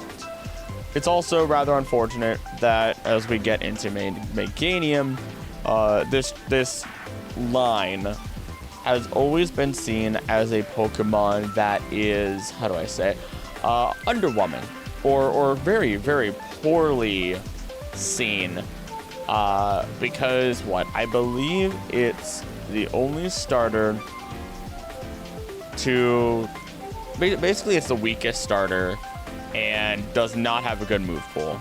Like, it has the worst move pool. And I mean, I kind of agree. It does have kind of a iffy move pool, but I love them anyway. I think I would love to see if they do end up, everyone's begging for it to get a Mega form, right?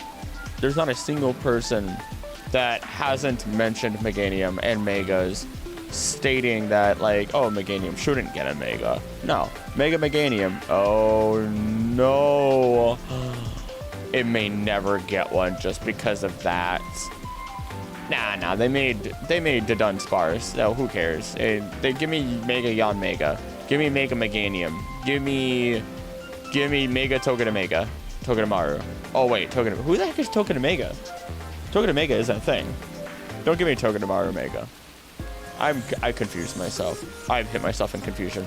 Meganium, though, anyone who stands beside it becomes refreshed, just as if they were soaking in the soothing atmosphere of a forest. Love it. Love it. You're so tall. I want to hug you. Also, it's not a lily. Is it a hibiscus that it has on the base of its neck? Either way, it's pretty, and I do enjoy lilies. Lilies are my favorite flower.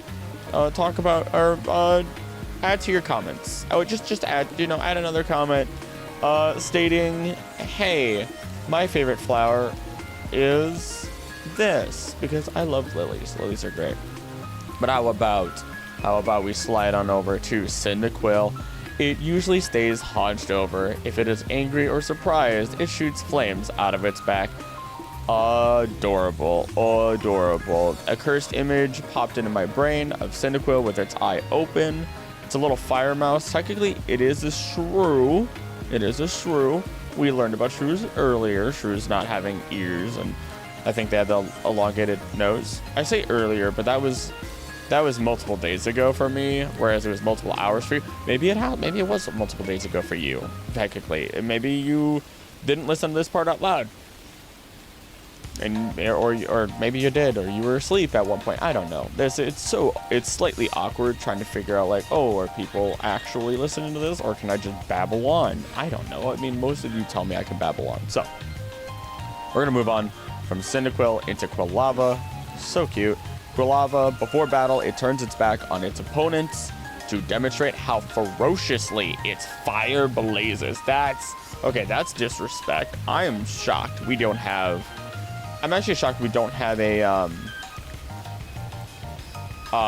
steel or a fighting fire or see, look at what I just said, or a dark fire instead of the ghost fire Typhlosion. I love the ghost fire Typhlosion. We'll get there. But, like, turning your back on your opponent is considered incredibly disrespectful in a number of different stories or cultures in regards to one-on-one battles, or even just in general. I mean, the reason why it's disrespectful is because you're actively putting yourself in a vulnerable place when you're facing your opponents, or when you decide to face away from them. And that is basically you saying, I'm not afraid of you, you can't hurt me, blah blah blah. And it's kind of sick. Volcano Pokemon, kind of sick, not gonna lie. And we're jumping into Typhlosion, my boy, my second starter to my knowledge, because I didn't play Pokemon Fire Red Leaf Green until years later, I believe. I don't even know if I actually played Fire Red Leaf Green. I must have, because I chose Bulbasaur. I know I chose Bulbasaur at one point in one of the games as my starter. I don't know. But it has a secret devastating move. It rubs its blazing fur to cause huge explosion. Oh yeah, that's probably why a lot of people, I always imagined Typhlosion with like Bakugo from My Hero Academia, but to see that, yeah, that makes sense. Typhlosion though, such a adorable Pokemon when it's not screaming. Its 3D model does not do it any justice for its power. Oh, that's another yawn. For its power, for its anger, for its ferocity in battle.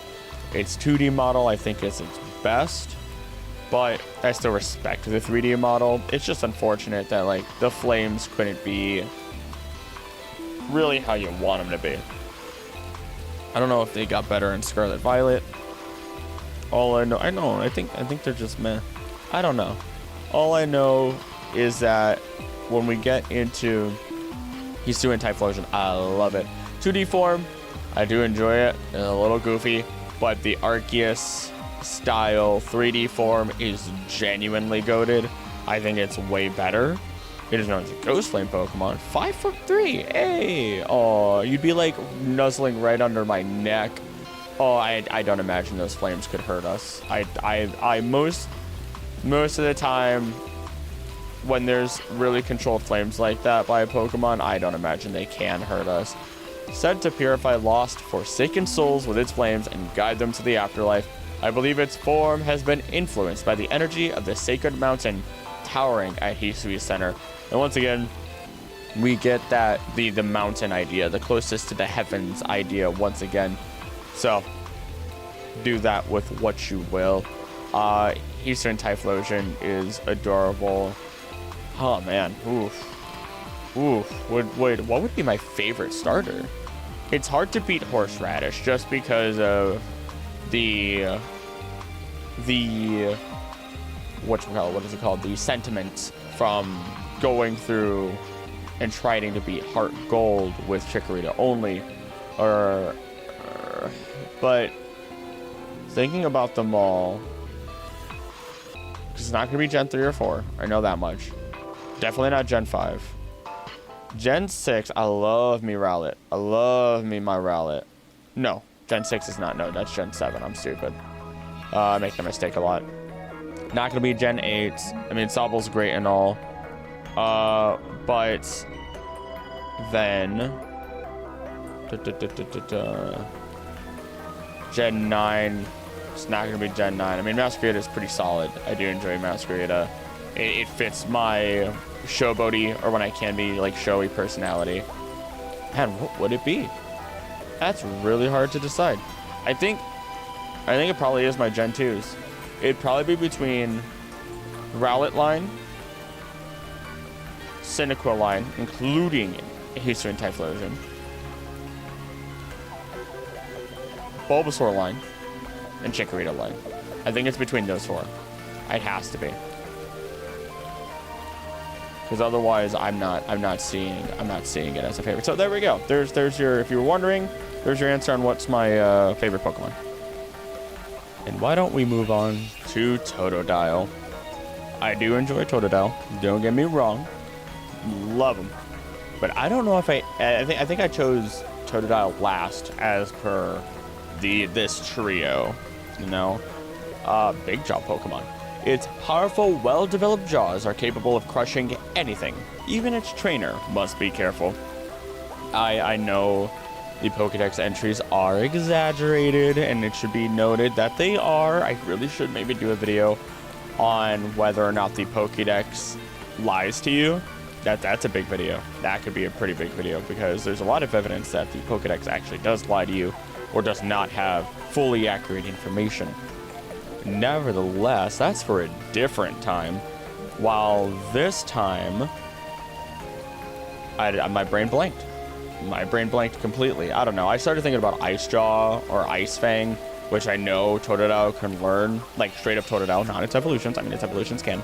But Totodile itself can learn Ice Fang at what level? 42?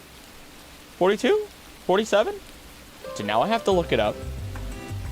Now I have to look it up. Because there's no way. Totodile. Pokemon database. Perfect. Easy way to see the move lists. Let's see. 19? Oh my gosh. Oh my gosh. That's wacky. That's wacky. That's insane. That's ridiculous. I'm in actual I'm in actual shock from that one. That would have made life so much easier. But no, I think Totodile's cute. I also enjoyed, what is it? Totodile was juggling, technically not really juggling, Magikarp in that one episode where they just kept, spinning in a circle. But jumping into Crocodile, it's got that caveman look. It's got that Unga Bunga Bam Bam look to it, and I love it. I love it. As I get older, the more I appreciate this Pokemon line. The tips of its fangs are slanted backward. Once those flames clamp down, the prey has no hope of escape. You better hope that those teeth are real strong and real deep. I mean, it is a big jaw Pokemon. Real deep into the jaw. I know, and we're gonna let me talk about Feraligatr, then I'll talk about the line as a whole. But Feraligatr, when it bites with its massive and powerful jaws, it shakes its head and savagely tears its victim up. Now, here's the interesting thing. I did not cover this line in my ancient Pokemon video, right? I just didn't. But ultimately, this Pokemon could relate to ancient, like the proto-crocodiles, which is it Sensusukins? I believe that's what they are, the Sensusukins. Or Suchins. I think it's Sukins. Either way, it could have related back to them, by all means, which they are, I believe, oh gosh, because there's the Sansukins, Pseudosukins. If I remember correctly, and here's the hardest part about doing a lot of research, is what do you actually remember without your notes, albeit, I'm gonna go on a small tangent. It is important to be able to talk about stuff without notes, but at the same time, professional conferences and everything like that, you're gonna have notes, you're gonna have a slideshow. Whatever it means, it's 7'7", oh my goodness, distractions. If whatever it means that you get through it in a professional manner, if you gotta have note cards, who cares? I've done presentations in front of just some important people in regards to the things I was presenting for. I actually cannot talk about it if I, but it's weird. I mean, I guess it's not weird. I've had the gift of gab. I've always had the gift of gab, and you can hand me something last second, and I'll memorize the script as best as I can for an hour from then, and I will play off any mistake that I make, and I have the charisma for it. I don't get embarrassed, and when I do get embarrassed, I say it out loud, and usually that gets a chuckle. The only time I don't do well is when people are very uptight. I don't do well with uptight individuals who are really incredibly strict, don't have a funny bone in the entirety of their body. It just doesn't work. And that's not to say like, oh, I can never get along with them. There are people out there who are more serious than me, and who maybe just like don't laugh at a lot of stuff. But there's a difference between that and like the people who are real, I don't want to say stoic, because people who may take everything too seriously or looks at everything with like a kind of attitude. I think that's where I struggle, and that's natural. You are your own person. I don't even know if those type of people are listening to my content right now, but nevertheless, actually I know there are a couple like that, and usually the more outspoken ones are the ones that are like, well, this needs to be more to the point. Well, this needs to be blah, blah, blah. Why are you talking so much? Blah, blah, blah. I'm like, what, dude? Yeah, dude, there are like 7,000 other people doing this stuff, and they're not even talking. They're just talking about the subject itself. No additional information, no extrapolation, no fun, no opinion, no tangents. I sleep. You know, it's boring. I don't want that. If I want that, I'll read it myself. People are super duper slow at getting to at getting to the point sometimes. When it comes to me, I can read things faster and find the information myself in more detail faster than most people can tell me. So why, that was my struggle with college. I'm not gonna lie. That was my biggest struggle with college. I did not have a good time because of that when teachers did not let me work ahead. I could work an entire month ahead within a week's time, so that way I can relax. Or I could work from home all the time and get stuff done ahead. And I loved online schooling. It's weird. As someone who is suspected, I have to put a big suspected on there, suspected to have ADHD. That's very strange. Although at the same time, while you may not be able to focus at all, you may also hyper focus. But nevertheless, for alligator line, pretty solid. And I think we're good to move on. Centric, I don't know what it is. And this is my B, right? But for some reason, I end up mixing up Centric, Furret, Lanoon. I don't know why. There's no reason to. Their designs, when they were released, everything. Don't even think about the Zigzagoon in that. Don't even think about the Zigzagoon in that. But nevertheless, I don't know how I manage it every single time where I just say their names wrong. I know I'm thinking about the right Pokemon. I just think of the names wrong. What I do know, though, is that Centric is a scout Pokemon and is extremely cautious. Its supple tail is well muscled and firm to the touch. Supple. What are some words that make people uncomfortable? Like moist? Moist is one. Supple. Supple, I think of lips. Immediately, right? Like some just real tender, plump lips. What are some other words? What are some other words that might make people uncomfortable? I really shouldn't be saying those during this. I don't know. Centric's adorable. It's a long boy or girl. Half of its height is its tail. You can't tell me otherwise. It is fun that it holds itself up like that. And it looks like it could have become... It looks like it very, very easily could have became a flying squirrel situation. But then it evolves into Furret, and Furret Walk was born, and life began anew. And I remember, it doesn't say it in the... I'll read the Pokedex. It raises its offspring inside a long, narrow nest. Once they're old enough, it takes them outside the nest to prepare them for independence. July 4th. But I remember I made a short on Furret. And the Pokedex for Furret states that no one can accurately, appropriately state where the tail ends and the main body begins. And I had people in the comments being like, it's right here. It's right there. It's right in that ring. It's right in this ring. And maybe they were agreeing, maybe they weren't. It was just really funny. It's 5'11". Oh my goodness, I want a giant Furret. I don't know if my girlfriend would let me have one. Too bad. Too bad. Maybe that's what I'll buy myself one of these days. Just as a little like pat on the back for doing a good job. We'll see. But no, it's such a big boy. Such a big boy. Oh, I love him. I love him. Everyone loves the ferret walk. Everyone loves it. I'm not going to try and sing it because I don't know what music is going to be playing for you right now. But, oh, gosh, love him. Love him to heck and back. So, let's move on to Hoot Hoot, which I was fine with Hoot Hoot. I thought it was fine. I mean, we're in the generation that I grew up with. But here's the thing.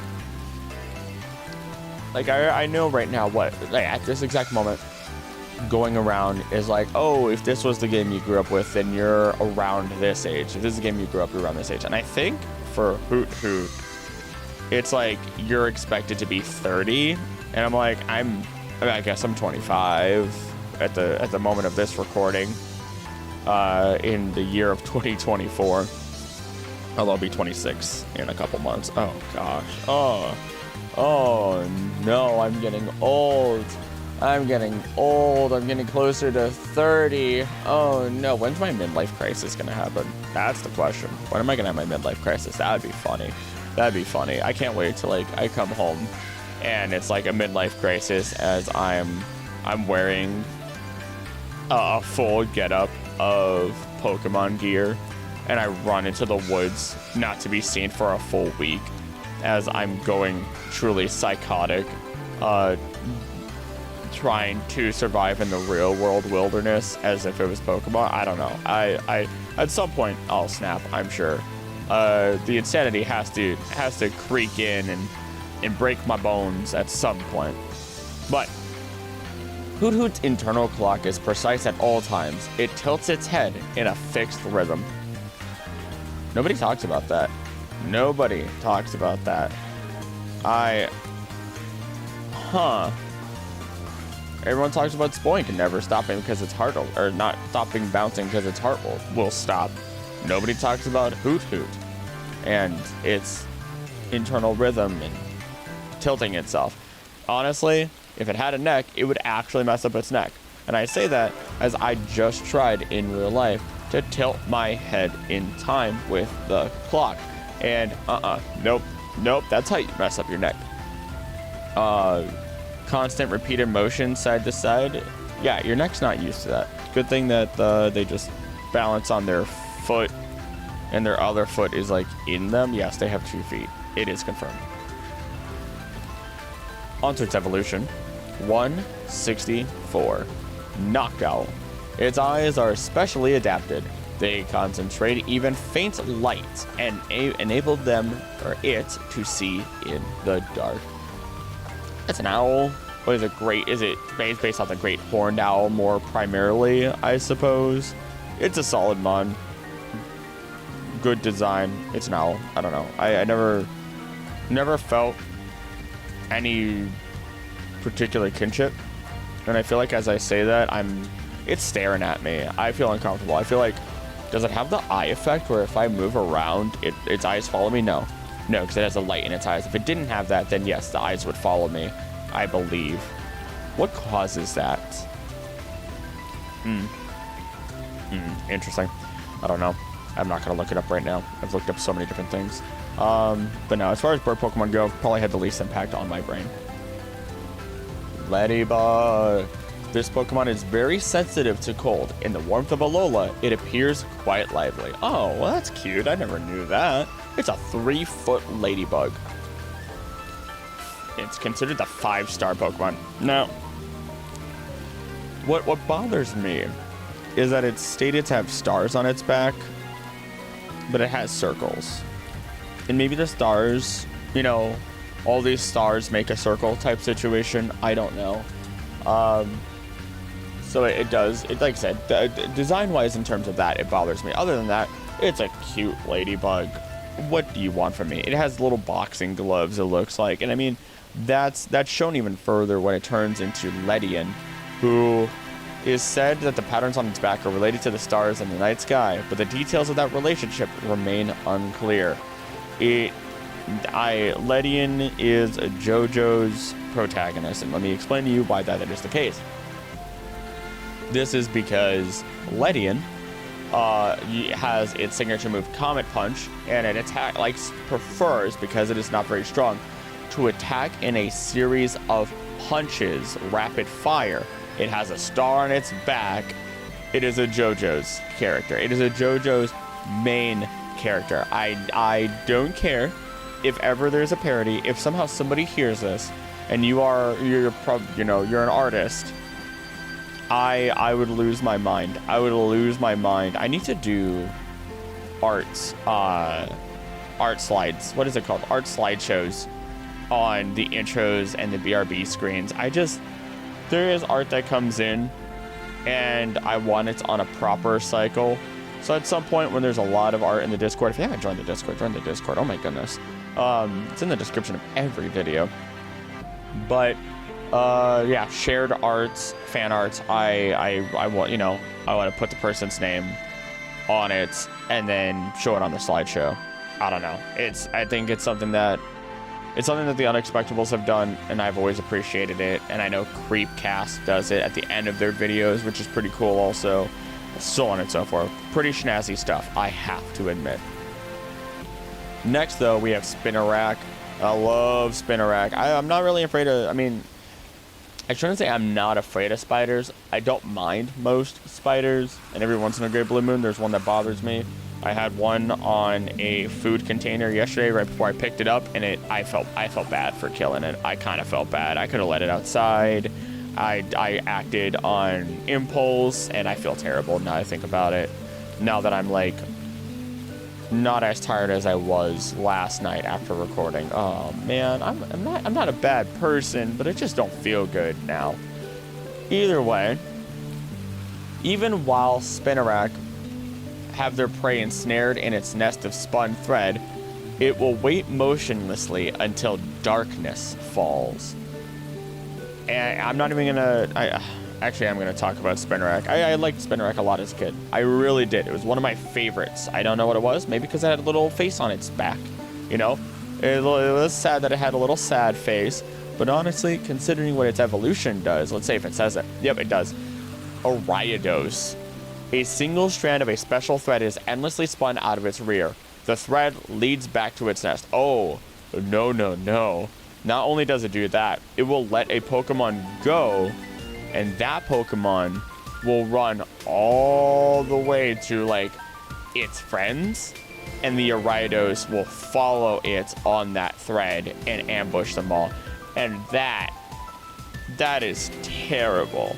That is beyond awful and terrifying. And I know I talked about that in the Pokemon food chain video, but that is dark.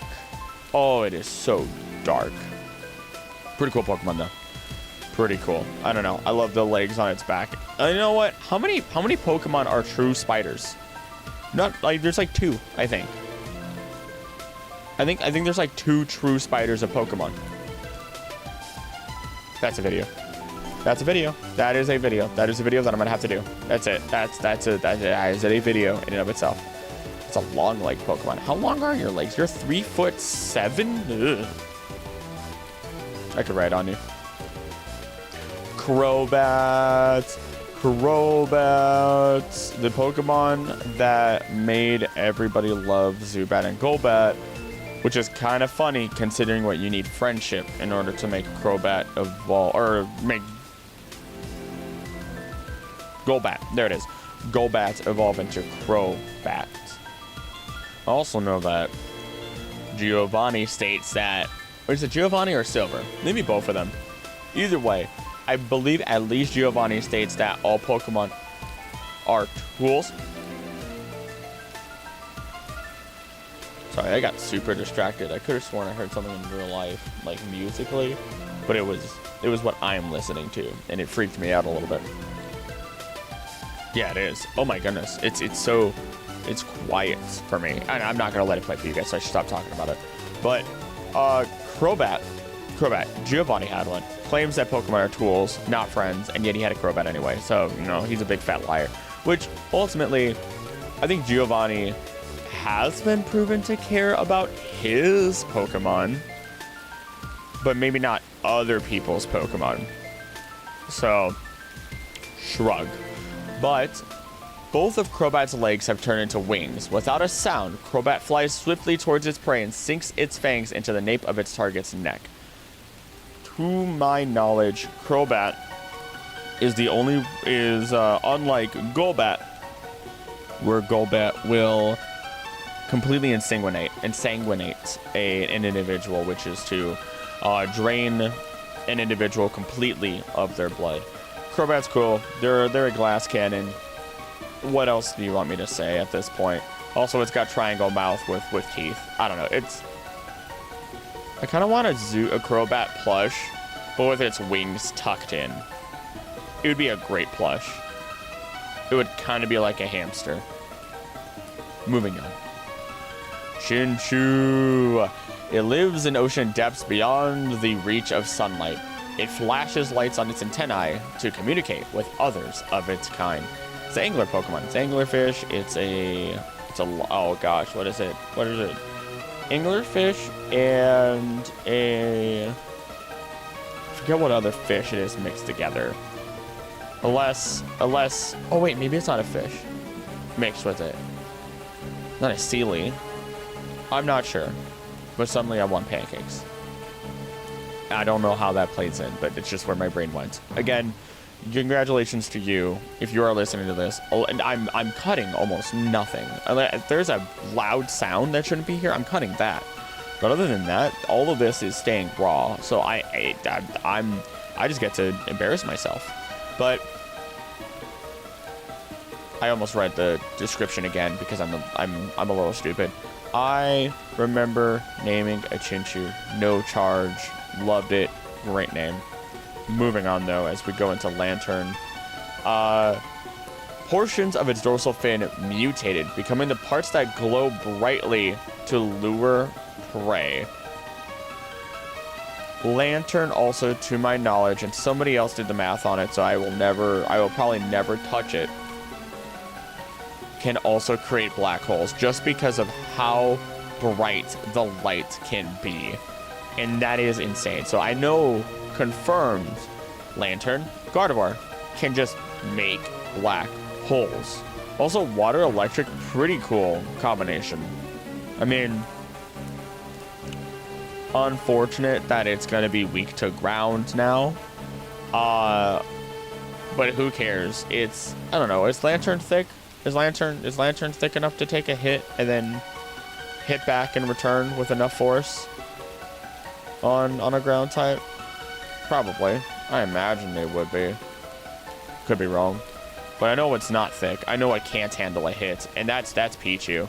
That's Pichu. It is unskilled at storing electric power. Any kind of shock causes it to discharge energy spontaneously. The tiny mouse Pokemon at 1 foot tall.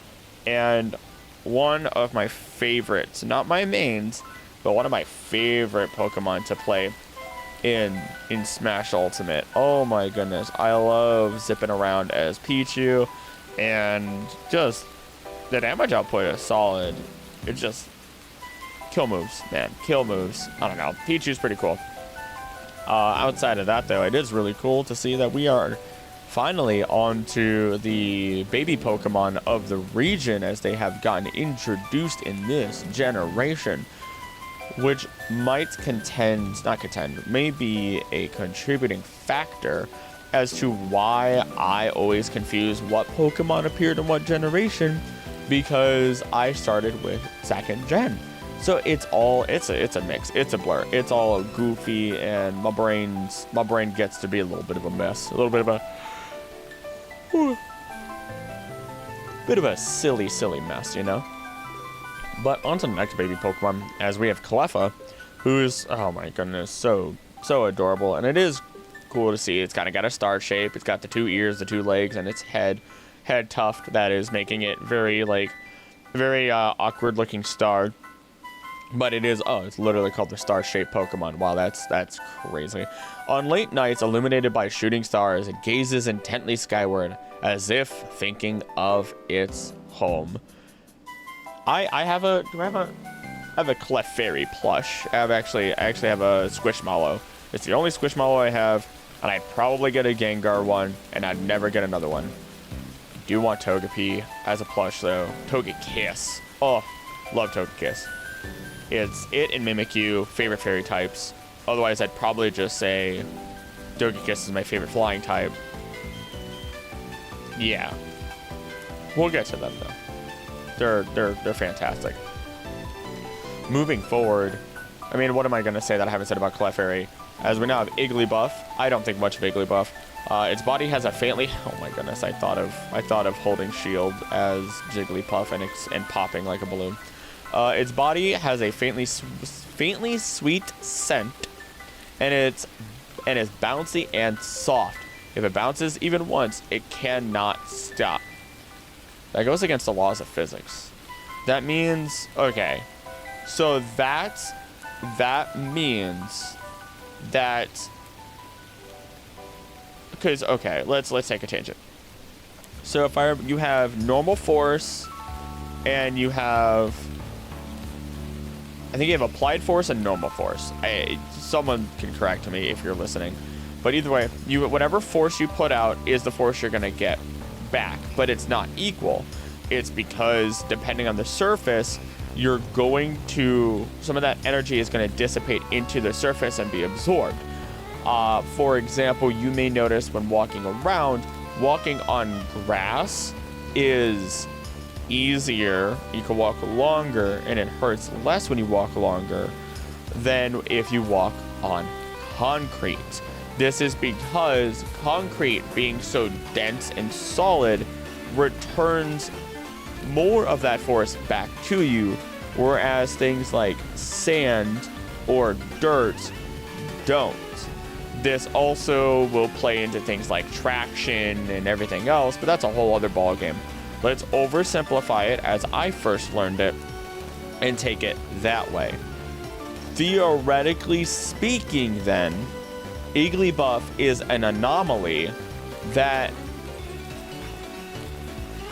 ultimately somehow finds a way to absorb more force than it's putting out. None of that makes sense. None of that makes sense whatsoever. That is, Igglybuff defies physics. Oh, man, I don't want... See, that's another video. That's another video I can go into. That's ridiculous, genuinely. Why don't we talk about Togepi, though? Why don't we talk about the baby Pokemon? The Spike Ball Pokemon? You're not the egg Pokemon? Oh, you're not the egg Pokemon? Weird. Or the shell Pokemon? Why are you a Spike Ball? Who's playing basketball with Togepi? This 1 foot tall Pokemon. The shell seems to be filled with joy. It is said that it will share good luck when treated kindly. I like how it's just talked about as its shell. It's not talked about as if it's the creature living in the shell. That's, I mean, maybe it's a kind of cute way of saying it, I suppose. I don't know. I love Togepi. I've always said it. I think that if I had to go purely off of Pokedex information, that Gengar would end up killing me. As such, I would want a Togepi as my partner, and I will happily raise it to be a Togekiss and, you know, live my life happy and free. I don't know. Togepi's cute. I mean, how could you not be enthralled by its cries in the game? That the little trill of the pre that it drops every time. It's so cute. And then you get Togetic, which is its weirdly stretched out giraffe-necked cousin-looking thing. They say that it will appear before kind-hearted, caring people and shower them with happiness. And it's a little awkward looking. It's a little weird looking, not gonna lie. You know, it's got a little bit of a bulbous body. But you know what? I would love it anyway. It's only 2 feet tall. Oh my goodness. I want to... it's like cuddling my dog. It's like cuddling my dog. I don't even know if my dog is. I think my dog is not even proper 2 feet. I think they're probably like 14 inches, maybe 13. Wait, what? Did I really just say that? Did I really just say that? I didn't. They're probably 16 inches rather than 24. Whatever. I am talking without thinking, so bleh. Nevertheless, it is known as the happiness Pokemon. I mean, duh. Look at that big old face. Look at that big old happy face. Oh, would I get a shiny stone? I would need a shiny stone for real life. Oh well. That's for alternate reality Acrylic to figure out. Not for me. Whereas what for me to figure out, there's nothing. There's nothing for me to really figure out. I mean, let's look at Natu, 177. It is extremely good at climbing trees and likes to eat the new sprouts on the trees. Not gonna lie, Natu became a lot cuter after I did my rating your favorite Pokemon on it. I will never go back to rating favorite Pokemon, unfortunately. I put way too much effort into the videos to go back to those because I was basically putting the same amount of effort in those shorts that I am in these videos in terms of like research and information. I was just pumping them out so fast and just, oh boy. Nevertheless, they are kind of cute. They're adorable. I never really cared for them all that much originally, but also Psychic Flying is kind of ballin'. Looking at Xatu, though, I will admit, I, just as probably anybody else, immediately think of the fact that this thing just stares at the sun and just sees the impending doom. As they say that it stays still and quiet because it is seeing both the past and future at the same time. I wonder if it sees the past in one eye and then sees the future in the other eye. I don't know, man. That seems terrible. That, honestly, I would rather constantly get visions of the future rather than constantly seeing, I don't know, a mix of both the future and the past. It just seems so much. I feel like I'd be overwhelmed. I'd be overstimulated, and I'd say no. I'm done. I can't do it. I'm moving on. I'm not fit to be a Xatu. I'm not. That is a given. In my eyes, that is a given that I'm not fit to be a Xatu. Now, Mareep the sheep. You're so adorable. You're one of the best electric types in my opinion. I love you. You're great. You're a simple design and very effective.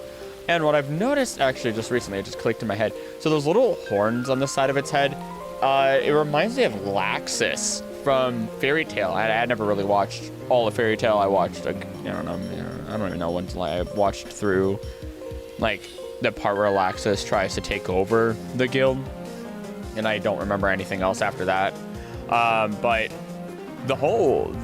he has very similar things on the side of his head too, doesn't he? What is that a thing? Are those related to like conductors? Is that what that is? I see. Now there's more research to be done. Now there's more questions that I have. There's so much more information that I need. But here I am, not researching it, but instead just reading Pokemon entries. And honestly, videos like this, I enjoy doing these large swaths of general information and reading, because what they provide to me is an entire ocean in which I can pick spots that I can deep dive into. And I think that is what makes me even more excited to continue down this line, knowing I will never run out of information to look into. Let's look at Flaffy, though. I don't think you get Ampharos. Oh, you do get Ampharos. I don't know why. I thought Ampharos was a different gen. Flaffy, as a result of storing too much electricity, it developed patches where even downy wool can't grow or won't grow. Interesting. Downy. Interesting. Huh. That's very interesting, considering I would expect it to grow more because of I don't know. That's a weird one. Although, very simple upgrade. It's pink, it stands, you don't need to do much else. Also, why yellow and pink? Were those two, what I've started to notice as I work on on thumbnails and art is that a lot of Pokemon and their evolutions have complementary colors upon their body or to each other, which on their body, yes, that makes sense. You want the colors to complement each other so that way the design is, you know, looks good. But also like their evolutions sometimes are complementary to each other, which I think that might be a minor psychological thing. Also, Flaffy's another Pokemon we have 4 colors with. We have white, pink, black, and blue. Huh. Here's another design thing when it comes to Pokemon, is that you want, if you're creating Pokemon, there's a reason why they did the Who's That Pokemon? It's the silhouettes. If you are able to identify a Pokemon by silhouette, it is the job of the designer has been done correctly. And after over 1,025 Pokemon, you can look at every single one of their silhouettes, and as long as you assumedly know their names and know all 1,025 Pokemon, you will be able to identify them by their silhouette. That's a really cool thing that I learned. Let's look at Ampharos, though. The bright light on its tail can be seen far away. It has been treasured since ancient times as a beacon. Pretty cool. Pretty cool. Not gonna lie. Our light Pokemon residing in the lighthouse. It's pretty snazzy. Very sleek design. Very simple. It's lost all the fluff. Still another Pokemon with 4 colors, interestingly enough. But let's talk about its Mega. Let's get into L'Oreal commercials here. As excess energy from Mega Evolution stimulates its genes, and the rule it had lost grows in again. The electric dragon type, what is it? There's only 2 electric dragons all of Pokemon, and this was the second one because no, Zekrom. Zekrom was a dragon electric type. So here we are again with Mega Ampharos. I love it. I love it. It's so cool looking. It's a perfect example of, like, you don't need to heavily complicate or change every single Pokemon and their evolution. Just add new defining details or change defining details, and you're going to end up potentially with an even better looking Pokemon that fits into our concept of, oh, this is how this is supposed to be. This is how this came to be. This is how evolution works. Which, Pokemon evolution is an evolution, but that's a whole other video that I really want to cover at some point. Moving on, because I'm not going to expand on that, as we have Blossom. Due to the effects of the Sunstone, it is now active during the daytime. It likes to dance in pools of sunlight. Hawaiian Lily Pokemon. Love it. Love the dancing. Oh, it's so cute. They're only 1 foot 4 inches tall. I remember seeing them in Pokemon Snap. New Pokemon Snap. Oh, they're adorable. They're cute. I don't know. They honestly, I imagine if they didn't have the little dress on, they'd just be a Gumby. They'd just be Gumby. If you don't know who Gumby is, it's, gosh, is it the original stop motion? I think Gumby was the first stop motion to be done. Because I think it's Gumby. I don't know what comes between, but I think it's like Gumby, Shaun the Sheep, who also made Wallace and Gromit. I believe they also helped with Chicken Run because the style, the claymation stop motion style is reminiscent. I could be wrong because I know Chicken Run is under DreamWorks, but I don't think Wallace and Gromit is, nor is Shaun the Sheep, so I could be wrong on that. Then you get there's another Wallace and Gromit movie coming out. That's insane to think about. But then those things take so much time. And then you have Night Before Christmas in 2000 and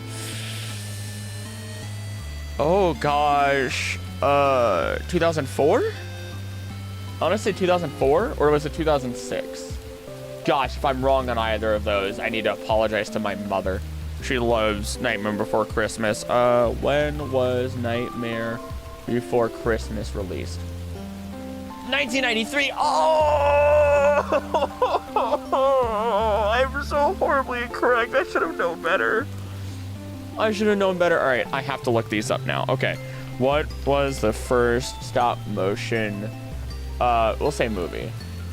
The Humpty Dumpty Circus in 1898. Oh no. Oh no, I'm so wrong. What was the first claymation show? Long Live the Bull. Oh no. Oh no, I'm so wrong. Oh no. When was Gumby made? No, not what was it made out of. 1953. Oh my gosh, I'm ashamed. I've never. Oh, I used to know film so well. I used to know film so well, and now here I am. Here I am, a sham, a falling apart mess of what I used to be. I'm playing into it, of course, so don't worry. A falling apart mess of what I used to be. Oh no. Oh no. Wow. Wow, though. That's, I didn't realize just how wrong I was. But, c'est la vie, I do suppose. You live and you learn.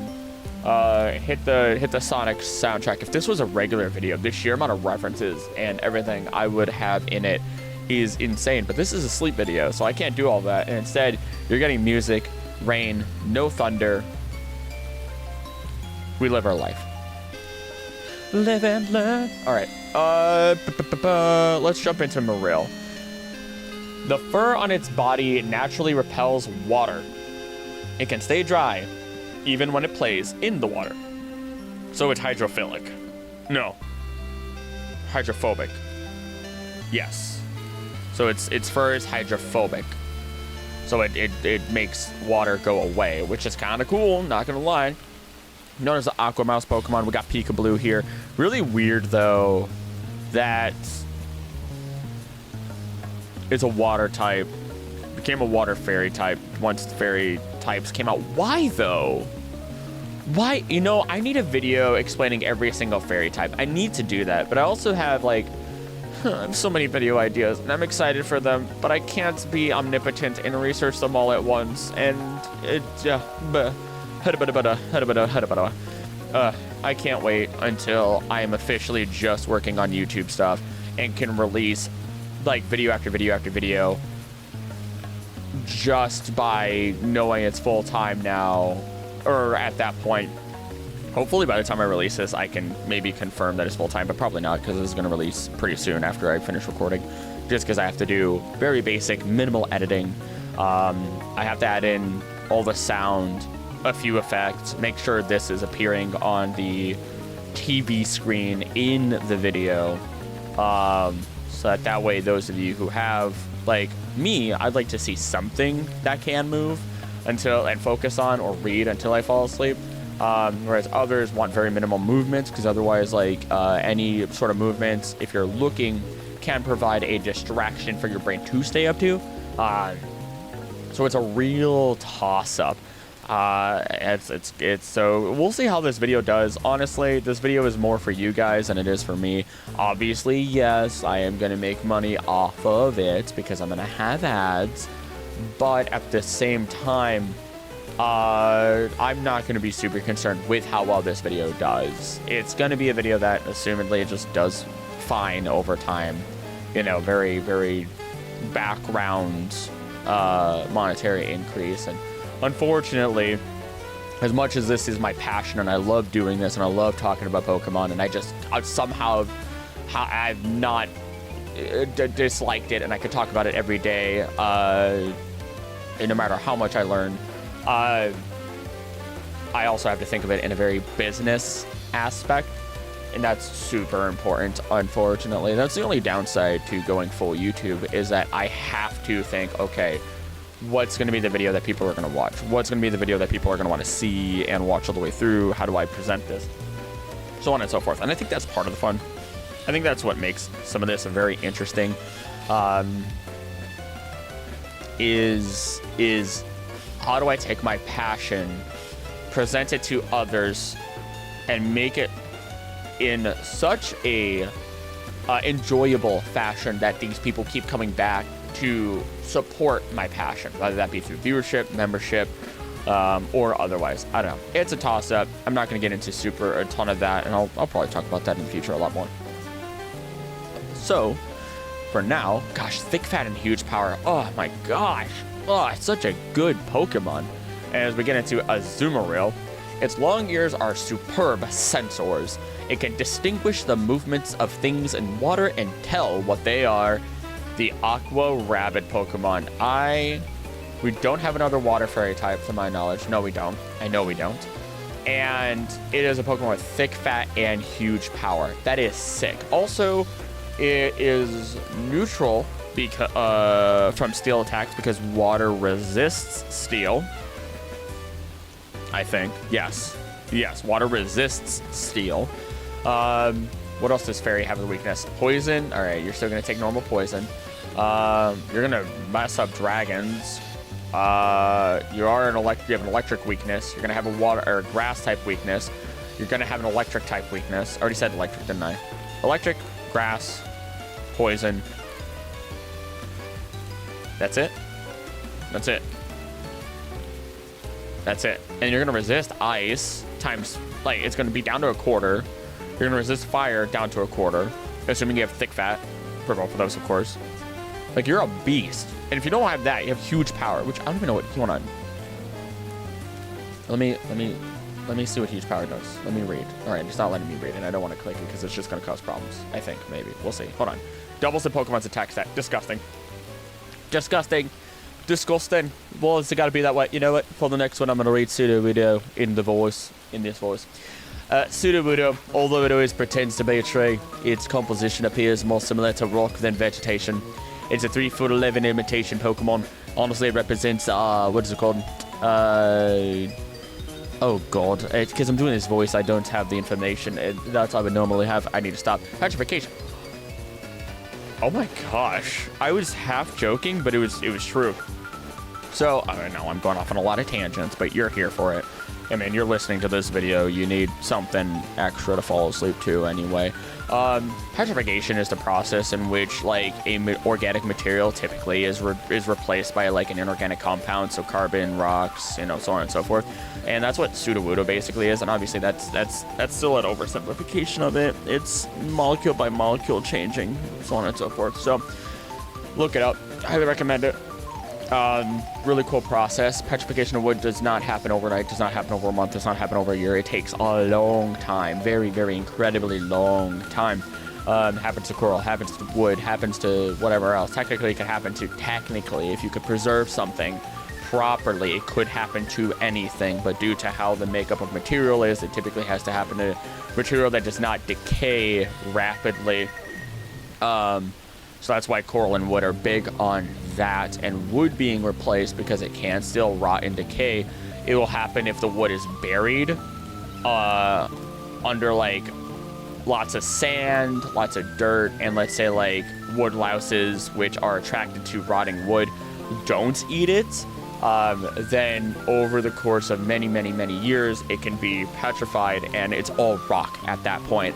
And it can be rare. And it costs a pretty penny, and you're not going to be someone who's like, oh, I'm going to go out and find these things and then sell them. No. Typically, like, if you think about antiques and you think about ancient stuff, there is a price point put on it, but usually there's protections on it to some degree, and if there's no protections on it, usually you can find a value for it, and only very rarely are people going to actually buy, and I could be entirely wrong on this, so don't take my word at verbatim on this. But you're just going to get a price point. It's like having a Pokemon card that's rare. You know that it could be worth $400, but good luck selling it. Good luck selling it. You know, there are going to be some people who are going to buy it, I'm positive, you know, but that's a very rare occurrence. That's why, like, if you are, you know, that's why when you were younger and you're like, oh, I could sell this card back and make like $30 off of this one card, and then they could sell it and make like $35. No, there's a reason why it's just not done. There's a reason why they don't buy your cards and sell. Wow, that was a really big tangent. It's because You have the value of it. That doesn't mean you sell it. That's why, like, people... I'm going to keep going on this tangent. That's why you look at actors, and you could look up, like, I don't know, the CEO of YouTube and see, like, their net worth is $500 million. Or, like, you know, you look at Jeff Bezos, or you look at, you know, Steve Jobs, and you're like, oh, your net worth is blah, blah, blah, blah. That's not liquidated. Liquidated is going to be like, how much physical cash do you actually have? Your net worth is going to be like, oh, this is how much you're getting paid. This is what your house is worth. This is the car you drive. These are the dogs you have. Blah blah blah blah blah. And it's such a disgusting thing in my eyes. I survive, right? I'm gonna be real here. I survive off of $2,000 a month, and that's not to say I even eat well. I just know how to eat and cook and put slop down my throat in the right way that it tastes good and gets me to the next day. And then also make horrible, disgusting gruel so that for like a week or two, so that way I can go have like a fancy dinner and still spend the same amount of money every month. Do I recommend that to people? No, I don't. It's a weird way of living, and I don't know how else to explain it. And nevertheless, wow, how did I get here? Why am I here? Oh, I started going off on a rant about money. All this is money. Either way, that's how much I live off of, bills and all, and I'm very careful when it comes to my like energy consumption and all of that. Most of my lights are dimmed all the way down even when they're on, so on and so forth. I try to be as green as possible while knowing that yes, I'm using a nice computer to do everything that I'm doing. That took me years of saving up for and a lot of extra work to be able to afford. But it's absurd. It's ridiculous how it all works, and I don't know what I'm gonna do when, like, let's say YouTube keeps doing what it's doing. I don't know what I'm gonna do with the money. I'm gonna invest, I guess. Stocks are cool. Stocks are great. You know, maybe I'll just look at an accountant and be like, hey, how do I money? You know, throw money in a 401k, all that good stuff. Gosh, why am I talking about all this in a Pokemon video? Is this an existential crisis? Nah, this is just me being real. So if you're listening to this at this point, no matter what you do, invest in a 401k if your company allows it. Especially it's dollar for dollar matching. Oh my goodness, that's beautiful. Usually you get it as long as you're a full-time, and we're leaning towards a full-time 32 minimum. So like, take advantage of that. And don't pull out your 401k. Transfer your 401k, because otherwise your taxes are going to be worse down the line. Why am I being such a big brother right now? Oh my goodness gracious. Either way, I'm not going to stop. I'm going to stop soon. Invest in that 401k. Transfer it. Don't withdraw from it. Do your best not to transfer it. If you're in school, write off school expenses on your taxes. Learn how to do your taxes. Taxes are pretty easy if you just work one job. You can do it yourself really easy. I'm not going to tell you where to do it at. Also, this is not legal advice. I'm just going to say that now. But just learn how to do things. Figure it out. You've got this. I went all the way there from Sudowoodo and Petrified Wood. That is why I am suspected to have ADHD. That is exactly why I'm expected to have ADHD. But I could have reined that in a long time ago. I recognized it multiple times. We're moving on to Politoed. I'm done with Sudowoodo. Politoed. If Poliwag and Poliwhirl hear its echoing cry, they respond by gathering from far and wide. Now, Politoed evolves via King's Rock, right? Into Politoed, from Poliwhirl. And it cries at night in a cacophony, a chorus with other Politoed. And while they think it sounds very nice, Politoed in general, and I have a short on Politoed are a Pokemon that their cries sound angry to us, and that's hilarious to me. Genuinely. Also, it's damp and water absorb. So many. Oh my goodness, water absorb is such a good ability, especially if you're not a water type. To be fair, although you can switch in, do a little pivot into a Pokemon with water absorb if you know the opposing Pokemon is going to use a water type move. It's beautiful. It's a great get out of jail free card. Hoppip though, I was literally wearing my Hoppip shirt yesterday. I made one for me. It has the 2 eyes on the chest, doesn't have the mouth, but it has the leaves on the shoulders. Oh, loved it. No, it's not something I can sell, so don't even ask. as much as part of me would love to, I can't. Pokemon would be really upset with me, I believe. I'd just rather not. I want to be on their good side. I would really love to go to Pokemon HQ one day. But this Pokemon is blown across vast distances by the wind. It is unclear where the Hoppip of Paldea originally came from. And yeah, if you imagine one of these go out to sea, I mean, they have chlorophyll. You know, one of their abilities is literally chlorophyll. They can absorb sunlight and, you know, live their life. So, oh no, I just imagine. So, okay, Hoppip. The gentlest breeze sends them away, right? When you're on the open ocean or the sea, there's no land, there's no mountains, there's nothing covering it. You're gonna get hit by some wind and you're gonna go far. You might get knocked around a couple of times in circles for a long time. You might end up in a twister. I don't know, right? But I just imagined a Hoppip floating just across the ocean, and then a Winkle just grabs it. Oh, that's funny. Oh, that's hilarious to me. After it's been years since you've seen land. Not that the Hoppip would seemingly care, and just get absolutely trounced by a Wingull. I think that's hilarious. That is funnier than it should be to my brain. Next up, though, we have its evolution, Skiploom, who states, Skiploom enthusiasts can apparently tell where Skiploom was born by the scent drifting from the flower on the Pokemon's head. Or just look at the flower, because I imagine, yes, we see a lot of these grass-type Pokemon have the same exact flower every single time. I actually doubt that is the case. I would like to believe that, depending on the grass-type Pokemon, not all of them, they would have different flowers on their heads or necks, wherever they have flowers are, especially Pokemon like Comfey, which actively put flowers on their body. So it would only make perfect sense that they would have different flowers, and I'd love to see that variation, and love to see that variation when artists do work and arts and create Pokemon designs with alternates, not like forms, but just alternate design choices. I don't know. I couldn't exactly figure that one out loud. That was awkward. We're moving on. Last one from this session of recording for me. I've been doing these in hour and a half long segments for myself, just to try and stay healthy. I'm gonna go exercise after this, and then I'll be back and I'll probably record more. The goal is honestly just to get through the first 2 generations of Pokemon as per Volume 1, as then I could see if people want things adjusted or people want it done differently. I don't know. Feedback is nice. And I'll just release future volumes at a future date. Plus, I feel like this is one where it's an 8-hour video period for this is perfectly fine without needing it to be 9, 10, 11 hours. No, there's no reason. If you're sleeping for that long, you probably need it, or you're depressed, and I hope things get better. I don't know. I've been there. I get it. I've had days where I don't want to leave bed.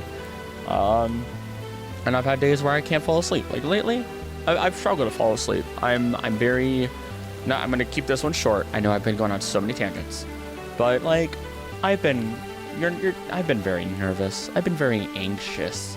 I'm very excited to see YouTube work, and it technically has worked. It's been doing great, phenomenal, better than I could have ever imagined. So early, so soon. And it's kept me more than just afloat.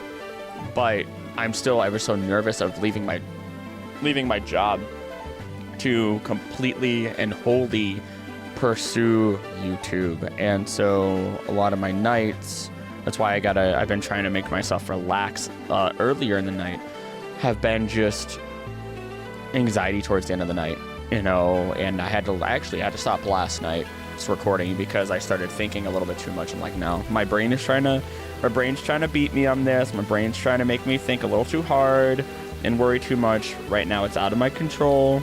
I can do what I'm gonna do, and we're gonna find out what happens as time goes on, and then I can make my official final decision, and then it's go time, and then it's really hunker down, make myself a nice little work schedule, stick to it. If I work a little extra here or there, that's fine, and you just do it. And if you're having anxiety or you're any depression, you're not alone. You know, don't worry.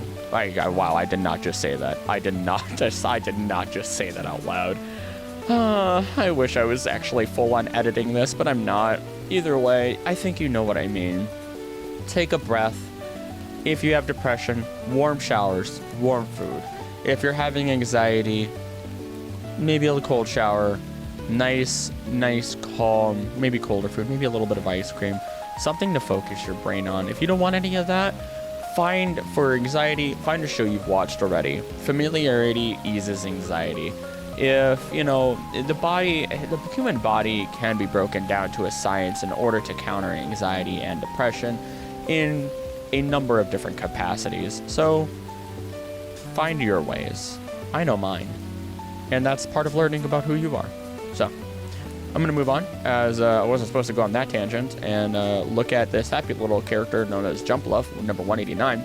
Jumpluff travels on seasonal winds. Once its cotton spores run out, its journey ends, as does its life. Oh my gosh.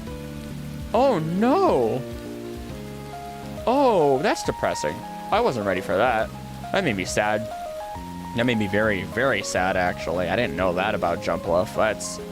That's unfortunate. That's really unfortunate. Can you, no, I was gonna say you can't. I was gonna say, can you try to cover it? Can you save it? No, naturally, it's still gonna shed those cotton spores. It's just what it does. Wow, that's sad. That's really sad. But I guess those spores make more Hoppip, I suppose. Pokemon. I want to make a Pokemon video on breeding, but I don't want it to be called Pokemon breeding. Breathing 7th form, seasonal winds. That actually works way better than it should. That works way better than it should.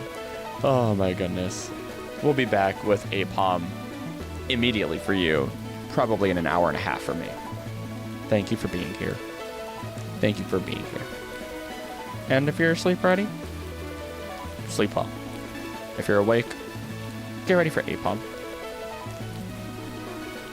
The OG monkey itself, Apom. Is it OG? Would you call it the OG monkey? I'm not sure.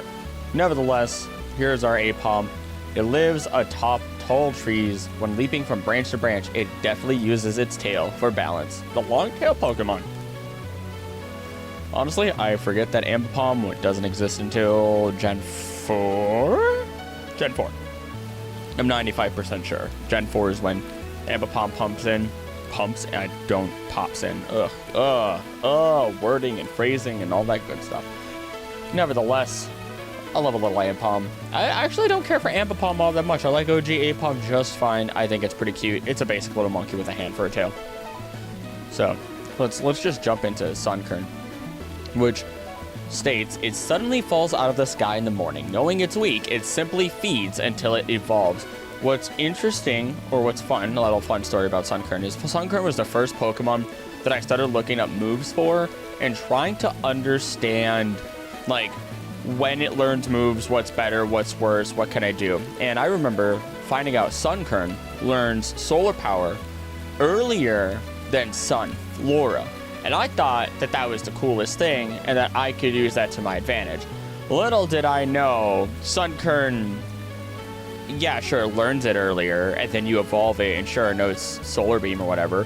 But like, what good is that gonna do me right off the bat? You know what I mean? If I'm not setting up a Sunny Day because I didn't really know Sunny Day and all that stuff, I was still this 7-8-year-old kid thinking he knew the secrets of the universe and just like, oh, I'm very proud of myself. I figured this out. And it's no, it's just no. Just let the Sunkern evolve.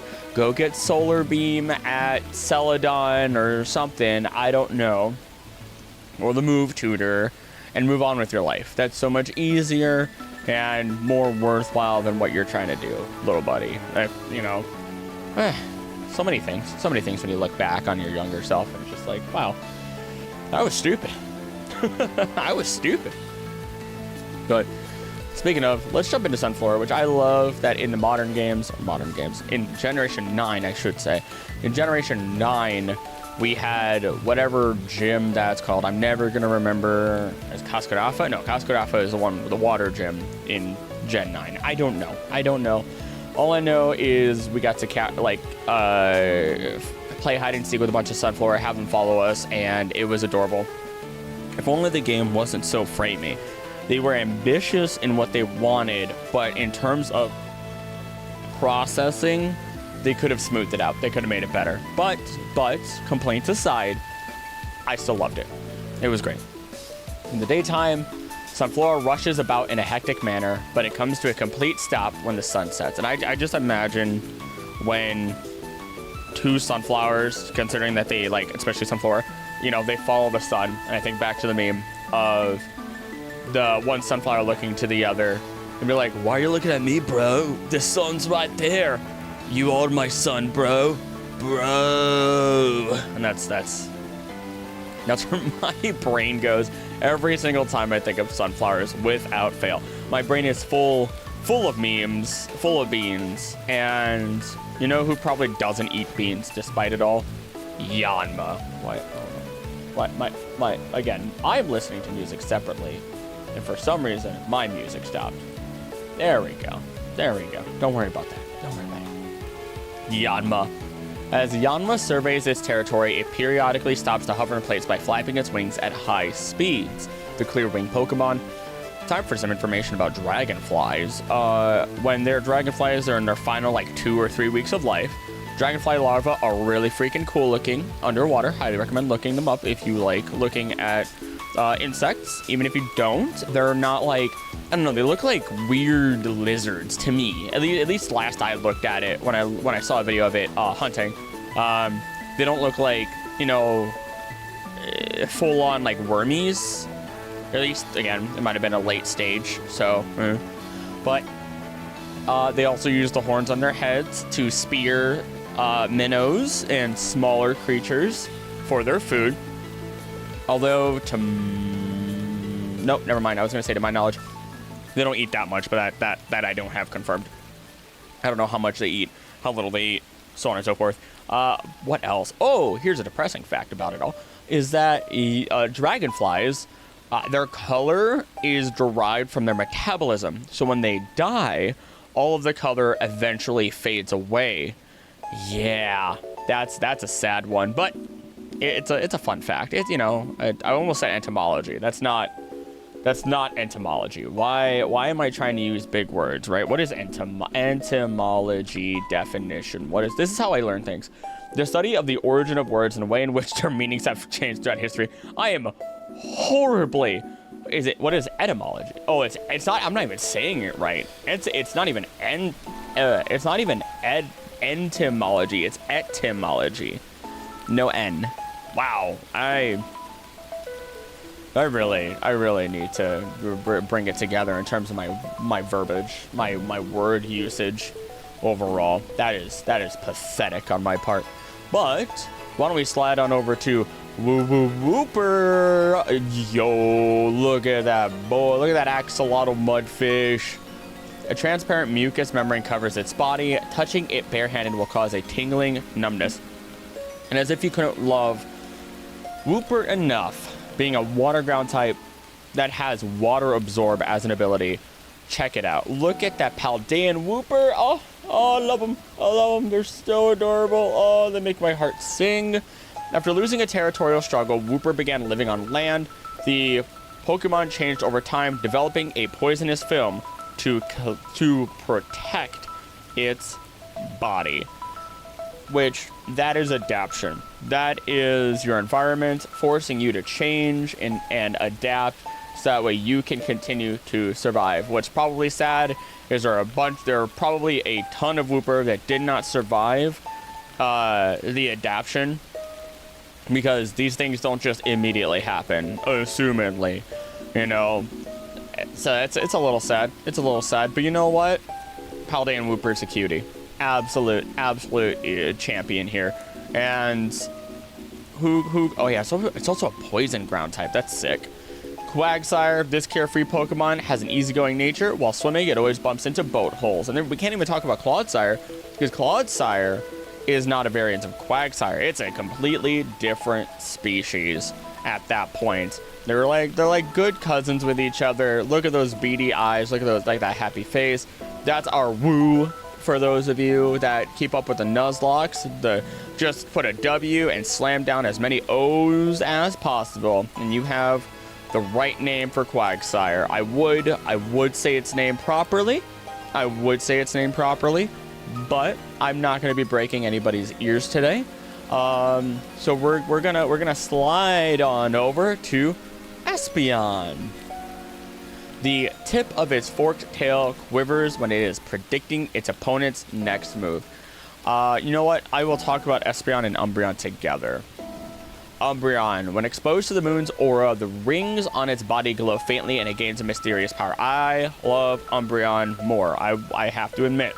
But the two of them, alongside many of the other evolutions, have a ridiculous amount of power behind them. They are strong Pokemon. They've got some good... They're kind of chunky, you know? Especially Umbreon and Espeon, to my knowledge. They're fairly chunky as far as Pokemon goes. Not like super like tanks. Though you could pull it off with Umbreon, Espeon, to my knowledge. Even if it's not fully ideal. The synchronized abilities pretty schnasty. Then you're getting like Toxic, Protect. You know, all these other different strategies. I mean, Umbreon is also a confirmed mon to full-on hunt down prey at night, which is pretty cool. Then what else? What else do we have here? I don't know. I have always seen artwork of Espeon and Umbreon together. They both evolve via friendliness, and they're depicted together, whether because they're like playing or they're parents of an Eevee or whatever it is. You get the sun and the moon. You take the moon and you take the sun. You take everything. That seems like fun. I need to stop. I need to stop before it takes over my brain completely. I know I could sing that whole song and I need to stop. It's just automatic responses. At that point, I am a TV that you are clicking through the channels of, and eventually I will just play a song or make a reference to something you remember from your childhood, and I'll make you feel like you're 7,000 years old. So that's my job. That's my job. I remember too much. I've consumed so much media throughout the years, and I continue to try and consume media. Oh, man. Let's move on, as we have a bird Pokemon that's genuinely fantastic, but is rather unfortunate to have not gotten its much-deserved evolution until much later. Murkrow, number 198. Feared and loathed by many, it is believed to bring misfortune to all those who see it at night. What a great little... Wait, you're considered the darkness Pokemon? I know, I'm a weeb. Talking about My Hero Academia, but I'm gonna be real. I can see why people would pair Tokoyami with you. You are literally the darkness Pokemon. That's pretty sick. All these category names for these Pokemon are ones that I wasn't necessarily expecting, and I think that makes them more unique. I think that makes them pretty cool. And it's really fun when you get ones that do match up with each other. Am I going to remember which ones match up? Absolutely not. But eventually this Murkrow will become the Crow Father from Animaniacs. and be the one that tells you what's going on, you know? So I think we'll talk more about Murkrow. Actually, that won't even be in this volume. That'll be in volume 2, assumedly. So instead, let's talk about Slow King. When its head was bitten, toxins entered Slowpoke's head and unlocked an extraordinary power, otherwise known as intelligence, natural intelligence, technically. I wonder what 6'7". Wow. Like a foot of that is maybe a foot and 7 inches of that is easily the crown. But I wonder if they were trying to reference something here related to like the unlocking of the 100% potential of your brain, which you are. Don't let anybody fool you. You're using the majority, if not all, of your brain. It's just that you're not using it at all times. There's no reason to. That's calorie inefficient. And yes, I say calorie because even if you're just existing, depending on your like overall body, your body type, how active you are, so on and so forth, you are naturally going to use calories by just existing. Like, I think if I laid in bed all day and did nothing, just watch TV, and I mean literally nothing else, no critical thinking, nothing, I would still waste or burn, I think it would be 700 calories.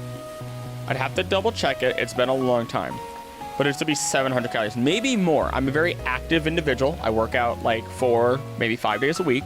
I have a lot of energy, and I'm constantly thinking really hard. So that also adds a little bit of calories to it, not like an effective amount, but you know. And you add that all, you know, you factor all that in, and my body is definitely using plenty of calories even when I am resting, because it thinks it needs to, just because of my natural daily lifestyle. Even though I can be very sedentary, I sit down a lot, I'm at a desk a lot. That's also why I like to stand up for when I do my videos, except for this, which is a sleep video, and I'm not on camera anyway. So I've just been sitting in my chair, existing, reading these off, and it's kind of nice actually. I'm sure there'll be videos in the future where I just sit down, but we'll see. Back to Slowking. This is considered the royal Pokemon, and why don't we look at Galarian Slowking, the terrifying monster it is. It administers its potions to weakened Pokemon it sees. These potions are derived from poison and secreted from holes in Slowking's horns. I also believe that, if I remember correctly, the way it creates that secretion is just based on whatever it has naturally eaten. So it's a constant changing concoction of just absolute disgusting proportions that it's just testing on other Pokemon. I would argue, yes, I know Malamar is a very incredibly evil Pokemon. I would argue this is like the torturer of a dungeon. This is your Warlock. I mean, it's literally the Hexpert Pokemon. This is your Warlock. This is your D&D Warlock. It is terrifying. It is spooky. It does not care who it puts down in terms of its goals. Oh my gosh, we're actually going to hit 200 here. So, let's slide on to our next one. Also, again, Slowpoke line as a whole, goated, S tier. All of them. Every single one. You know, maybe they're higher or lower on it, but like the Slowpoke line as a whole are S tier. I love them. They're fantastic. I really should do another like ranking every single Pokemon stream, because ever since learning so much about a lot of these Pokemon, my love for them have changed so much.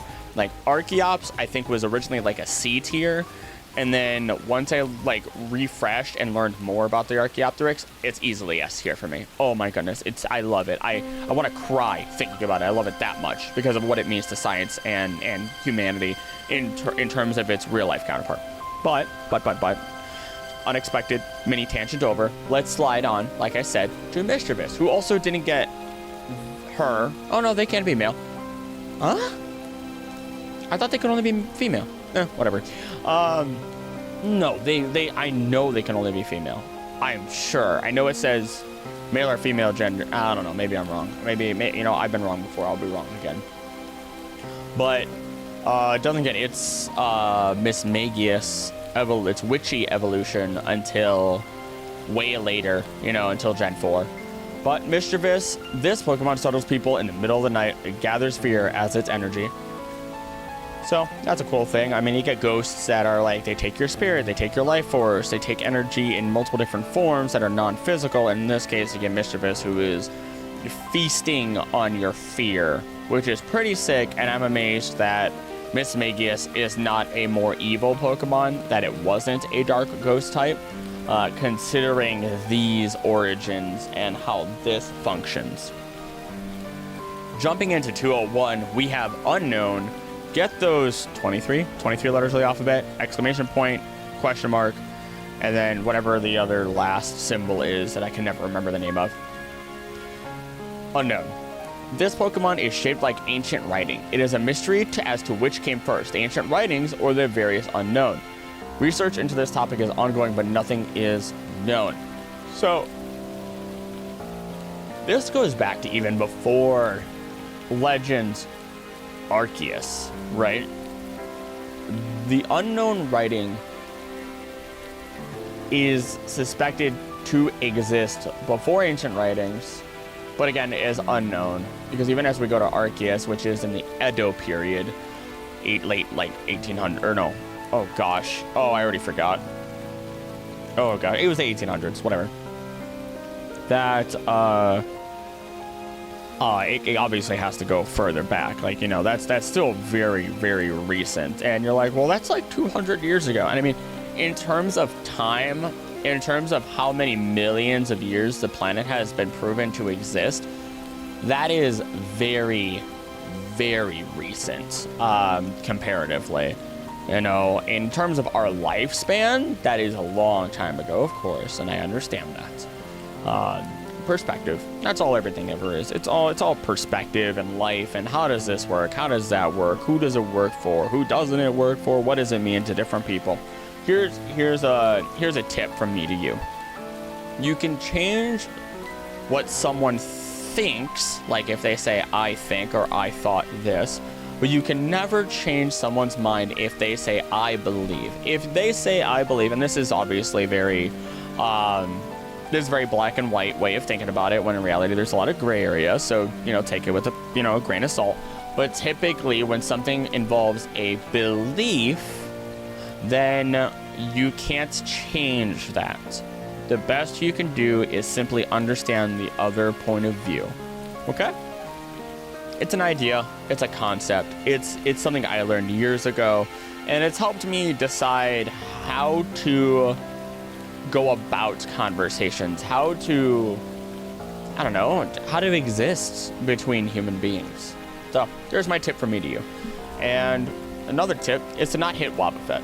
Just don't. Just don't. I don't care if it has Shadow Tag. Just don't hit it. Let it figure itself out.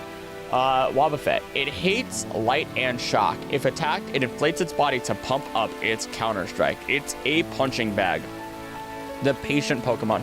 I also know Wobbuffet, ironically, despite having buffet in their name, will try and see through competition between which Wobbuffets it can go the longest without eating. Also, can we get... Nope, that's not what I thought. I could have been reading both Pokedexes, but I just feel like it's not, you know, I don't know, not all of them change. It keeps its pitch black tail hidden. It lives quietly in the darkness. It is never first to attack. Well, yeah, that makes sense. I also would be interested in seeing an evolution or variant of Wobbuffet where the pitch black tail is not hidden, and maybe Wobbuffet isn't a punching bag anymore and it's a very aggressive Pokemon. That would be very interesting to me to see. It has potential. They did it with Giraffe. Oh, Girafarig is next. They did it with Girafarig. They could probably do it with Wobbuffet to some capacity. Also, female Wobbuffet have lipstick, and that's a fun little thing. Look at my Girafarig. Oh, I love giraffes. I have to admit, I have a giraffe mug. I have a giraffe, what is it called? Thermos. What else do I have? I have like 2 giraffe statues that are not even statues. And a plush, like a giant plush. All 3 were given as gifts. The statues are wood. They were given as gifts. Not even that expensive. They're earthbound. I think they're like $100. I mean, I guess that is kind of expensive. Actually, that is expensive for just some wood carved stuff. But I mean, hey, they're hand carved apparently. So I mean, that's cool. But also, hopefully, I don't know, man. Is that? I hope Earthbound isn't a bad place. The more I think about it, that just takes advantage of labor stuff. I don't know. I'm not gonna think about that. So I need to not think about that right now. But also have I'm gonna admit I'm that guy. I do have a, what is it? Oh my gosh. It's a giraffe plush. It's nice. It's I can't remember the company. But whatever. No free advertising, I guess, anyway. Even though I said so many other brands probably over the past year or so. That I do sleep with. It's cuddly. It's nice. It's great, and I'm not afraid to admit it.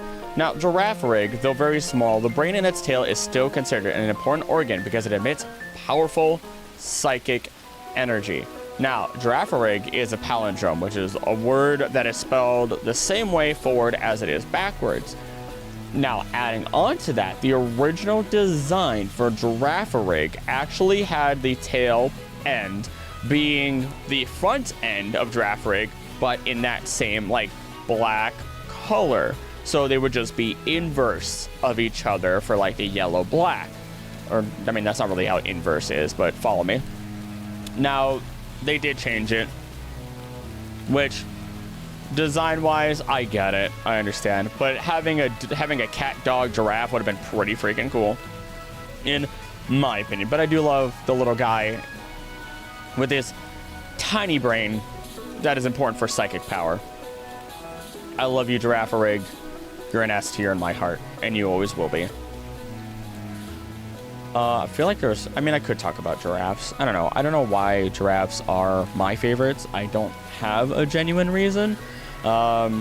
Maybe you could say because I'm short. I love the tall giraffe. You could say, I don't know. I think a cool thing is that, oh, you know what? I'll share two things. I mean, lions don't really mess with giraffes because giraffes will kick them, and it's just not fun for them. It's not good for their health, to say the least. Or they found out one of the reasons that giraffes have a long neck is because it actually has such a thick skull. Now, remember that when they're in must, or when they're fighting for a female, what giraffes will do is they will battle other males by whipping their heads at them. When they were smaller, they would still do the same thing. Now, what that means is the male giraffes with harder, thicker skulls would proceed to mate and have children. The problem then is if you keep getting a thicker skull, a heavier skull, you need the body to support that skull. So you get more muscle in your neck. And instead of just getting this thick, like, neck, you instead get a longer neck, something that you can use as a sort of leverage, a fulcrum, if I remember correctly, if you would, a pivot point. Something that basically allows you to swing that head with all the might and force you can and just bonk your competition. So there's your fun facts about giraffes. I love them. They're great. And we're going to move on to pineco, as it likes to make its shell thicker by adding layers of tree bark. The additional weight doesn't bother it. Wait. You're a bagworm? Oh, wait, what?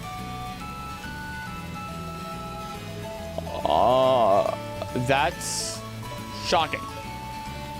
So you're telling me there is a non-zero chance, if anything, there is a near 100% chance that underneath all that layering, there's a worm underneath. Like, I know it's a bug-type Pokemon, but there's a worm underneath all that. I expected anything else, not a full-on worm. I'm learning so much today, and I don't know if anyone else is learning stuff today, but I mean, this is the official Pokemon site for the Pokedex, so here we are. So that's shocking. So bad, I want to crack it open and find out what it looks like. I mean, speaking of cracking things open and finding out what they look like, Fortress is usually found hanging onto a fat tree trunk. It shoots out bits of its shell when it sees action, and I know that we don't know what's underneath all of that shell, because that red part is still not it. That's still like a second. That's its first casing, and then it has its second casing. The bug steel type itself, honestly, a goated Pokemon very scary in terms of its bulkiness, and very scary. I mean, it has sturdy. It can hit decently, and then explode. You know, it's just living its life until it decides it doesn't. It's just gonna go boom, and it's gonna take everyone with it, and that's scary. I don't know. I see a fortress, and I don't underestimate it. I try not to. It scares me. Did I? Hold on.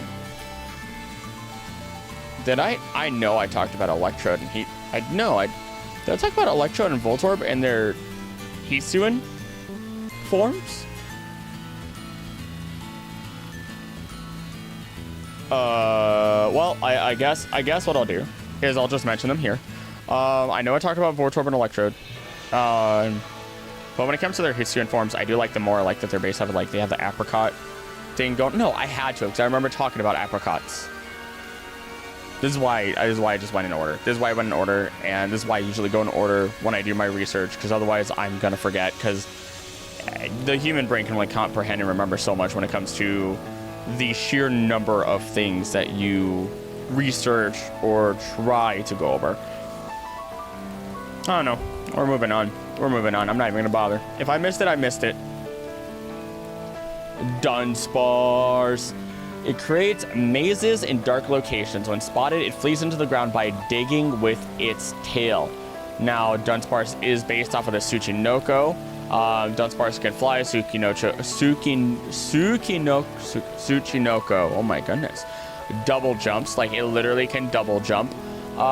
They both dig. They both make mazes. They're both supposedly supposed to be rare. Considering Dun meaning...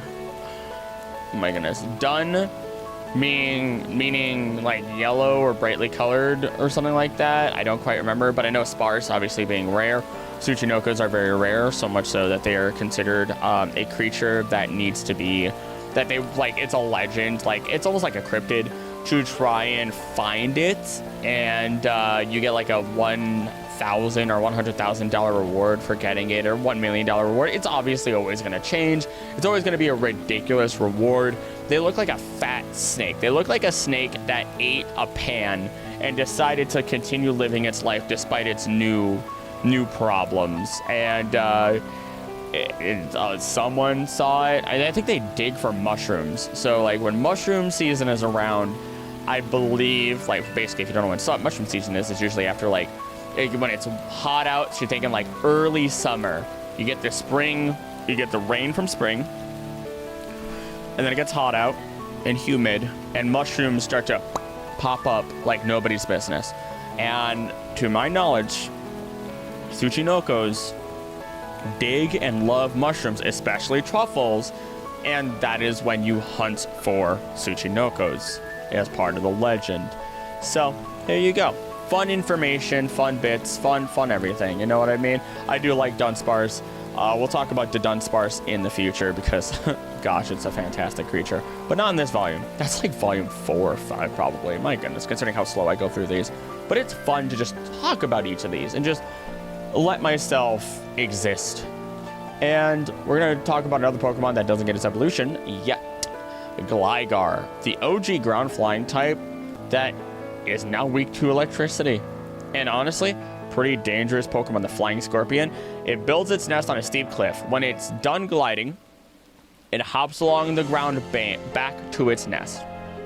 Which, later on, or in the future, when I talk about Gligar, Gligar itself can't...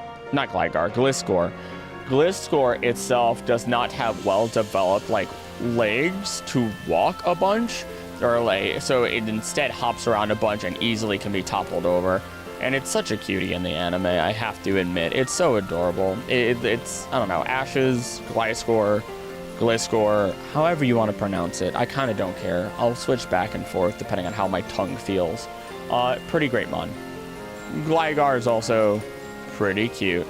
Also, I say glide because of gliding. So, I mean, word, verbiage, use, and all that good stuff. Next up, we have Steelix. It is said that if an Onix lives for over 100 years, its composition changes to become diamond-like. Yeah, that's one theory, I suppose. Steelix being a Pokemon that just, its body makeup changes as it continues to eat, and it is constantly polishing itself by going through the ground as much as it does. And it's I believe it's as hard as Diamond is what it's supposed to be. So, of course, it's just another Pokemon that, you know, goes back to Diamonds. In addition, they, as you can see here, they do exist naturally. Although you can use a metal coat on an Onix to accelerate this process, of course, which is a very interesting concept to say the least. I know you have to trade with it, but I imagine you just rub it onto an Onix, and since Onix are such large creatures, it has to be like a 2 or multi-person job in order to do it efficiently and make sure that this Onix, I don't know how big Onix is, but Steelix is 30 feet tall. Also, only 881 pounds. That's kind of shocking, considering, like, what, a car is like over 1,000 pounds, like your average car. So that's a little shocking in my opinion, to think that this 881 pound creature is only 30 feet tall. I wonder what the density of it is. Curiosity. But we also have Mega Steelix, which, gosh, that's sick. And it definitely feels like a reference to the crystalline Steelix that you see in the Pokemon anime. Steelix lives even further underground than Onix. This Pokemon is known to dig towards the Earth's core. There are records of this Pokemon reaching a depth of over 0.6 of a mile underground, which is not actually that impressive considering that our minds go deeper than that. So, congratulations, I guess. You can argue, oh, but it's a living creature. Yeah, we are too. What do you want from me? It's a living creature. We're a living creature. This thing lives underground at all times. Its body is harder than Diamond. It's more refined than Diamond, honestly, at this point, especially as Mega Steelix. So it should be able to survive incredible depths. Also, here's my pet peeve. Coal under pressure does not turn into Diamond. Carbon cannot be transformed like that. It has to be before it turns into coal. That carbon arrangements end up forming diamonds and everything else, dependent on the pressure, because coal is much closer to the surface than diamonds are. So don't just let all your childhood information that you've known be double checked. No, and just exist with new knowledge. Up next, we have Snubbull number 209. In truth, it is a cowardly Pokemon. It growls eagerly in order to hide its fear from its opponent, going from normal to pure fairy type, and it was literally called the fairy Pokemon.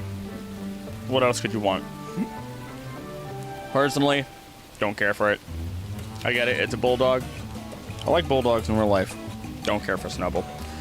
You know, I don't know. It's just one of the Pokemon that, like, I can respect it, but I've just never found a full appreciation and liking for.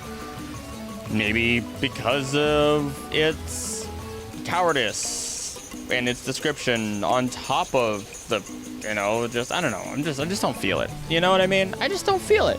Granbull, I kind of feel the same. If I gotta be honest, I feel exactly the same. It is actually timid and easily spooked. If attacked, it desperately flails its limbs about in an attempt to repel its opponent. It's, I don't know, I like to think of Spike when I see this face from Tom and Jerry. Great dog. Great cartoon dog. Fantastic cartoon dog. A good father, too, to my knowledge. I could be wrong. I could be horribly wrong. But I'm pretty sure he was a good father in the show as well. So, here I am talking about cartoon dogs being fathers. I got real nothing to say about Granbull, so I'm ready to move on. Back again as post-stream Krillic. Good old Wednesday stream went well.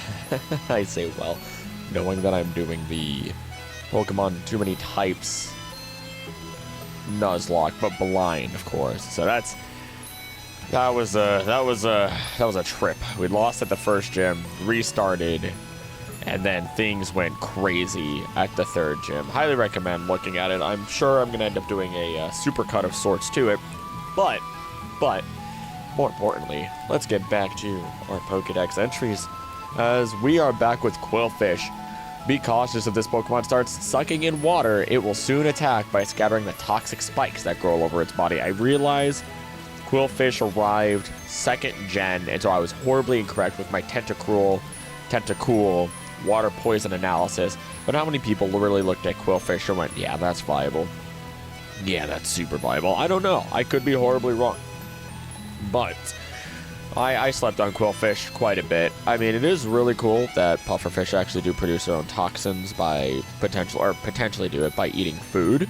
However that might be done, especially as we look at Hisuian Quillfish. It lives just offshore in cold parts of the world. Its poisonous spikes are thicker and shorter than those of other regions' Quillfish. So, it's a fun one. It's a dark poison type. It's supposed to represent, to my knowledge, or at least my understanding, I would say it represents Fugu, which is eating a pufferfish, and this would be before, people would actually start eating Quillfish/Fugu until eventually it adapted to try and fight off people because the poisonous quills weren't doing their job. Just a fun little bit of history, especially considering the Hisuian era exists in the Edo period. I do talk about that in the video where I explain every single regional form, but despite that, I did make a mistake, and I made a few mistakes in that video, but that was also my early on video. So once ZA comes out and there's a couple new regionals, I'm sure I will have to cover that. Caesar, gosh, Caesar is amazing. A genuinely really good design across the board.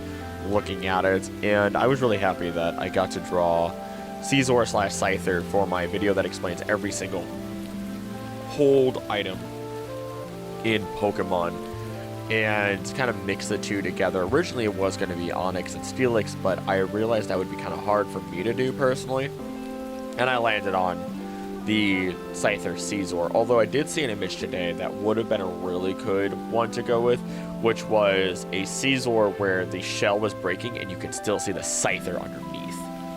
I do wish that I did do that, but hey, it is what it is, I suppose. Caesar, this Pokemon's pincers, which contain steel, can crush any hard object they get a hold of into bits. It is 5'11". That is, oh man. And I've seen so many gifs of Caesar, and Caesar, fantastic Pokemon.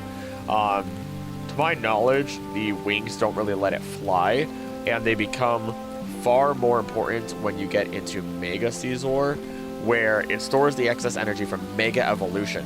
So after a long time passes, its body starts to melt. So all that energy is inside of it. It begins to melt, and it has to constantly be moving and fluttering its wings. Otherwise, it builds up too much heat and begins to melt.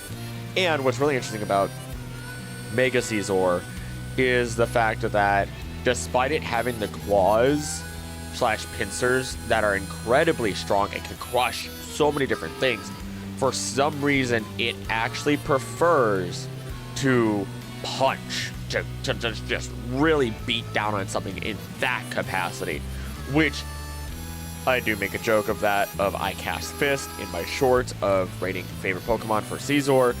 Fantastic. Very cool Mon. And I don't know what else there is to say. I don't have any personal experience other than but looking back at Scyther with the Heart Gold Chikorita only video that I had done. Oh, here's a good boy right here. Shuckle, number 213. It stores berries inside its shell. To avoid attacks, it hides beneath rocks and remains completely still. Shuckle making berry juice by letting all the berries ferment inside of its shell, and people drink that. That makes me uncomfortable. I don't know if the math holds up still, but I remember people running the numbers, and Shuckle could hit with the hardest amounts of damage than any other Pokemon through just this insane mix of of like min-maxing this wonderful little yellow guy. I actually don't really know what Shuckle is based on now that I think about it. You know, you would think eels or like vent worms or anything like that, but I don't know off the top of my head. This also again boils back to the fact that I haven't done any sort of research on Shuckle. Maybe it is based off of like worms that are in berries and stuff like that, but I don't know. All I know is they're adorable. I actually have a picture on my back wall, if you've seen it in my videos, of a Wugtail mixed with a Shuckle, and it's called Shuckleo. The only reason it's there is because I made it for back when a year ago. Wow. A year ago, wow, that just hit me. A year ago, I celebrated 1,000 subscribers. Big to my brain. Massive, absolutely massive. And I had to draw a Pokemon for chat. I ended up drawing Shuckleo. And my friend actually ended up printing it out, and he gave it to me the next day as a gag, but he had it in one of my drawers, one of my work drawers, and I put it in a frame. I told him I put it in a frame and it's going on my wall and it's never going back down. I don't care. I do not care because I'm going to remember him forever from that. I still talk to him. Great guy. Phenomenal guy. I love him to bits. Memories. The memories just hit real hard. I won't dwell on that. But wow. How much time has changed things in a year. How much time has changed the people around and the content being created, and how much the channel has grown, and how much effort, how much like the type of content and everything. Never thought I'd be doing something like this. Genuinely. But here we are. Gosh, sorry. Alright, we're good. Let's move on to Heracross, which I really thought was a Gen 1 Mon. Come on, gimme, there we go. Heracross number 214. It loves sweet nectar. To keep all the nectar to itself, it hurls rivals away with its prized horn. The single horn Pokemon at 4'11". Mega Heracross. It can grip things with its two horns and lift 500 times its own body weight. So even if we took 500 times 100, 5, 1, 5, 4 zeros, 50, 500, 5,000, 50,000, over 50,000 pounds. Over 50,000 pounds. What is the weight of an airplane? What is the weight of an airplane even? Let's take a look. Weight of an airplane. Okay, all right. It can't lift a airplane. It can't. What about like what is the? Okay. Some designs have weighed 50 tons or less. Okay, so hey, this thing could lift a tank. This thing can lift and just toss a tank. What is going on with its chest there? That's what's weirding me out right now. That's making me a little uncomfortable. It's looking like it's got like the fish tank air filter rotor thing going on there. Heracross is cool. I don't have any nothing personal with it. Ultimately, no incredible information regarding it off the top of my head. I've talked about the Hercules beetles previously, so there's not a lot for me to add on other than describing that or talking about that with this Herculean bug boy here. Instead, though, we could talk about Sneasel. Now, I am going to say I named my Sneasels and Weaviles Cusco, mainly because of the fan that Weavile gets when it is, when it's Weavile. Which I just find very fitting. I don't know. I mean, especially if you look at OG Cusco before he learned everything through the story. I would say he's a dark type. Maybe he was a dark normal type, maybe not a dark ice type. Very selfish and everything like that. Maybe he was pure dark type. I don't know. All I know is I feel like Sneasel Weavile is fairly fitting, even though he wasn't ruthless. He was kind of whipped. But I want a Lamo Cusco Pokemon. That'd be fun. That'd be really fun. Maybe give it Whip Pod's ability early on. Maybe when it evolves, it gets something else going on. But Sneasel, this cunning Pokemon hides under the cover of darkness, waiting to attack its prey. I will say Sneasel / Weavile, which I know we're not going to get into Weavile on this, so I can just talk about it here. Weavile is a Pokemon / Sneasel is a Pokemon that they are very, very, very aggressive. They'll hunt in packs. They are terrifying, and they are, as I've noted, they are Pokemon that have really, really hunted down many, many, many other Pokemon and can take down even Mamoswine together, which is insane. Got the pack tactics going on. Then we can look at Hisui and Sneasel, which, great design. I love Hisui and Sneasel's design. It is now a, fighting poison type.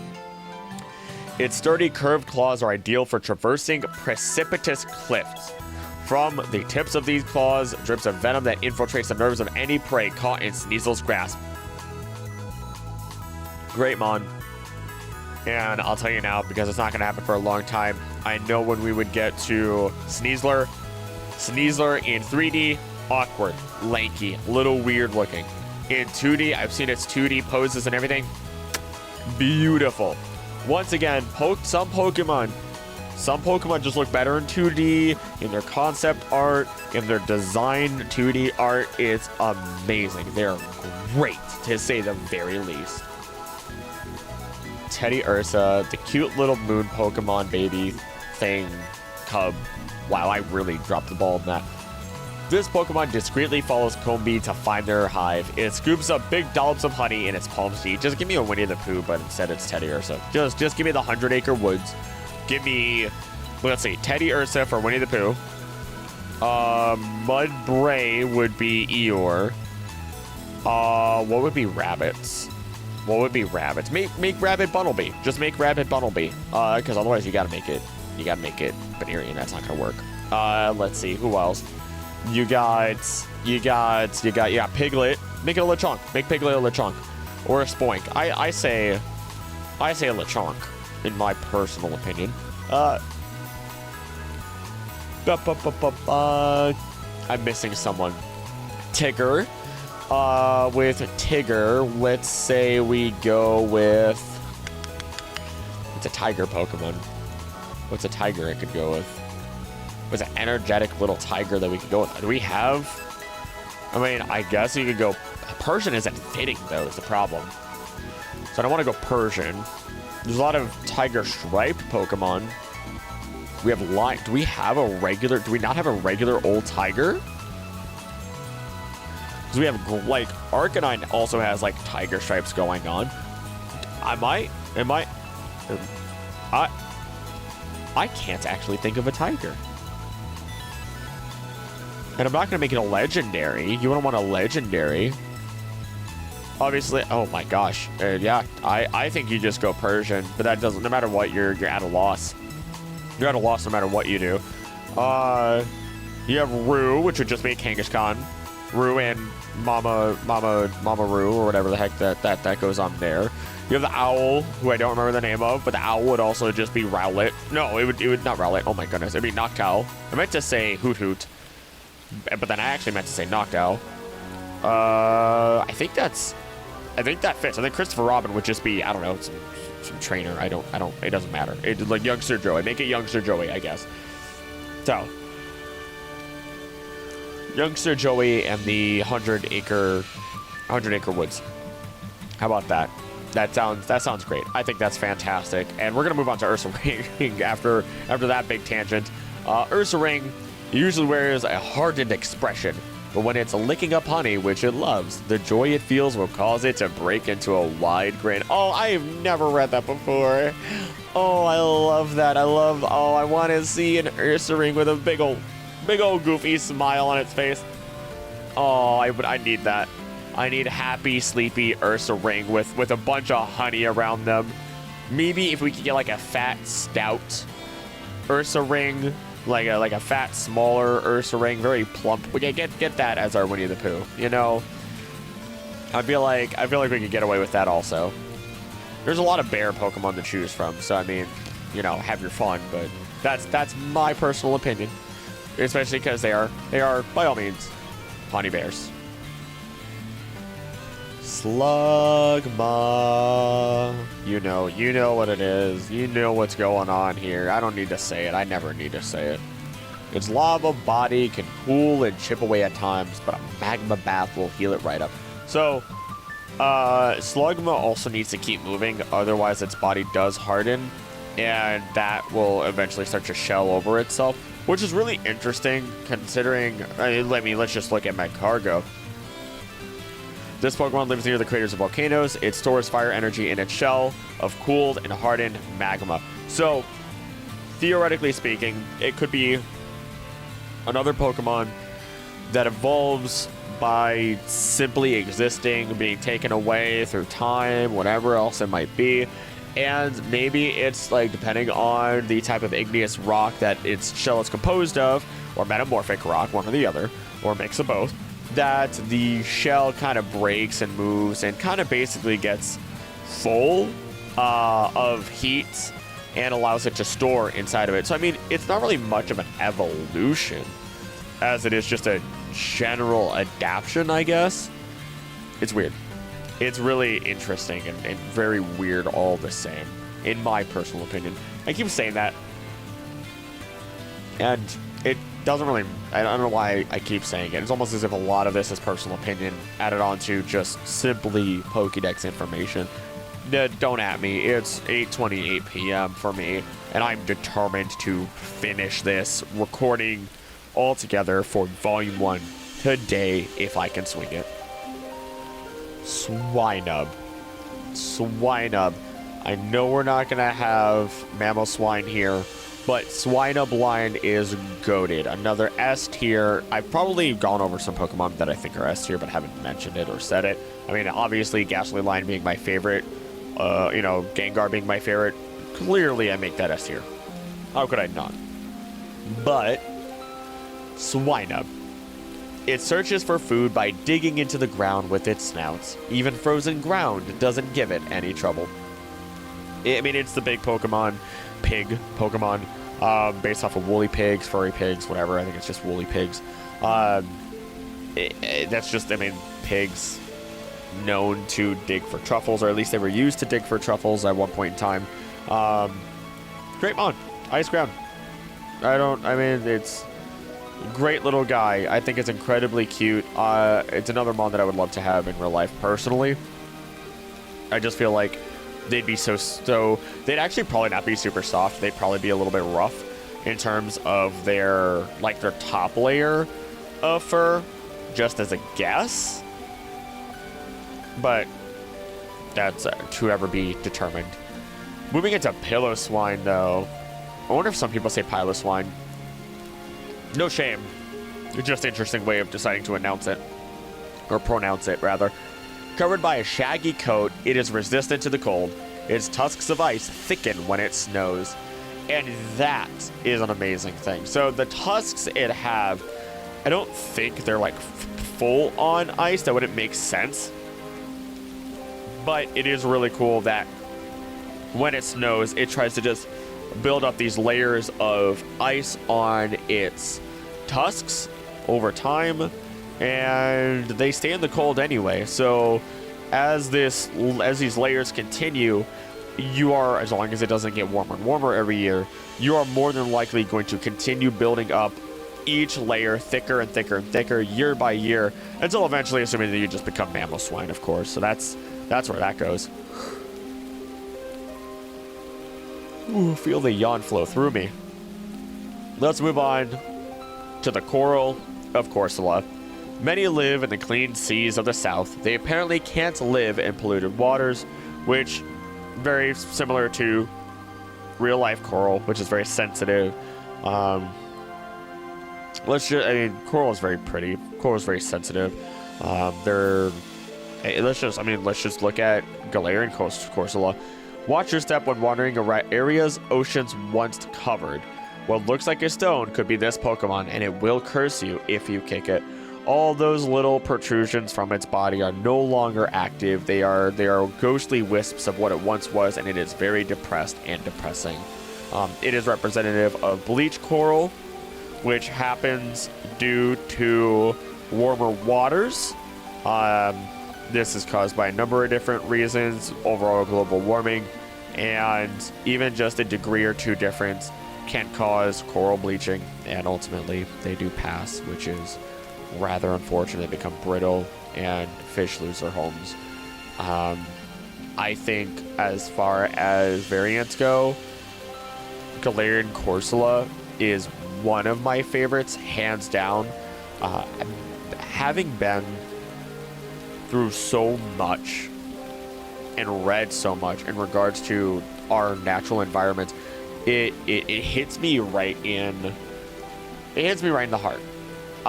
The one thing I always tell people is that when you get into environmental resources, the sad thing is you're going to learn to be depressed really fast. You're going to learn that you can't save everything, and that you have to pick and choose what you're going to save, and you have to put a band-aid on it. And that's all that it ever is. Over and over and over and over and over again. And, you know, it's okay, but it's not okay. And it's a matter of learning to breathe and pick yourself up and keep going for the sake of whatever it is you're going to pour your effort into. And it doesn't have to be natural resources. This could apply to anything. You know, the world is hard. The world is rough. No matter what we do, there are a lot of people, and not everyone's going to be a good person. It is what it is. You know, there's no fixing that. It is natural, unfortunately. Nevertheless, you just pick and choose where you're going to put the good in the world, and you try to be the best version of you that you can be. I believe in you. So, there's my little speech in regards to Corsola. Let's move on to Gun, otherwise known as Remoraid. The water they shoot from their mouths can hit moving prey from more than 300 feet away. There are fish that do this, and they will snipe down bugs and everything. And it is amazing what they can do. They're incredibly accurate as well. Highly recommend looking up video of it and just enjoying like a good 30 seconds to 1 minute of these things dipping, like looking up out of the water, looking around, dipping under the water for a second, picking it up in their mouths, and then just shooting the water out to strike their prey. Now, Remoraid is a firearm, and when it evolves, it does turn into Octillery, which is representative of a tank. I believe their designs were supposed to be more reminiscent. Oh my goodness. Reminiscent of those two ideas, or those conceptual ideas. But it changed, and not everyone, you know, was made aware of that. Otherwise, Octillery also is Octopus Artillery. Artillery being the, like, array of firearms. Artillery, it has a tendency to want to be in holes, and stay away from me. It prefers rock crags or pots and sprays ink from them before attacking, which octopi are really fun. They're really cool. They're able to adapt and change their, like, what it looks like, their body and their body color and everything in order to camouflage appropriately with their environment, to hide from us even as humans, which is insane. They're incredibly intelligent. Opening jars, there's stories of octopus that were leaving there was an octopus that left its tank, and there were fish that were disappearing, and people weren't realizing the octopus was, you know, leaving its tank at night, and it was leaving its tank, climbing all the way to the top, walking over like multiple tanks over to then get the fish it wanted to eat the fish, and goes back to its tank. And it took them a while to realize that was true, or that was actually happening. You get octopus that will just deck fish for the fun of it. It is octopus. There's a reason why people are uncomfortable eating them, and it's because of their intelligence levels, and they are very intelligent. Delibird, Santa Bird, let's go. It carries food all day long. There are tales about lost people who were saved by the food it had. And if you don't realize it, the tail it has is its tail. It's not a bag. It just folds its flappy bag tail to hold stuff in it. simple, cute, eyes flying, Delibird. It's Santa. I had shorts on around the time of Christmas, and I had so much fun with those shorts. And I ripped my throat doing those shorts. It was so much fun. I would do it again in a heartbeat. Next up, though, we got Mantine, which is really cute because there's a little Remoraid under it, which it does state, if it builds up enough speed swimming, it can jump out above the waves and glide for over 300 feet. That's amazing. It is considered the kite Pokemon. It's very cute. And Remoraid often stay with it. Kind of a co-symbiotic relationship, even though they don't fuse together in any capacity or attach to each other in any capacity. Remoraid or Mantine pretty much protects it, and Remoraid tries to do a little bit of the same while also getting a little bit of the meal here and there. Skarmory, I know this is another favorite out there. Oh my goodness, big steel flying burb. Its sturdy, heavy-looking iron body is actually thin and light, so it can fly at speeds over 180 miles per hour. It is known as the Armor Bird Pokemon. And, oh my gosh, it's bigger than me. And honestly, I remember so many days of playing Pokemon Go and going into competitive, and my teams were Slowbro, Skarmory, and oh gosh, what is Nuzleaf's evolution? I can't remember. It's blanking. I could see it in my head. I could see its big old leaf fans and its old man depiction, everything. It's in my head, and it's gonna drive me insane, and I might say it later. But Skarmory is pretty snazzy all in all. I don't know what it was when I was younger, but I could never figure out how to harm. I shouldn't say harm. That's such a bad thing to say. How to counter Skarmory. You get fire. You get... Oh gosh. Oh gosh. Is it really just fire? Because electric is neutral now. Rock is neutral now. Ground isn't gonna work. Fighting is neutral. Ice is neutral. Yeah, the only thing that hurts it is fire. Wow. Even after all these years? Even after all these years, the only thing it is weak to is fire. Everything else is neutral or it's resistant to. Though, because it is a flying type, it loses a lot of the steel type resistances, such as ice, electric.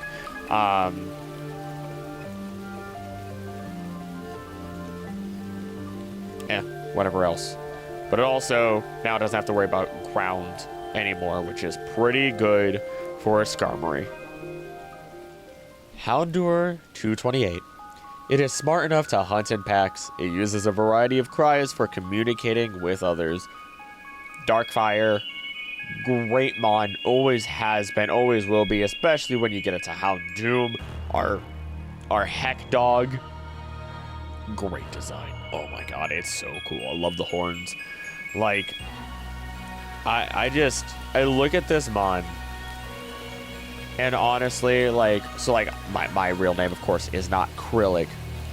But when I look at my team, I look at what Krillic's team might be, and I gotta put a Houndoom. Like, Krillic would actually have to have a Houndoom on his team, because Krillic he looks like a devil. He's a tiefling from he's representative of a tiefling on D&D.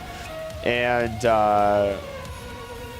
he's a good guy. He's actually supposed to be a really good guy who helps others.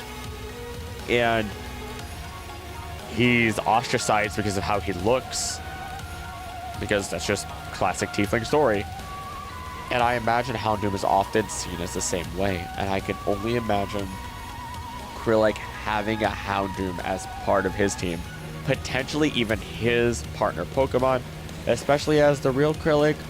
He went through a lot of really horrible things, and he found a way to harness basically dark and necrotic energy for his own good and to help others. And I think Houndoom is a perfect representation of that. Let's get into Mega Houndoom, though. God, that's so cool. Its red claws and the tips of its tail are melting from high internal temperatures that are painful to Houndoom itself. Yeah, Mega Evolution hurts. It's got the pitchfork tail even. Oh, I never noticed that. That's so cool. Look at that smile. Such a good boy. Such a good Pokemon. Oh, I love Houndoom and Mega Houndoom. It's got Elephant Graveyard going on here, Mammoth Graveyard, whatever you want to call it. Those big old horns. It's such a cool design. What else do you want me to say about it? It's peak. It's amazing. As previously mentioned, we now have Kingdra, the seahorse that lived 1,000 years and became a dragon. It sleeps deep on the ocean floor to build its energy. It is said to cause tornadoes as it wakes. It's 5'11". That's huge. That's a huge seahorse. Holy crap. Wow. It's so cool. It also very much has Sea Dragon design inspiration from it, because Sea Dragons have like where like the horn looks like it's wavy, or the wing fins look like they're wavy also. Sea Dragons have that as well, and it's to blend with to blend with seaweed, because they can't move as fast.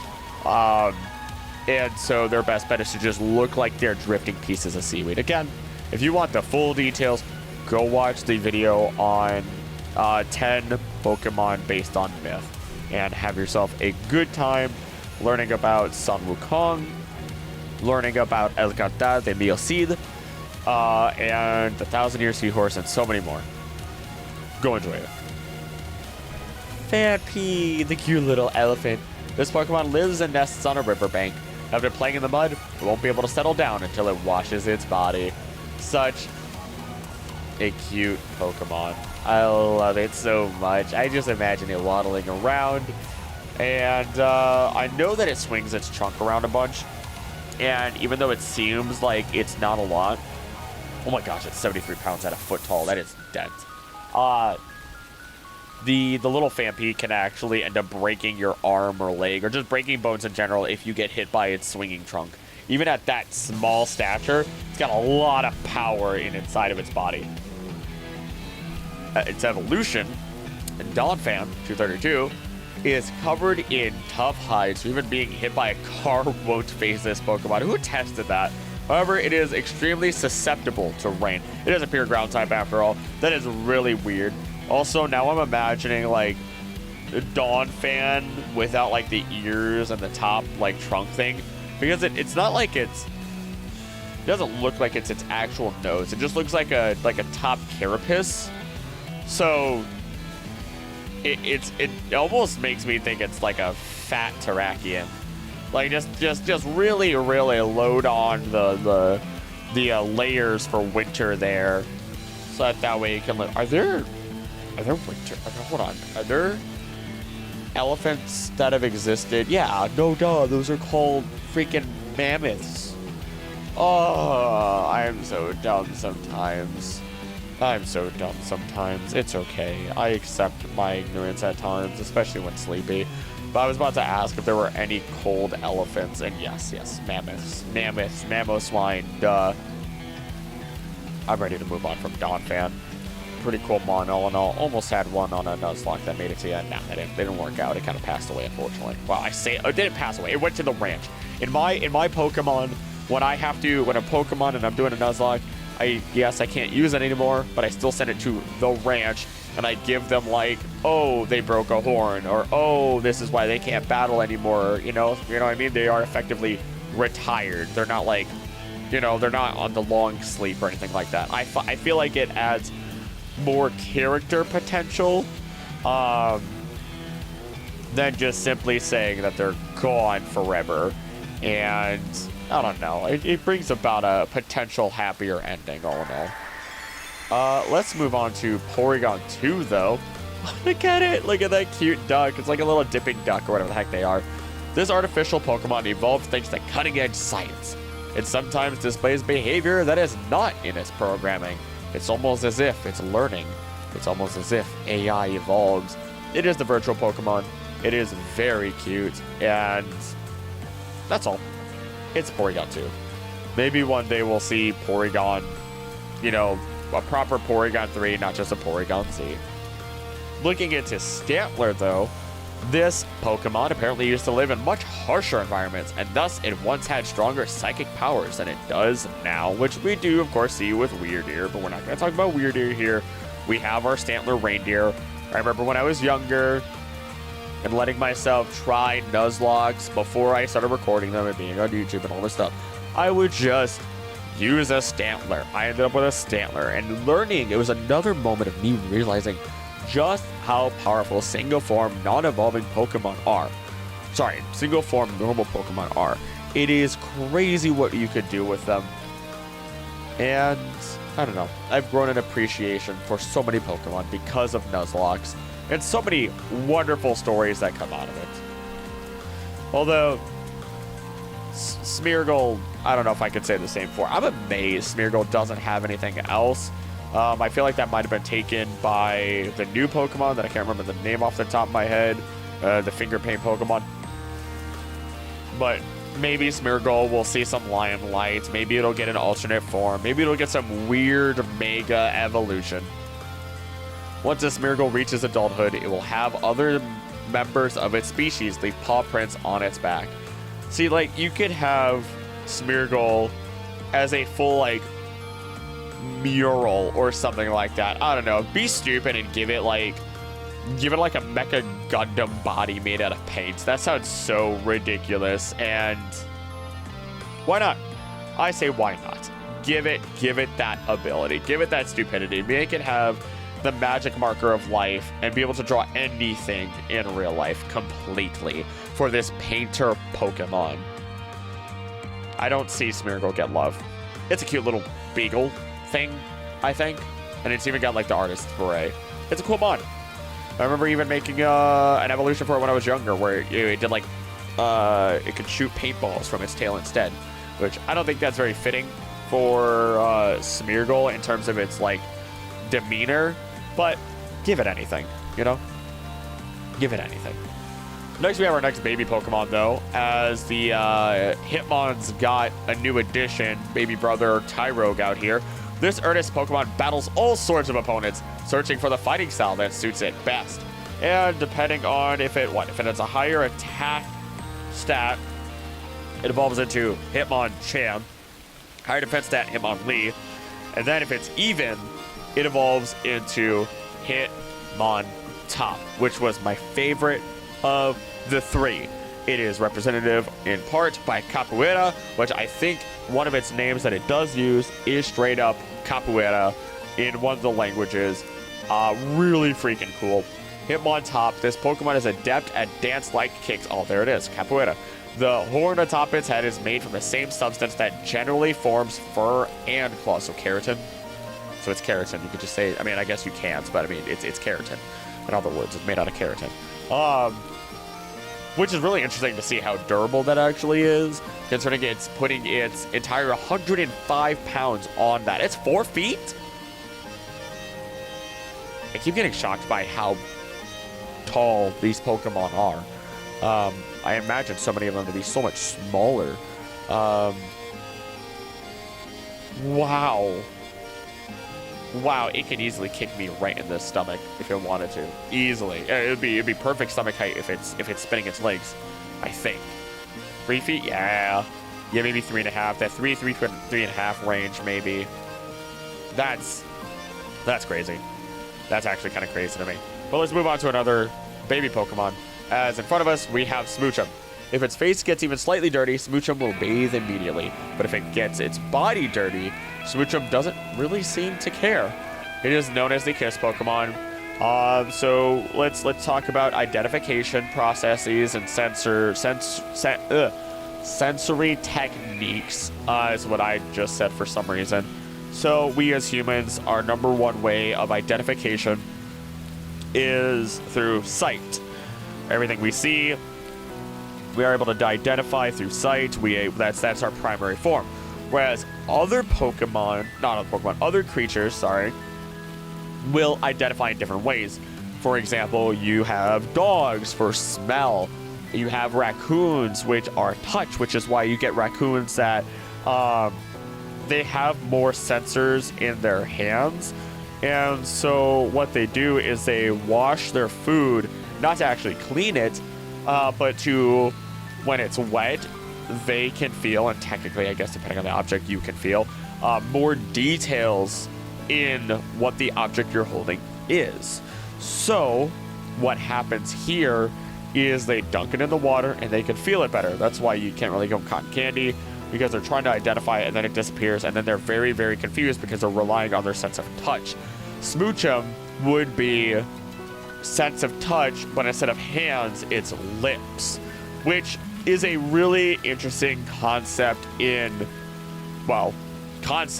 but a little weird in actual practice, in my personal opinion. It is a very cute Pokemon, and I do find it, like, if you think of it in a very innocent sense, it would be very adorable to have a Pokemon. I think it's just weirder because they look very humanoid, but I think they're even they are in the humanoid category, so it makes it even weirder. It would have been interesting to have, like, any other Pokemon that isn't very humanoid have that, like, way of identification. It would have made it a little bit less weird. But here we are. We have Smoochum. Ultimately, in the very innocent sense, it is cute. So, there's that.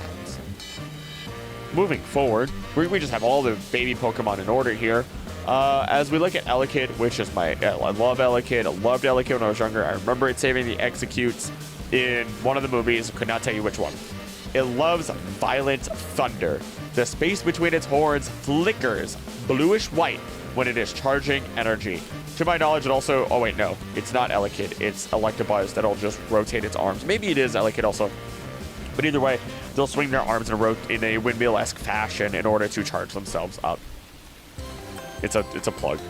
It's a cool little guy. Moving on. Magby 240 Booby Duck Jr. Each and every time it inhales and exhales, sparks leak from its mouth and nostrils. Kind of cute, honestly. I like it better than both of its evolutions.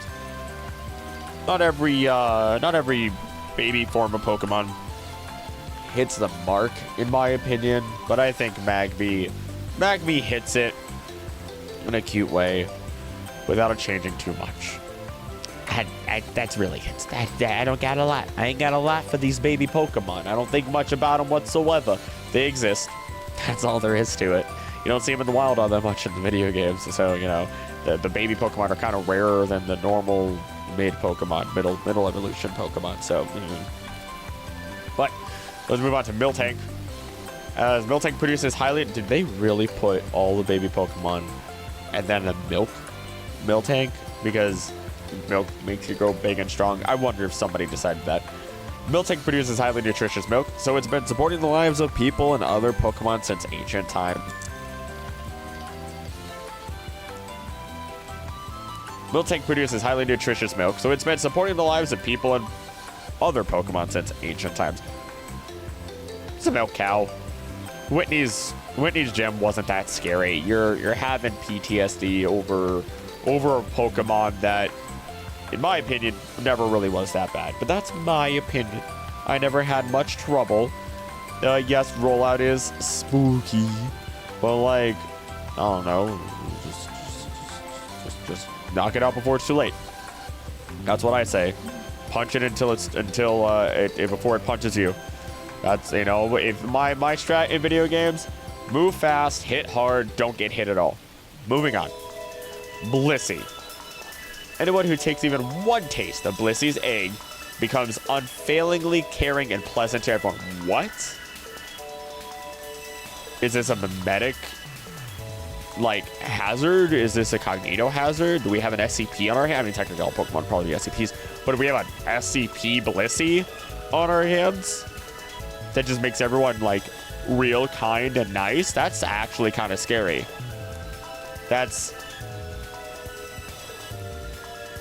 Could we just feed? Can we force feed Giovanni a Blissey egg?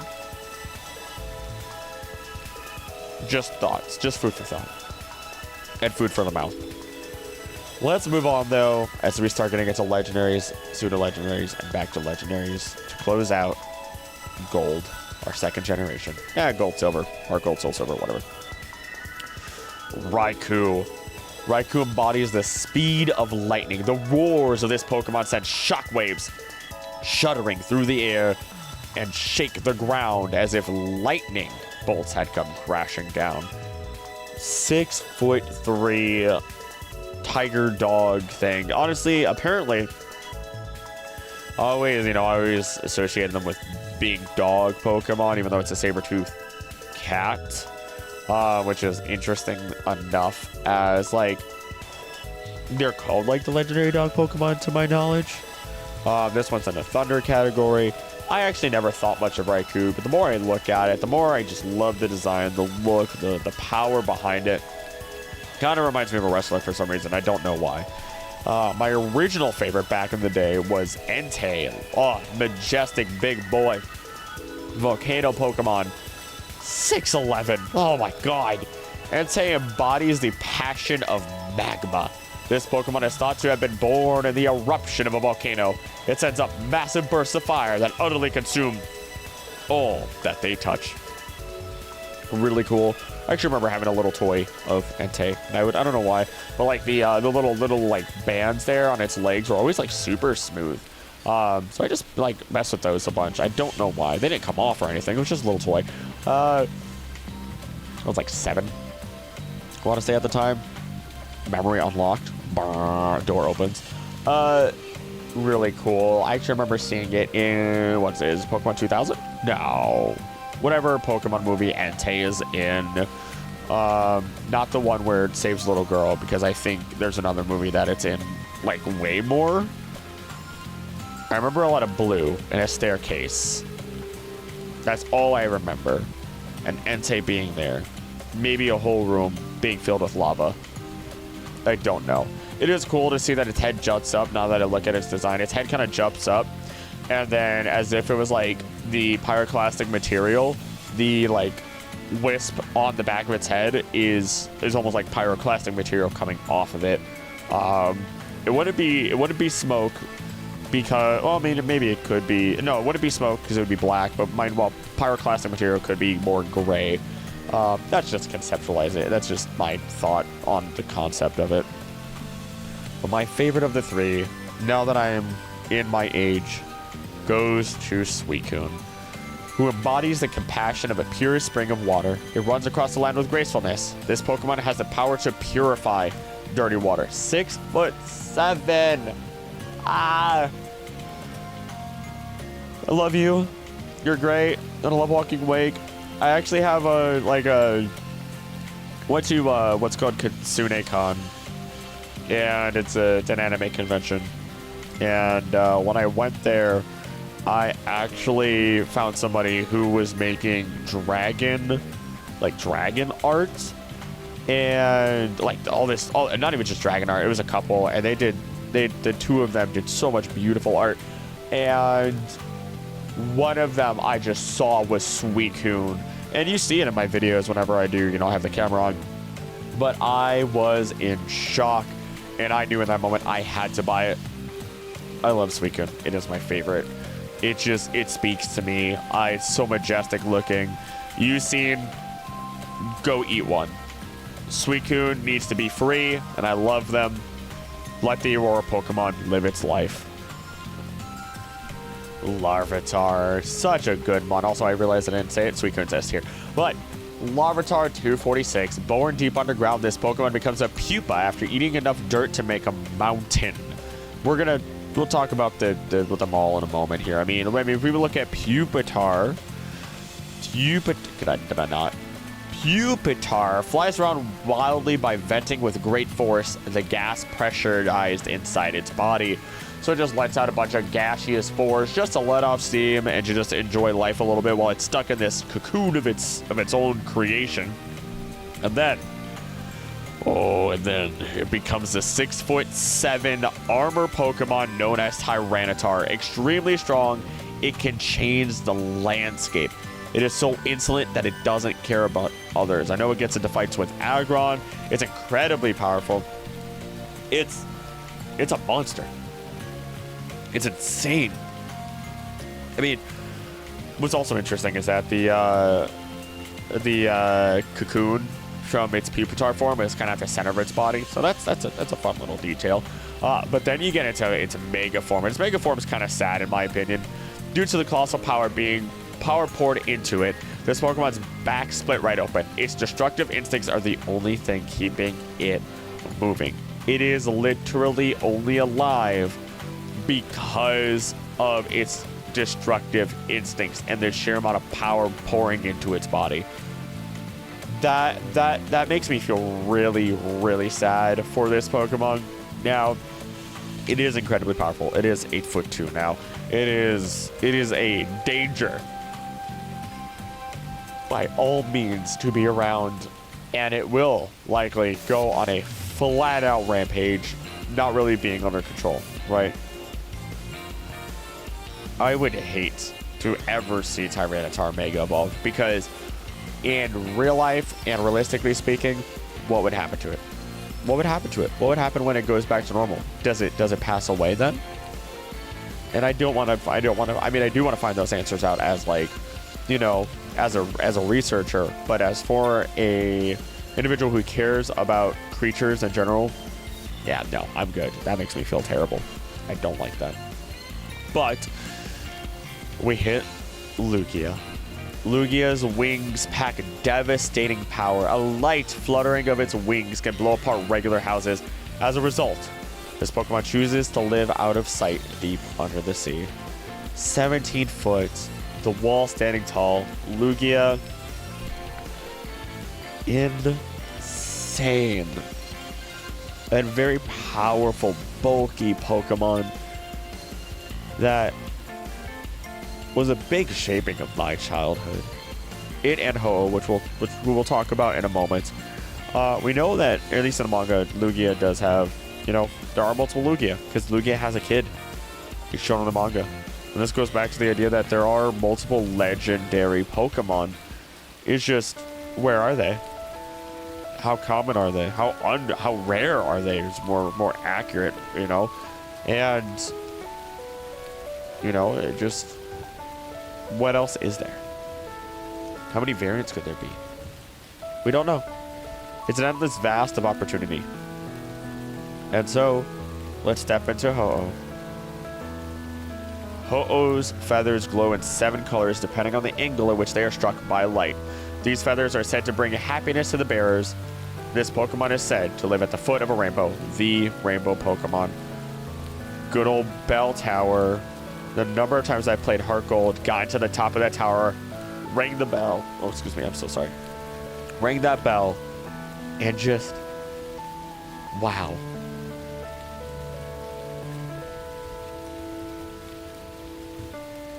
Just wow. I love this bird. I love this Pokemon. You see it in the original Pokemon anime before it was released and shown. And there's so much lore to this mon that I have not gone into and researched into, and I want to see so much more, and I want to research it at some point. It's very pretty. I don't know.